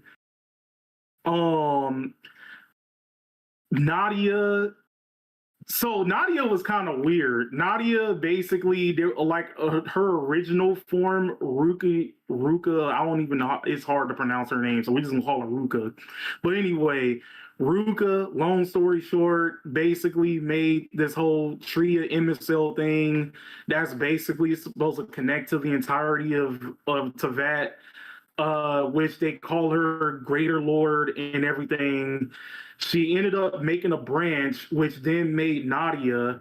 And then when Rukavita basically like died and everything, the Lesser Lord, Nadia, the whole entire school, which is basically their government, basically imprisonated her and is using her power to use their Bluetooth things for like the worst. So you basically spend that whole Archon quest basically trying to rescue her from being imprisoned.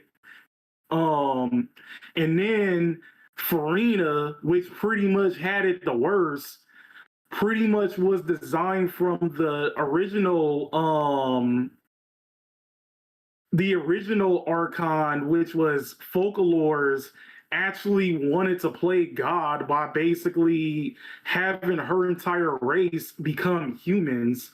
And then Celestia didn't like that, so she basically wanted to flood everything so that Focalors is the only thing. So she was like, hey, I'm going to get this chick named Farina, and then she's going to play me and everything while I try to figure out how to counteract this whole thing of my people actually getting wiped out. But she told Farina that, oh, I don't want you to say, I want you to act like the actual Archon and don't tell anybody that you're pretending to be an Archon.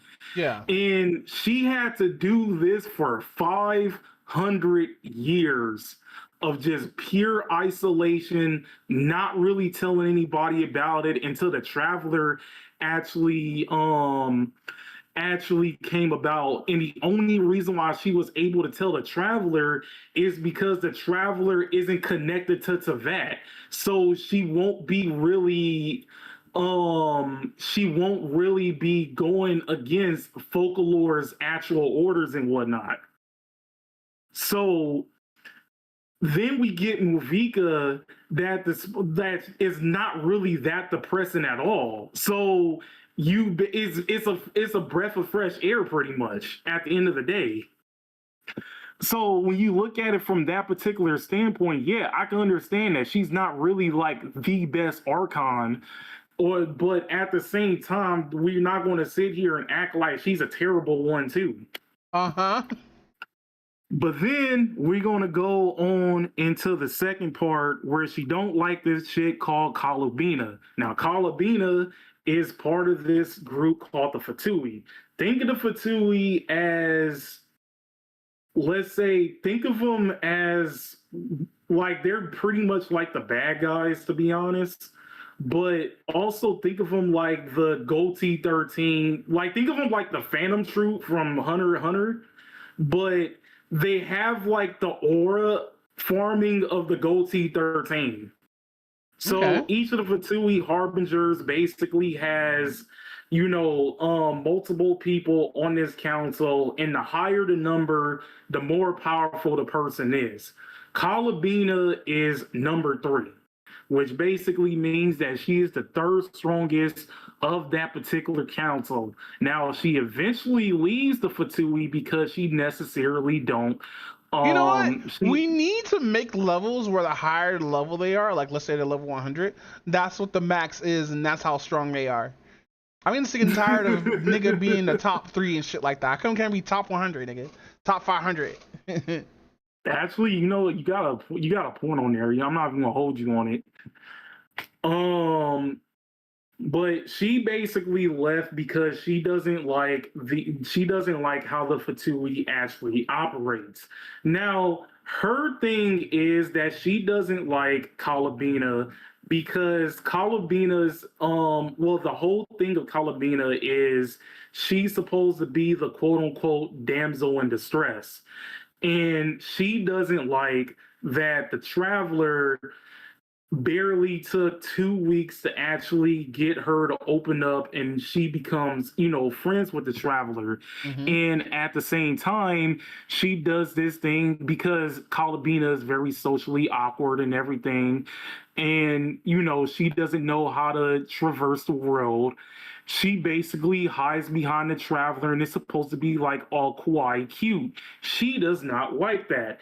And the stupid thing is, here's a lot of things that contradict themselves, because every single nation that we have been prior to Nod Cry, we have had at least 1 or 2 characters that has basically done this. Mm-hmm. First off, the whole Kalubina thing, even though, I know bits and pieces of Nod Cry because I'm still like in the middle of it, but anyway, it didn't take 2 weeks. It took like maybe 7 or 8 weeks at most. At most. In Mondstadt, Amber literally befriends you the first 30 seconds you meet her. You know what's so weird about gacha games? I know they give you like a lot of freebies and stuff like that, but how come gacha games don't do the whole thing? If you have them, you just unlock their story mode, or if you go through the story, you just unlock them naturally, just doing the story and stuff like that. Because then you'll be taking out the gacha. You'll be taking the gacha portion out of the game entirely. But there's games that already do this already. Yeah, and that one game that did it is shutting down. Yeah, and that's crazy. So yeah, that's like the thing. Also, like Amber comes for free, so that is also another thing. But anyway, I say what they should do is with later gacha games, if it has a story mode, then you should unlock those characters. But if any new characters come out, you have to use the gacha system. Or well, sometimes better they use yet, the. or better yet, just make them unlockable through the game, but you have to do like actual real farming now. I mean, they actually.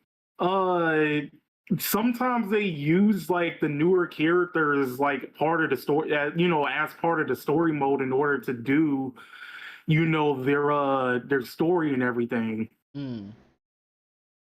It just like they just blend them into the story eventually. But where was? Oh yeah, so yeah, Amber literally befriends you in the beginning of the thing, right? Then you have in Leeway, um, would you really count Shangling because she technically meets you in Mondstadt, so I don't think you can really technically I count her. wouldn't remember. Remember, I barely play gacha games. Like, I only got like 3 so far. No, I was trying to like remember myself. I was trying to remember like myself because it has been a while because that was literally like year one when the game came out. But Child, even though he later on becomes like the antagonist of that particular portion of the game, he befriends you pretty easily. In what is it? In Uzuma, Ayaka befriends you within 2 weeks because the thing is she's supposed to be a princess and she's supposed to be a high royalty and she wants to be treated as a regular person for her personality, not as royalty. The traveler does that, and therefore she basically becomes your friend because of it. Sumeru, you befriend Kali pretty easily. Matter of fact, you even learn because you accidentally touch her. She doesn't like being touched because she ended up being experimented on, and she has PTSD for it. That's but crazy. That's a crazy ass lore drop. Well, no, that's important because she does bring up the character that did exact experiments and lets him off the hook. That's crazy. Fontaine, Navia befriends you pretty early too, and it just basically there's characters that has already like Natlin, Kachina befriends you the second you get there too. So it's like there's always been characters that befriends you for a little less time. And she's having a problem with this one chick for it's contradictory for no apparent reason. And then what else she said? Oh, so going back to like the whole Fatui Harbinger thing. So when they introduce all of the Fatui Harbingers and what they do that after Inuzuma. And this is because after the Inuzuma story, I should say, because Signora, which was the chick that was like following you since like day one in the game, home chick that kicked Venti and everything, she ended up getting killed by I and everything. So they're basically holding a funeral, and that's how they introduce the Fatui Harbinger. When they get the Columbina, she's sleeping, she's resting her head on her casket, and she's basically singing a lullaby. Now, she is Columbina's eyes is closed and covered, and she kind of has like these angel wing things like as a hair clip piece. So she had the interpretation, and again, this is going to be a common theme of interpretation of fan theory, I should say, that she was going to be like this creepy seraph angel and everything else like that. And there was a person who made a creepypasta type animation that made her look like very creepy. And this was like very early on when we were introduced to like all of the Fatui Harbingers and everything. and she was no way near like that. And because of that, and because how Kalabina actually is doesn't fit her quote unquote fan theory or fan fiction, she ended up hating the character overall. Also, is this just like a woman just complaining about a game that everybody else played and she's just dogging on it? I mean, she plays the game too, but like sometimes the things that she says basically feels like we're playing two completely different games. Or she interprets everything poorly. Oh, just like I do. Crazy. So it gets even worse from there, because then she talks about the whole villain theory thing, where basically we don't really have any quote unquote playable villains, because every time we have a villain character, she just wants villains to stay as villains. Okay, so there's a thing with that. There's a thing with that, because like it'll be weird and you have to make it into the story of why this villain is joining you, like he wants to kill you, but like Withering Waves had this issue, matter of fact. With one of the fucking villain characters is fighting because his hometown is being fucked and he needs to fight you and whatnot, and this is like a huge war and shit and all this other stuff, right? You have to implement a story to where it would just work why this villain would join your side or whatnot, right? You want to know why that's a thing? Why? Both of these games are done by Chinese companies, and that's actually a law in China. What do you mean? So apparently, because I didn't even know this until like somebody reacted to this video too. Apparently, they don't want. It's all like. Apparently, there's like a thing by like the CCP. I think that's what it's called. Yeah. I don't know like what the name of the law in China is when it comes to media, but apparently they want certain, characters to not appear in certain media. Like they don't like, it's like one of those things about like they don't want characters to appear certain ways to be like for people to like root for them and everything. Yeah. So if it's like a villain character, it's either the villain character has some type of redemption and it gives you a reason to root for them, or you just give them like the death that character actually deserves. Because they want quote unquote good influences and everything. If I also remember correctly, it's also one of the major reasons why when they tried to bring Star Wars into like China, they had to downplay Finn's character. I think that's what his name was, the black dude in Star Wars. Why you don't ever see him in any posters because of how racist that organization is. Yeah, no, I hate the fact that like in the American poster he's in the forefront, but in the fucking Asian one he's like way in the back. And also, did you know in I believe it was the Adventures, they had a scene just when Asian doctors healed one of the characters off screen or some shit. Oh, I didn't know about that one. Yeah, which is weird. That's just weird. Yeah. So yeah, in technicality, like the whole villains being irredeemable thing and not being playable is kind of sort of a Chinese law thing in a way. But even so, there's still villain characters that technically really wasn't that redeemable that is still playable, which is also another contradiction to like her whole like argument and whatnot. So she uses so what makes it even worse is she uses Tartaglia and Scaramouche as examples of this.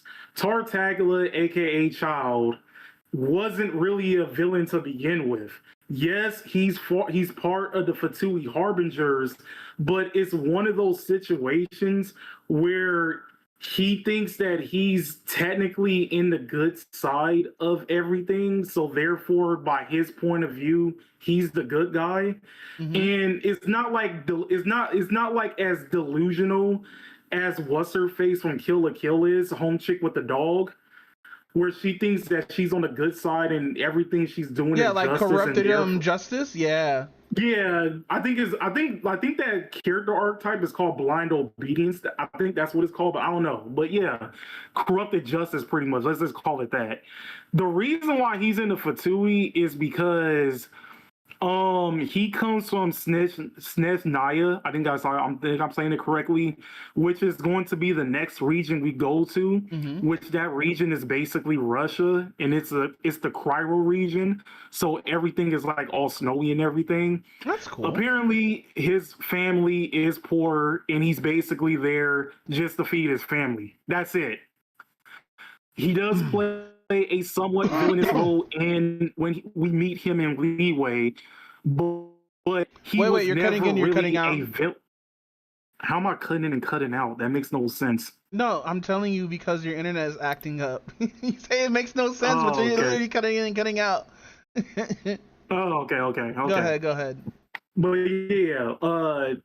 yeah. Long story short, he's I guess you would consider like an anti-villain or something like that.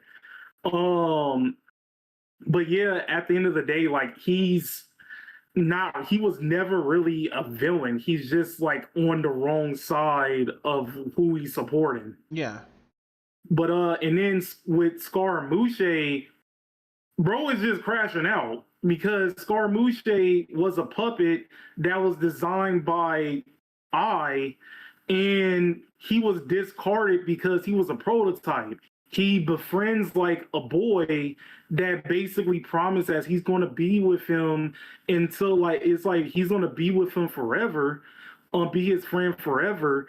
Ends up dying, and it just turns out that he doesn't understand the concept of death. So now he's just crashing out. And then when he finally finds somebody like Nadia that more likely is not going to die because she's basically immortal and basically becomes like his new mother, yeah, he's going to go to redemption arc, but he was never really a villain per se. He was just crashing out. But then when it comes to like villain characters that are technically villains, look at a majority of the Archons. Venti has basically committed mass genocide. Zhongling has technically committed mass genocide. So if you kill like 1,000 Banis, does that count as like genocide towards like the Banis and or goblins that you're fighting in the game?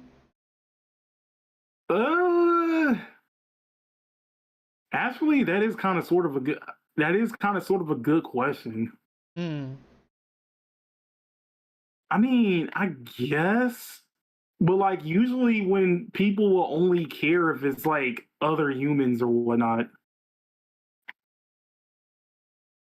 I don't know. That's kind of hard to tell.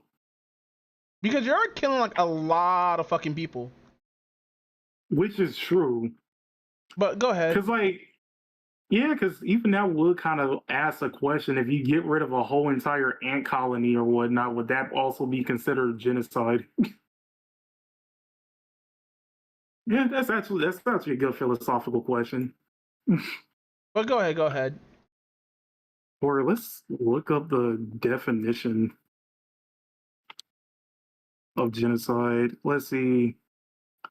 Deliberate, systematic attempt to destroy in whole or part a national, ethnic, racial, or religious group. It involves specific acts like killing group members, causing serious harm, or forcibly transferring children.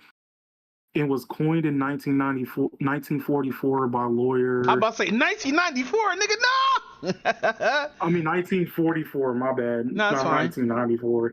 But yeah, so in a way, I guess, but going back to like the thing, yeah, both Venti and Zhongling was a part of that whole fall in Conria and helping you know, the heavenly principles like kill a lot of those people and whatnot. Mm-hmm. So in technicality, they're kind of sort of villains. And then I was the same thing. She's a dictator, pretty much. Mm-hmm. A dictator that closed her whole entire nation from everybody. So yeah, in technicality, she's also a villain that, just like Elsa, didn't really get any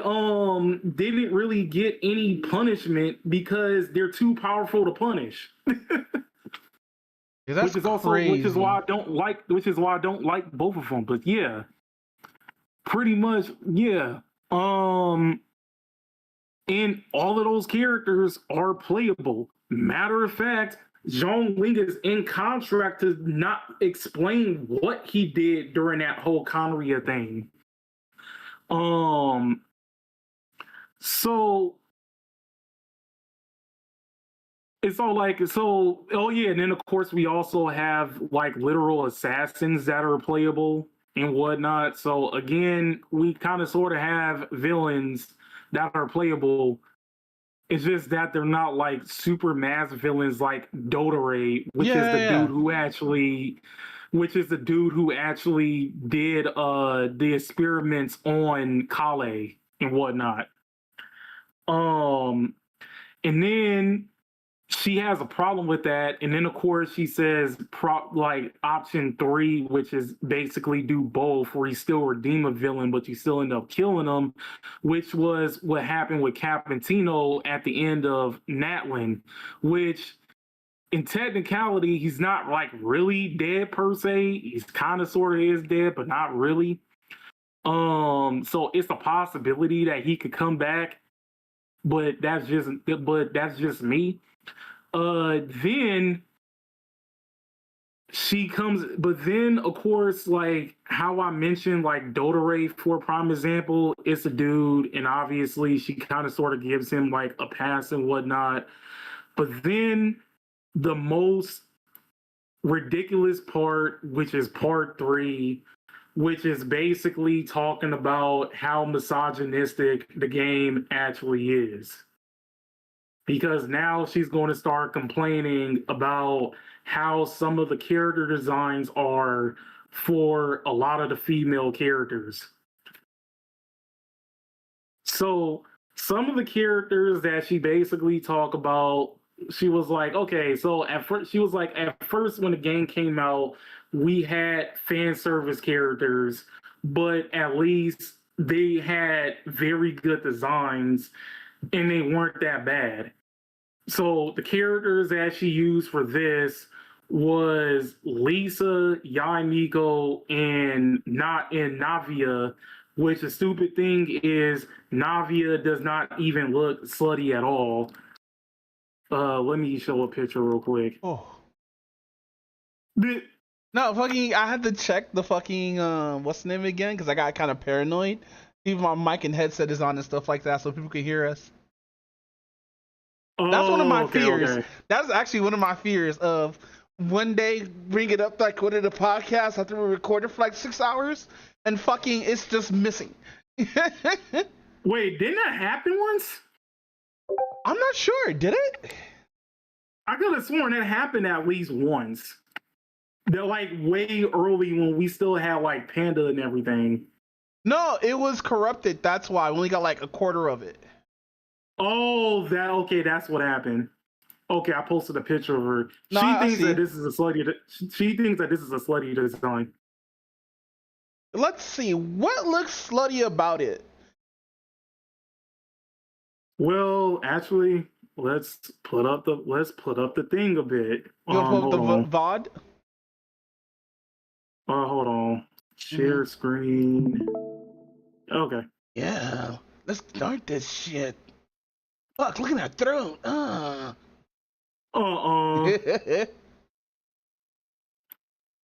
Let's see. There we go. Counterculturally, she still maintains cohesion with the cohesion. The last of the older character designs that I'm going to touch on is Navia's, probably my favorite Fontanian design personally. This design is basically a the one that's speaking? Yeah. Yeah, this is the one on. This is the chick I'm talking about. Bet. Sluttier version of a traditional French aristocratic gown, but it still covers most of her body. Navia's design exudes wealth. It is full of ruffles and jewels. She has these big, billowy curls. She's got this big hat decorated with feathers. She brings along a frilly parasol. She also maintains connection to her hometown of Poisson with these ship wheels on her hips, as well as the of her elemental burst. Navia is also a very cheerful character, which her yellow color palette communicates. And she also has got these cute sparkles in her eyes that show that. As you can see, these designs are not only... So, I'm still trying to figure out what's slutty about her design, though. Probably because of how short her dress is, even though, like, I'm assuming they all wear spats, right? Yeah, pretty much. Yeah, no, she's being weird. Maybe she's jealous or some shit. I don't know how minds work when it comes to looking at bodies, but I do understand that like there's a lot of body dysmorphia because of how like fucking stupid a lot of these quote unquote what attractive is supposed to look like for the female body. Which I get, and that's kind of also like one of the things that like they were trying to at one point, if I remember correctly, they were trying to at one point protest about like Barbie and everything. Yeah, Barbie's the worst like one. Back in the day. Yeah, but I think Barbie back in the day was kind of like in that controversy of that type of thing. But they also get more and more boring and more insulting as time goes on. So let's take a walk through them, shall we? This ought to be fun. One of my least favorite recent characters is Seat Lally. Again, I know a fan favorite, but wait, what's she say? I do not like her. A fan favorite, or which one you? She said something before, like rewind a little bit. Rewind a little bit. Okay.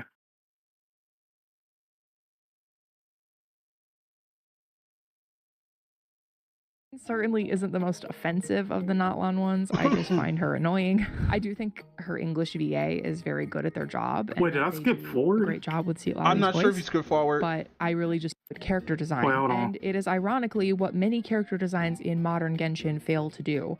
Not only that, but they also get more and more boring and more insulting as time goes on. So let's take a walk through them, shall we? This ought to be fun. One of my least favorite recent characters is Seat Lally. Again, I know Seat a fan Lally, favorite, okay. but I'm sorry, I do not like her. Her design certainly isn't the most offensive of the Notlan ones. I just find her annoying. I do think her English VA is very good at their job and that they do a great job with Seat Lally's voice, but I really just don't like the character's writing. We will talk about that in a bit. One of the things I dislike about her design, though, is this goddamn leotard that she's wearing. This girl is literally wearing a thong. The sweater thing would go right up her Which butt is crack. not a thong. It is literally literally a one piece. You have a thong one piece. 6 weeks away from. Wait, what happened? You can have a one piece as a thong. No, but it's like a literal one. Wait, let me see. Cause like it's not a thong there, right? No, it's like a. What would you consider those things, right? It's kind of sort of similar to like how like Psylocke wears. A leotard? Yeah, a leotard. Okay. Yeah, that's what it basically is. So it's all one piece connected and everything. But she thinks that she's wearing a thong. Oh. Yeah, see, you can already see like the issue with it.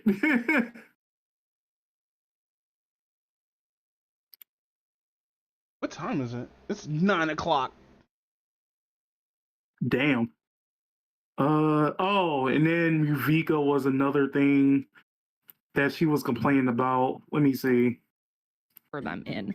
Tell me how that's supposed to give me a good impression of these characters. Like a motorcycle. And also, what exactly does this design communicate about Mawika other than being a biker? Yeah, I guess she's got sun imagery to represent her Archonhood, but to me, her hair is the only thing about her design that gives me Pyro Archon. But then, you know, all of that still goes away when she fights and her hair lights up. And then we have Veresa. Oh yeah, I need to go back a little But no, bit is more. is a lot of this about the other chick? Because I don't know if this is the chick that you're talking about, that one that dissed the franchise or whatnot. I'm so confused. No, the one that's speaking that did this video, this is her. Oh, so this is her talking about it. Yeah, this Bet, is bet, bet, bet. this is her exact video that I'm like talking about. Because I asked you earlier, you said no, this is not her. No, I did say it was her. Okay, I must have misheard then. You know, all of that still goes away when she fights and her hair lights up. And Like then a we Ruby have character. Marissa. I was really excited about this design when I saw. Oh, and this one's a stupid one too. We were talking about earlier. Oh my gosh, a girl that's a cow. Oh my god, that's gonna be so cute. I love these braids and the big horns. I mean, I wonder what kind of color palette she'll have. Maybe like browns and greens, something earthy because she's a farm animal. Yeah. Oh. Yeah. I mean, I guess that works too. Just kidding. I hate this design. One of my least favorites in the entire game. I just like, what was the point, dude? Why is she so like kawaii themed? She's got hearts and bows everywhere. She wears leg her personality warmers and a in game. cardigan. The skirt is pointless because it's too short. Yeah, on exactly. her ass. You expect me to believe? No, I that meant this is a how's her lucha libre personality in fighter? game? So when she's not wrestling, she's very self-conscious. She's actually pretty like shy and everything else like that. But when she eats she's a lot? actually, yeah, she's a competitive eater. She's a competitive eater, so they actually do like a whole like eating contest, and she eats so much that they have like her own version of like an eating contest. Oh, so she's reigning champion like multiple times then, right? Oh yeah, she's always going to be the reigning champion. That's crazy.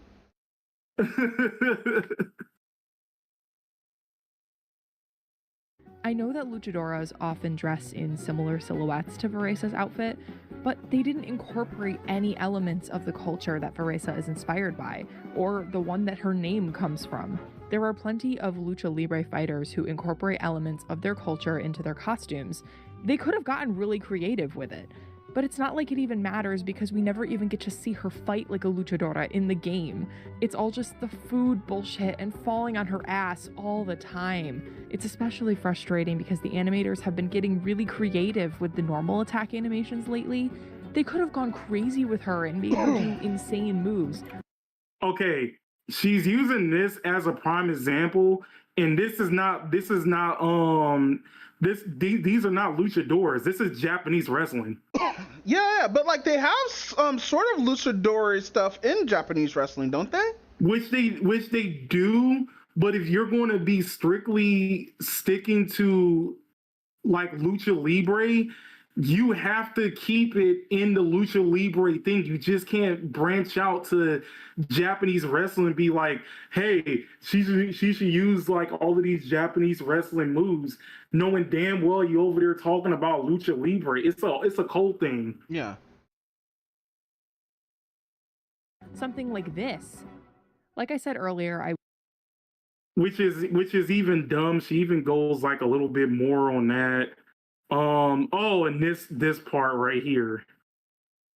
Let's see. We're not going to talk about Escoffier, which is basically supposed to be Gordon Ramsay.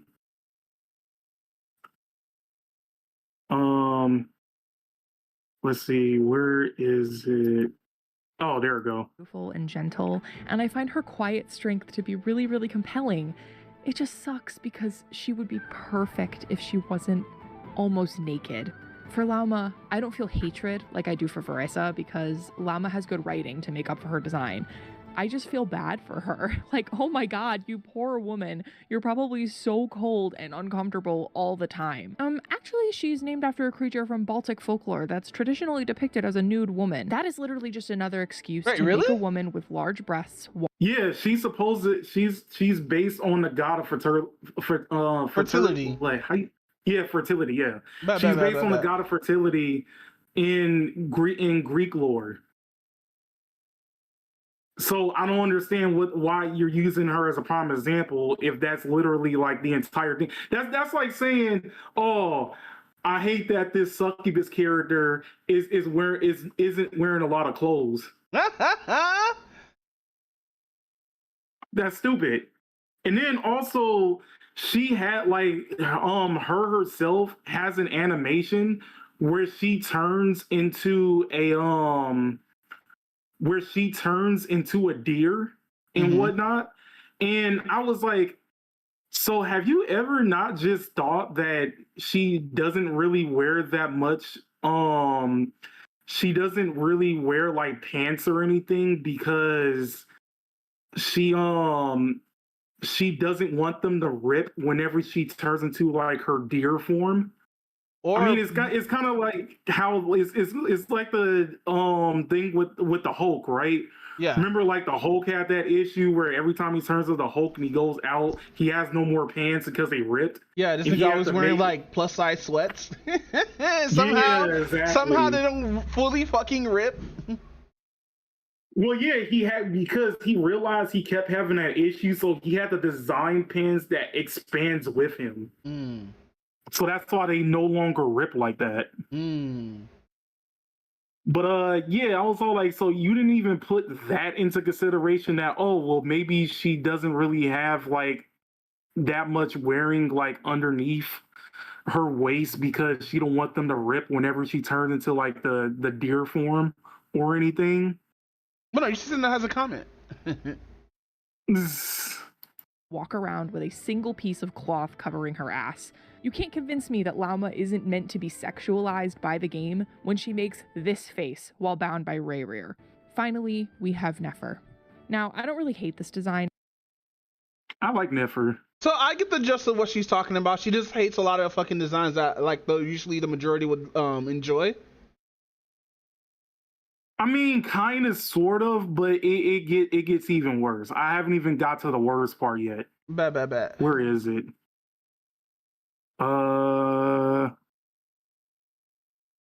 So despite all this, where is that one part?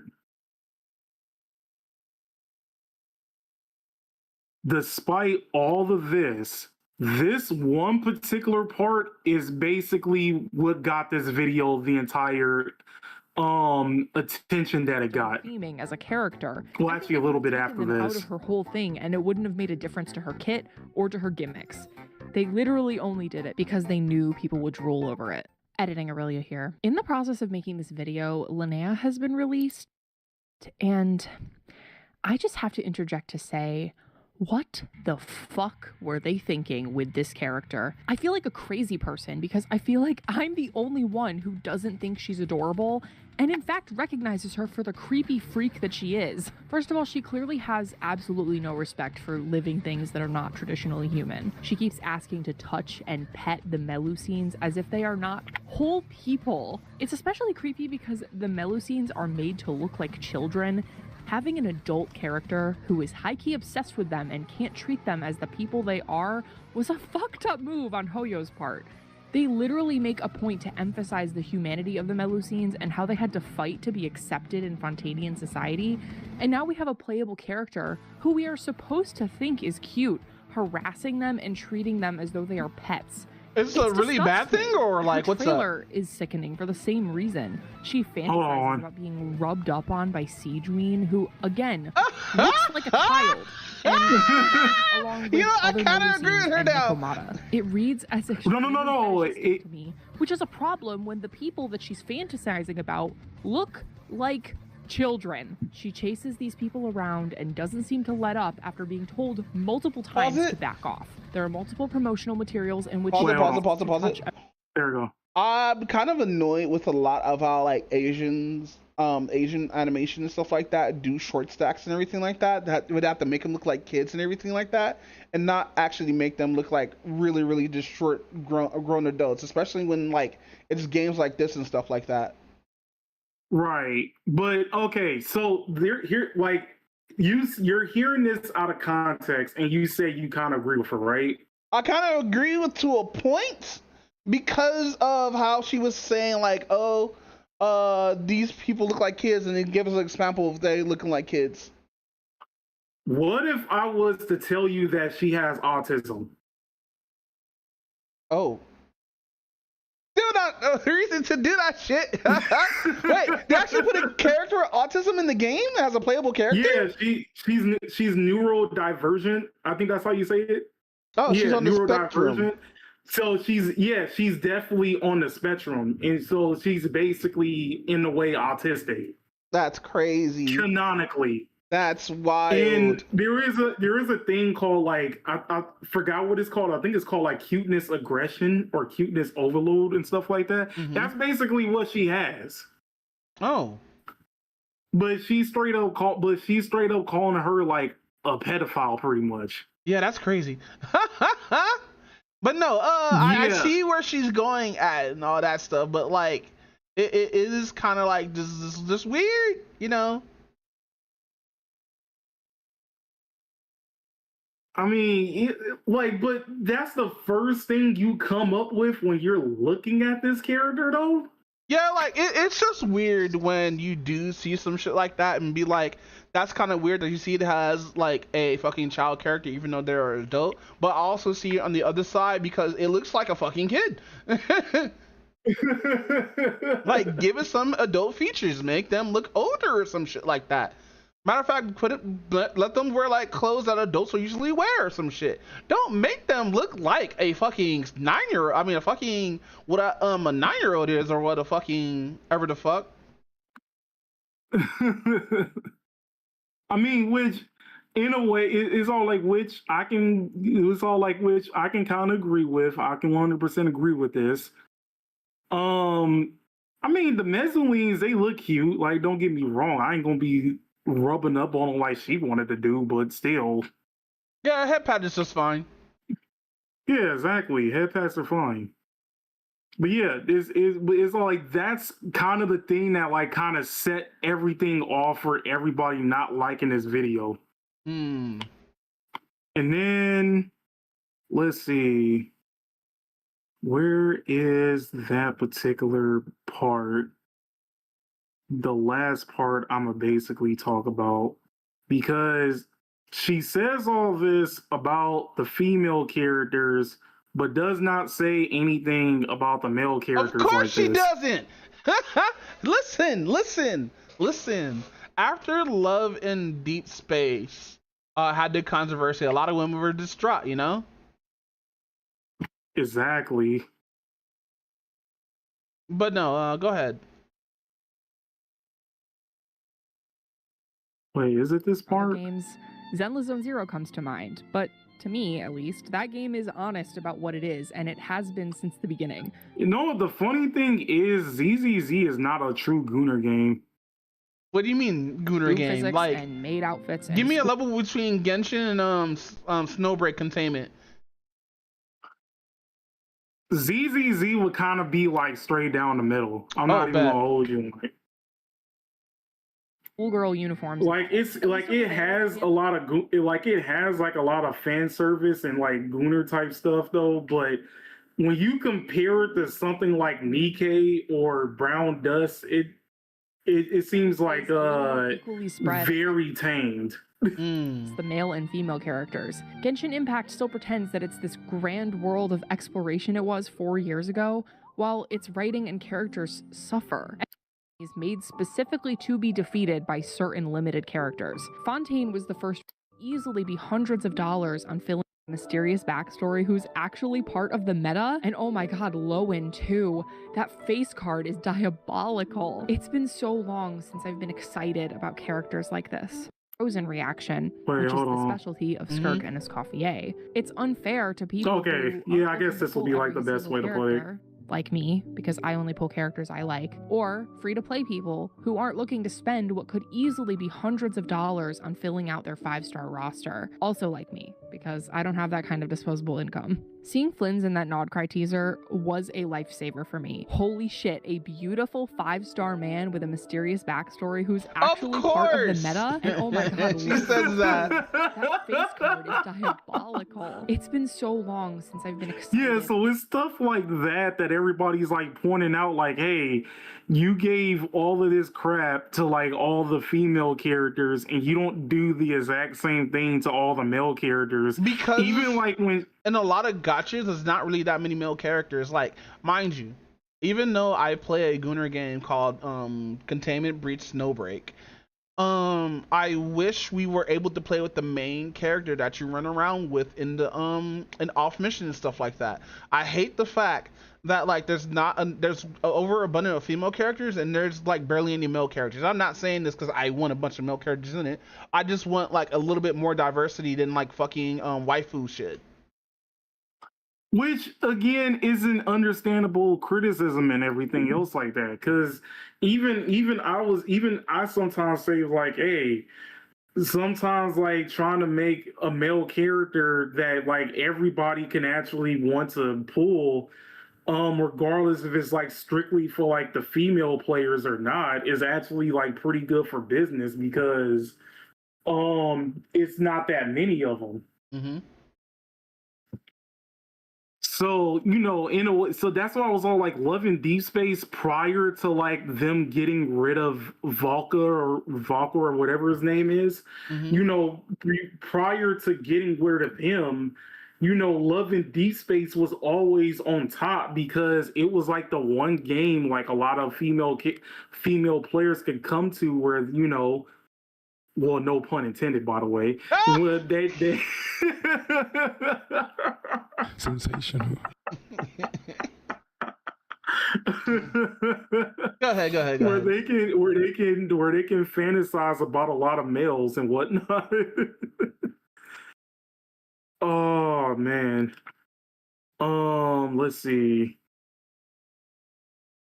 So yeah, overall, like she only had, like, keep in mind that this chick only has 2 videos, and the other video is like her trying to do like a follow-up to that video that we were just watching. Mm-hmm. So did she do a follow-up where she responds to all this shit or no? Did she double down? That's awesome. Yeah, she kind of double downs too. You know, I can respect that. She doubled down.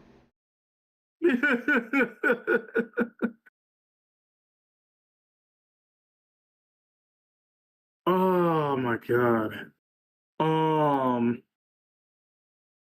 But yeah, like just watching that entire video was just rage-inducing. A lot of people didn't necessarily like that video in and outside of the Genshin community. And I definitely feel bad for anybody like with autism who had to listen to that. Damn, yeah, rip people who are on the spectrum. Yeah, because that's messed up. That was messed up right there. But with that all said, you want to get out of here, fam? Yeah, we can get out of here. All right, that was episode 210. Alicorn, where can we find you at, bro? You can find me Yugi Konatel on YouTube and Alicorn Lion on Twitch. And for me, you can find me Doombot Ugly Bastard VTuber on on X. You can find me at Doombot UBVT on both Kick and Twitch. You can find me at UB Doombot on places like fucking Blue Sky and fucking YouTube and shit like that. But with that said, we are out of here. Hey, my guy, fucking thanks again. Thank you for coming to the podcast. I know it's super fucking late for you and all that good stuff. But fucking bro, when I woke up, bro, I didn't think I would wake up to a new Ruin Lion video. Wait, he came out with a new video? Yeah, so basically it's an update on the fucking shit for the kid who was drowned, or a kid who was drowned, and people were saying like it was his white friends who killed him, even though they have no evidence or anything like that. Oh, Nolan Wells or something like that. Yeah. So like they put out some more data and everything like that. Hold on.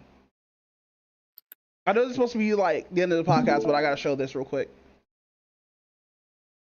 want everyone to know that I'm recording this at 4:50 in the morning on July 22nd. And the reason I want you to know that is because in about 4 hours from when I'm recording this, we're getting the results of the independent autopsy for Nolan Wells. And when I made that community post, that was the basic knowledge that I had. What I didn't know is that not only are they announcing the results of this independent autopsy, they're doing it at the 117th NAACP convention. Because if you're gonna make it a show, why?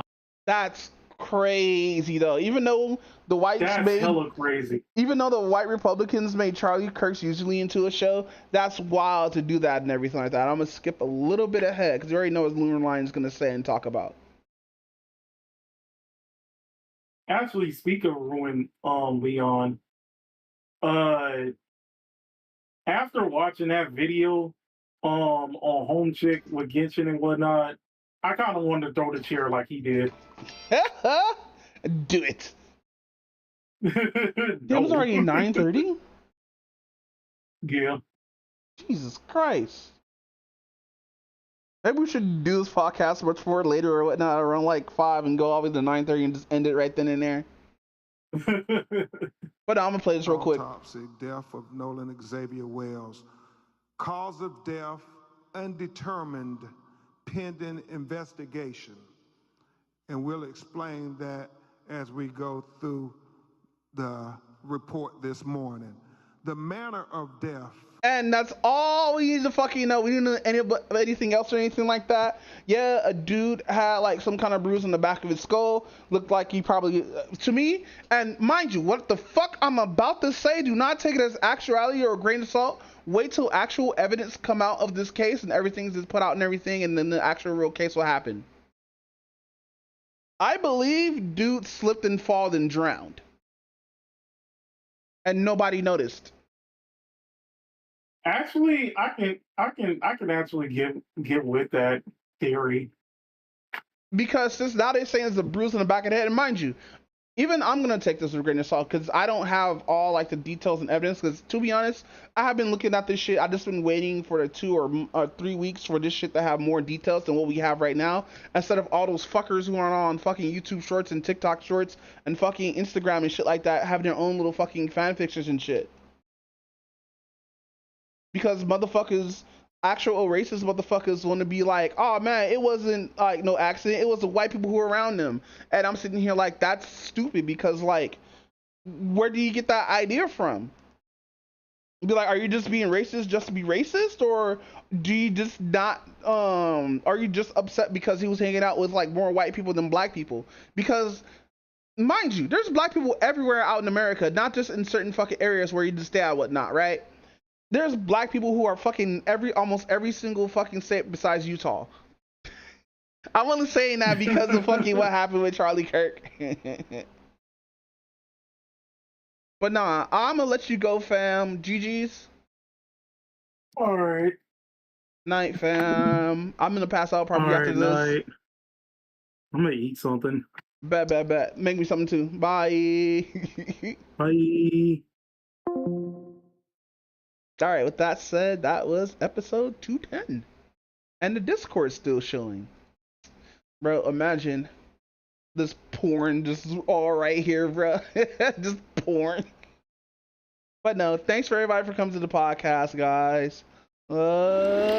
Deuces. Oh, shout out my old trailer there too. But no, later, guys. I'm about to watch me some hentai.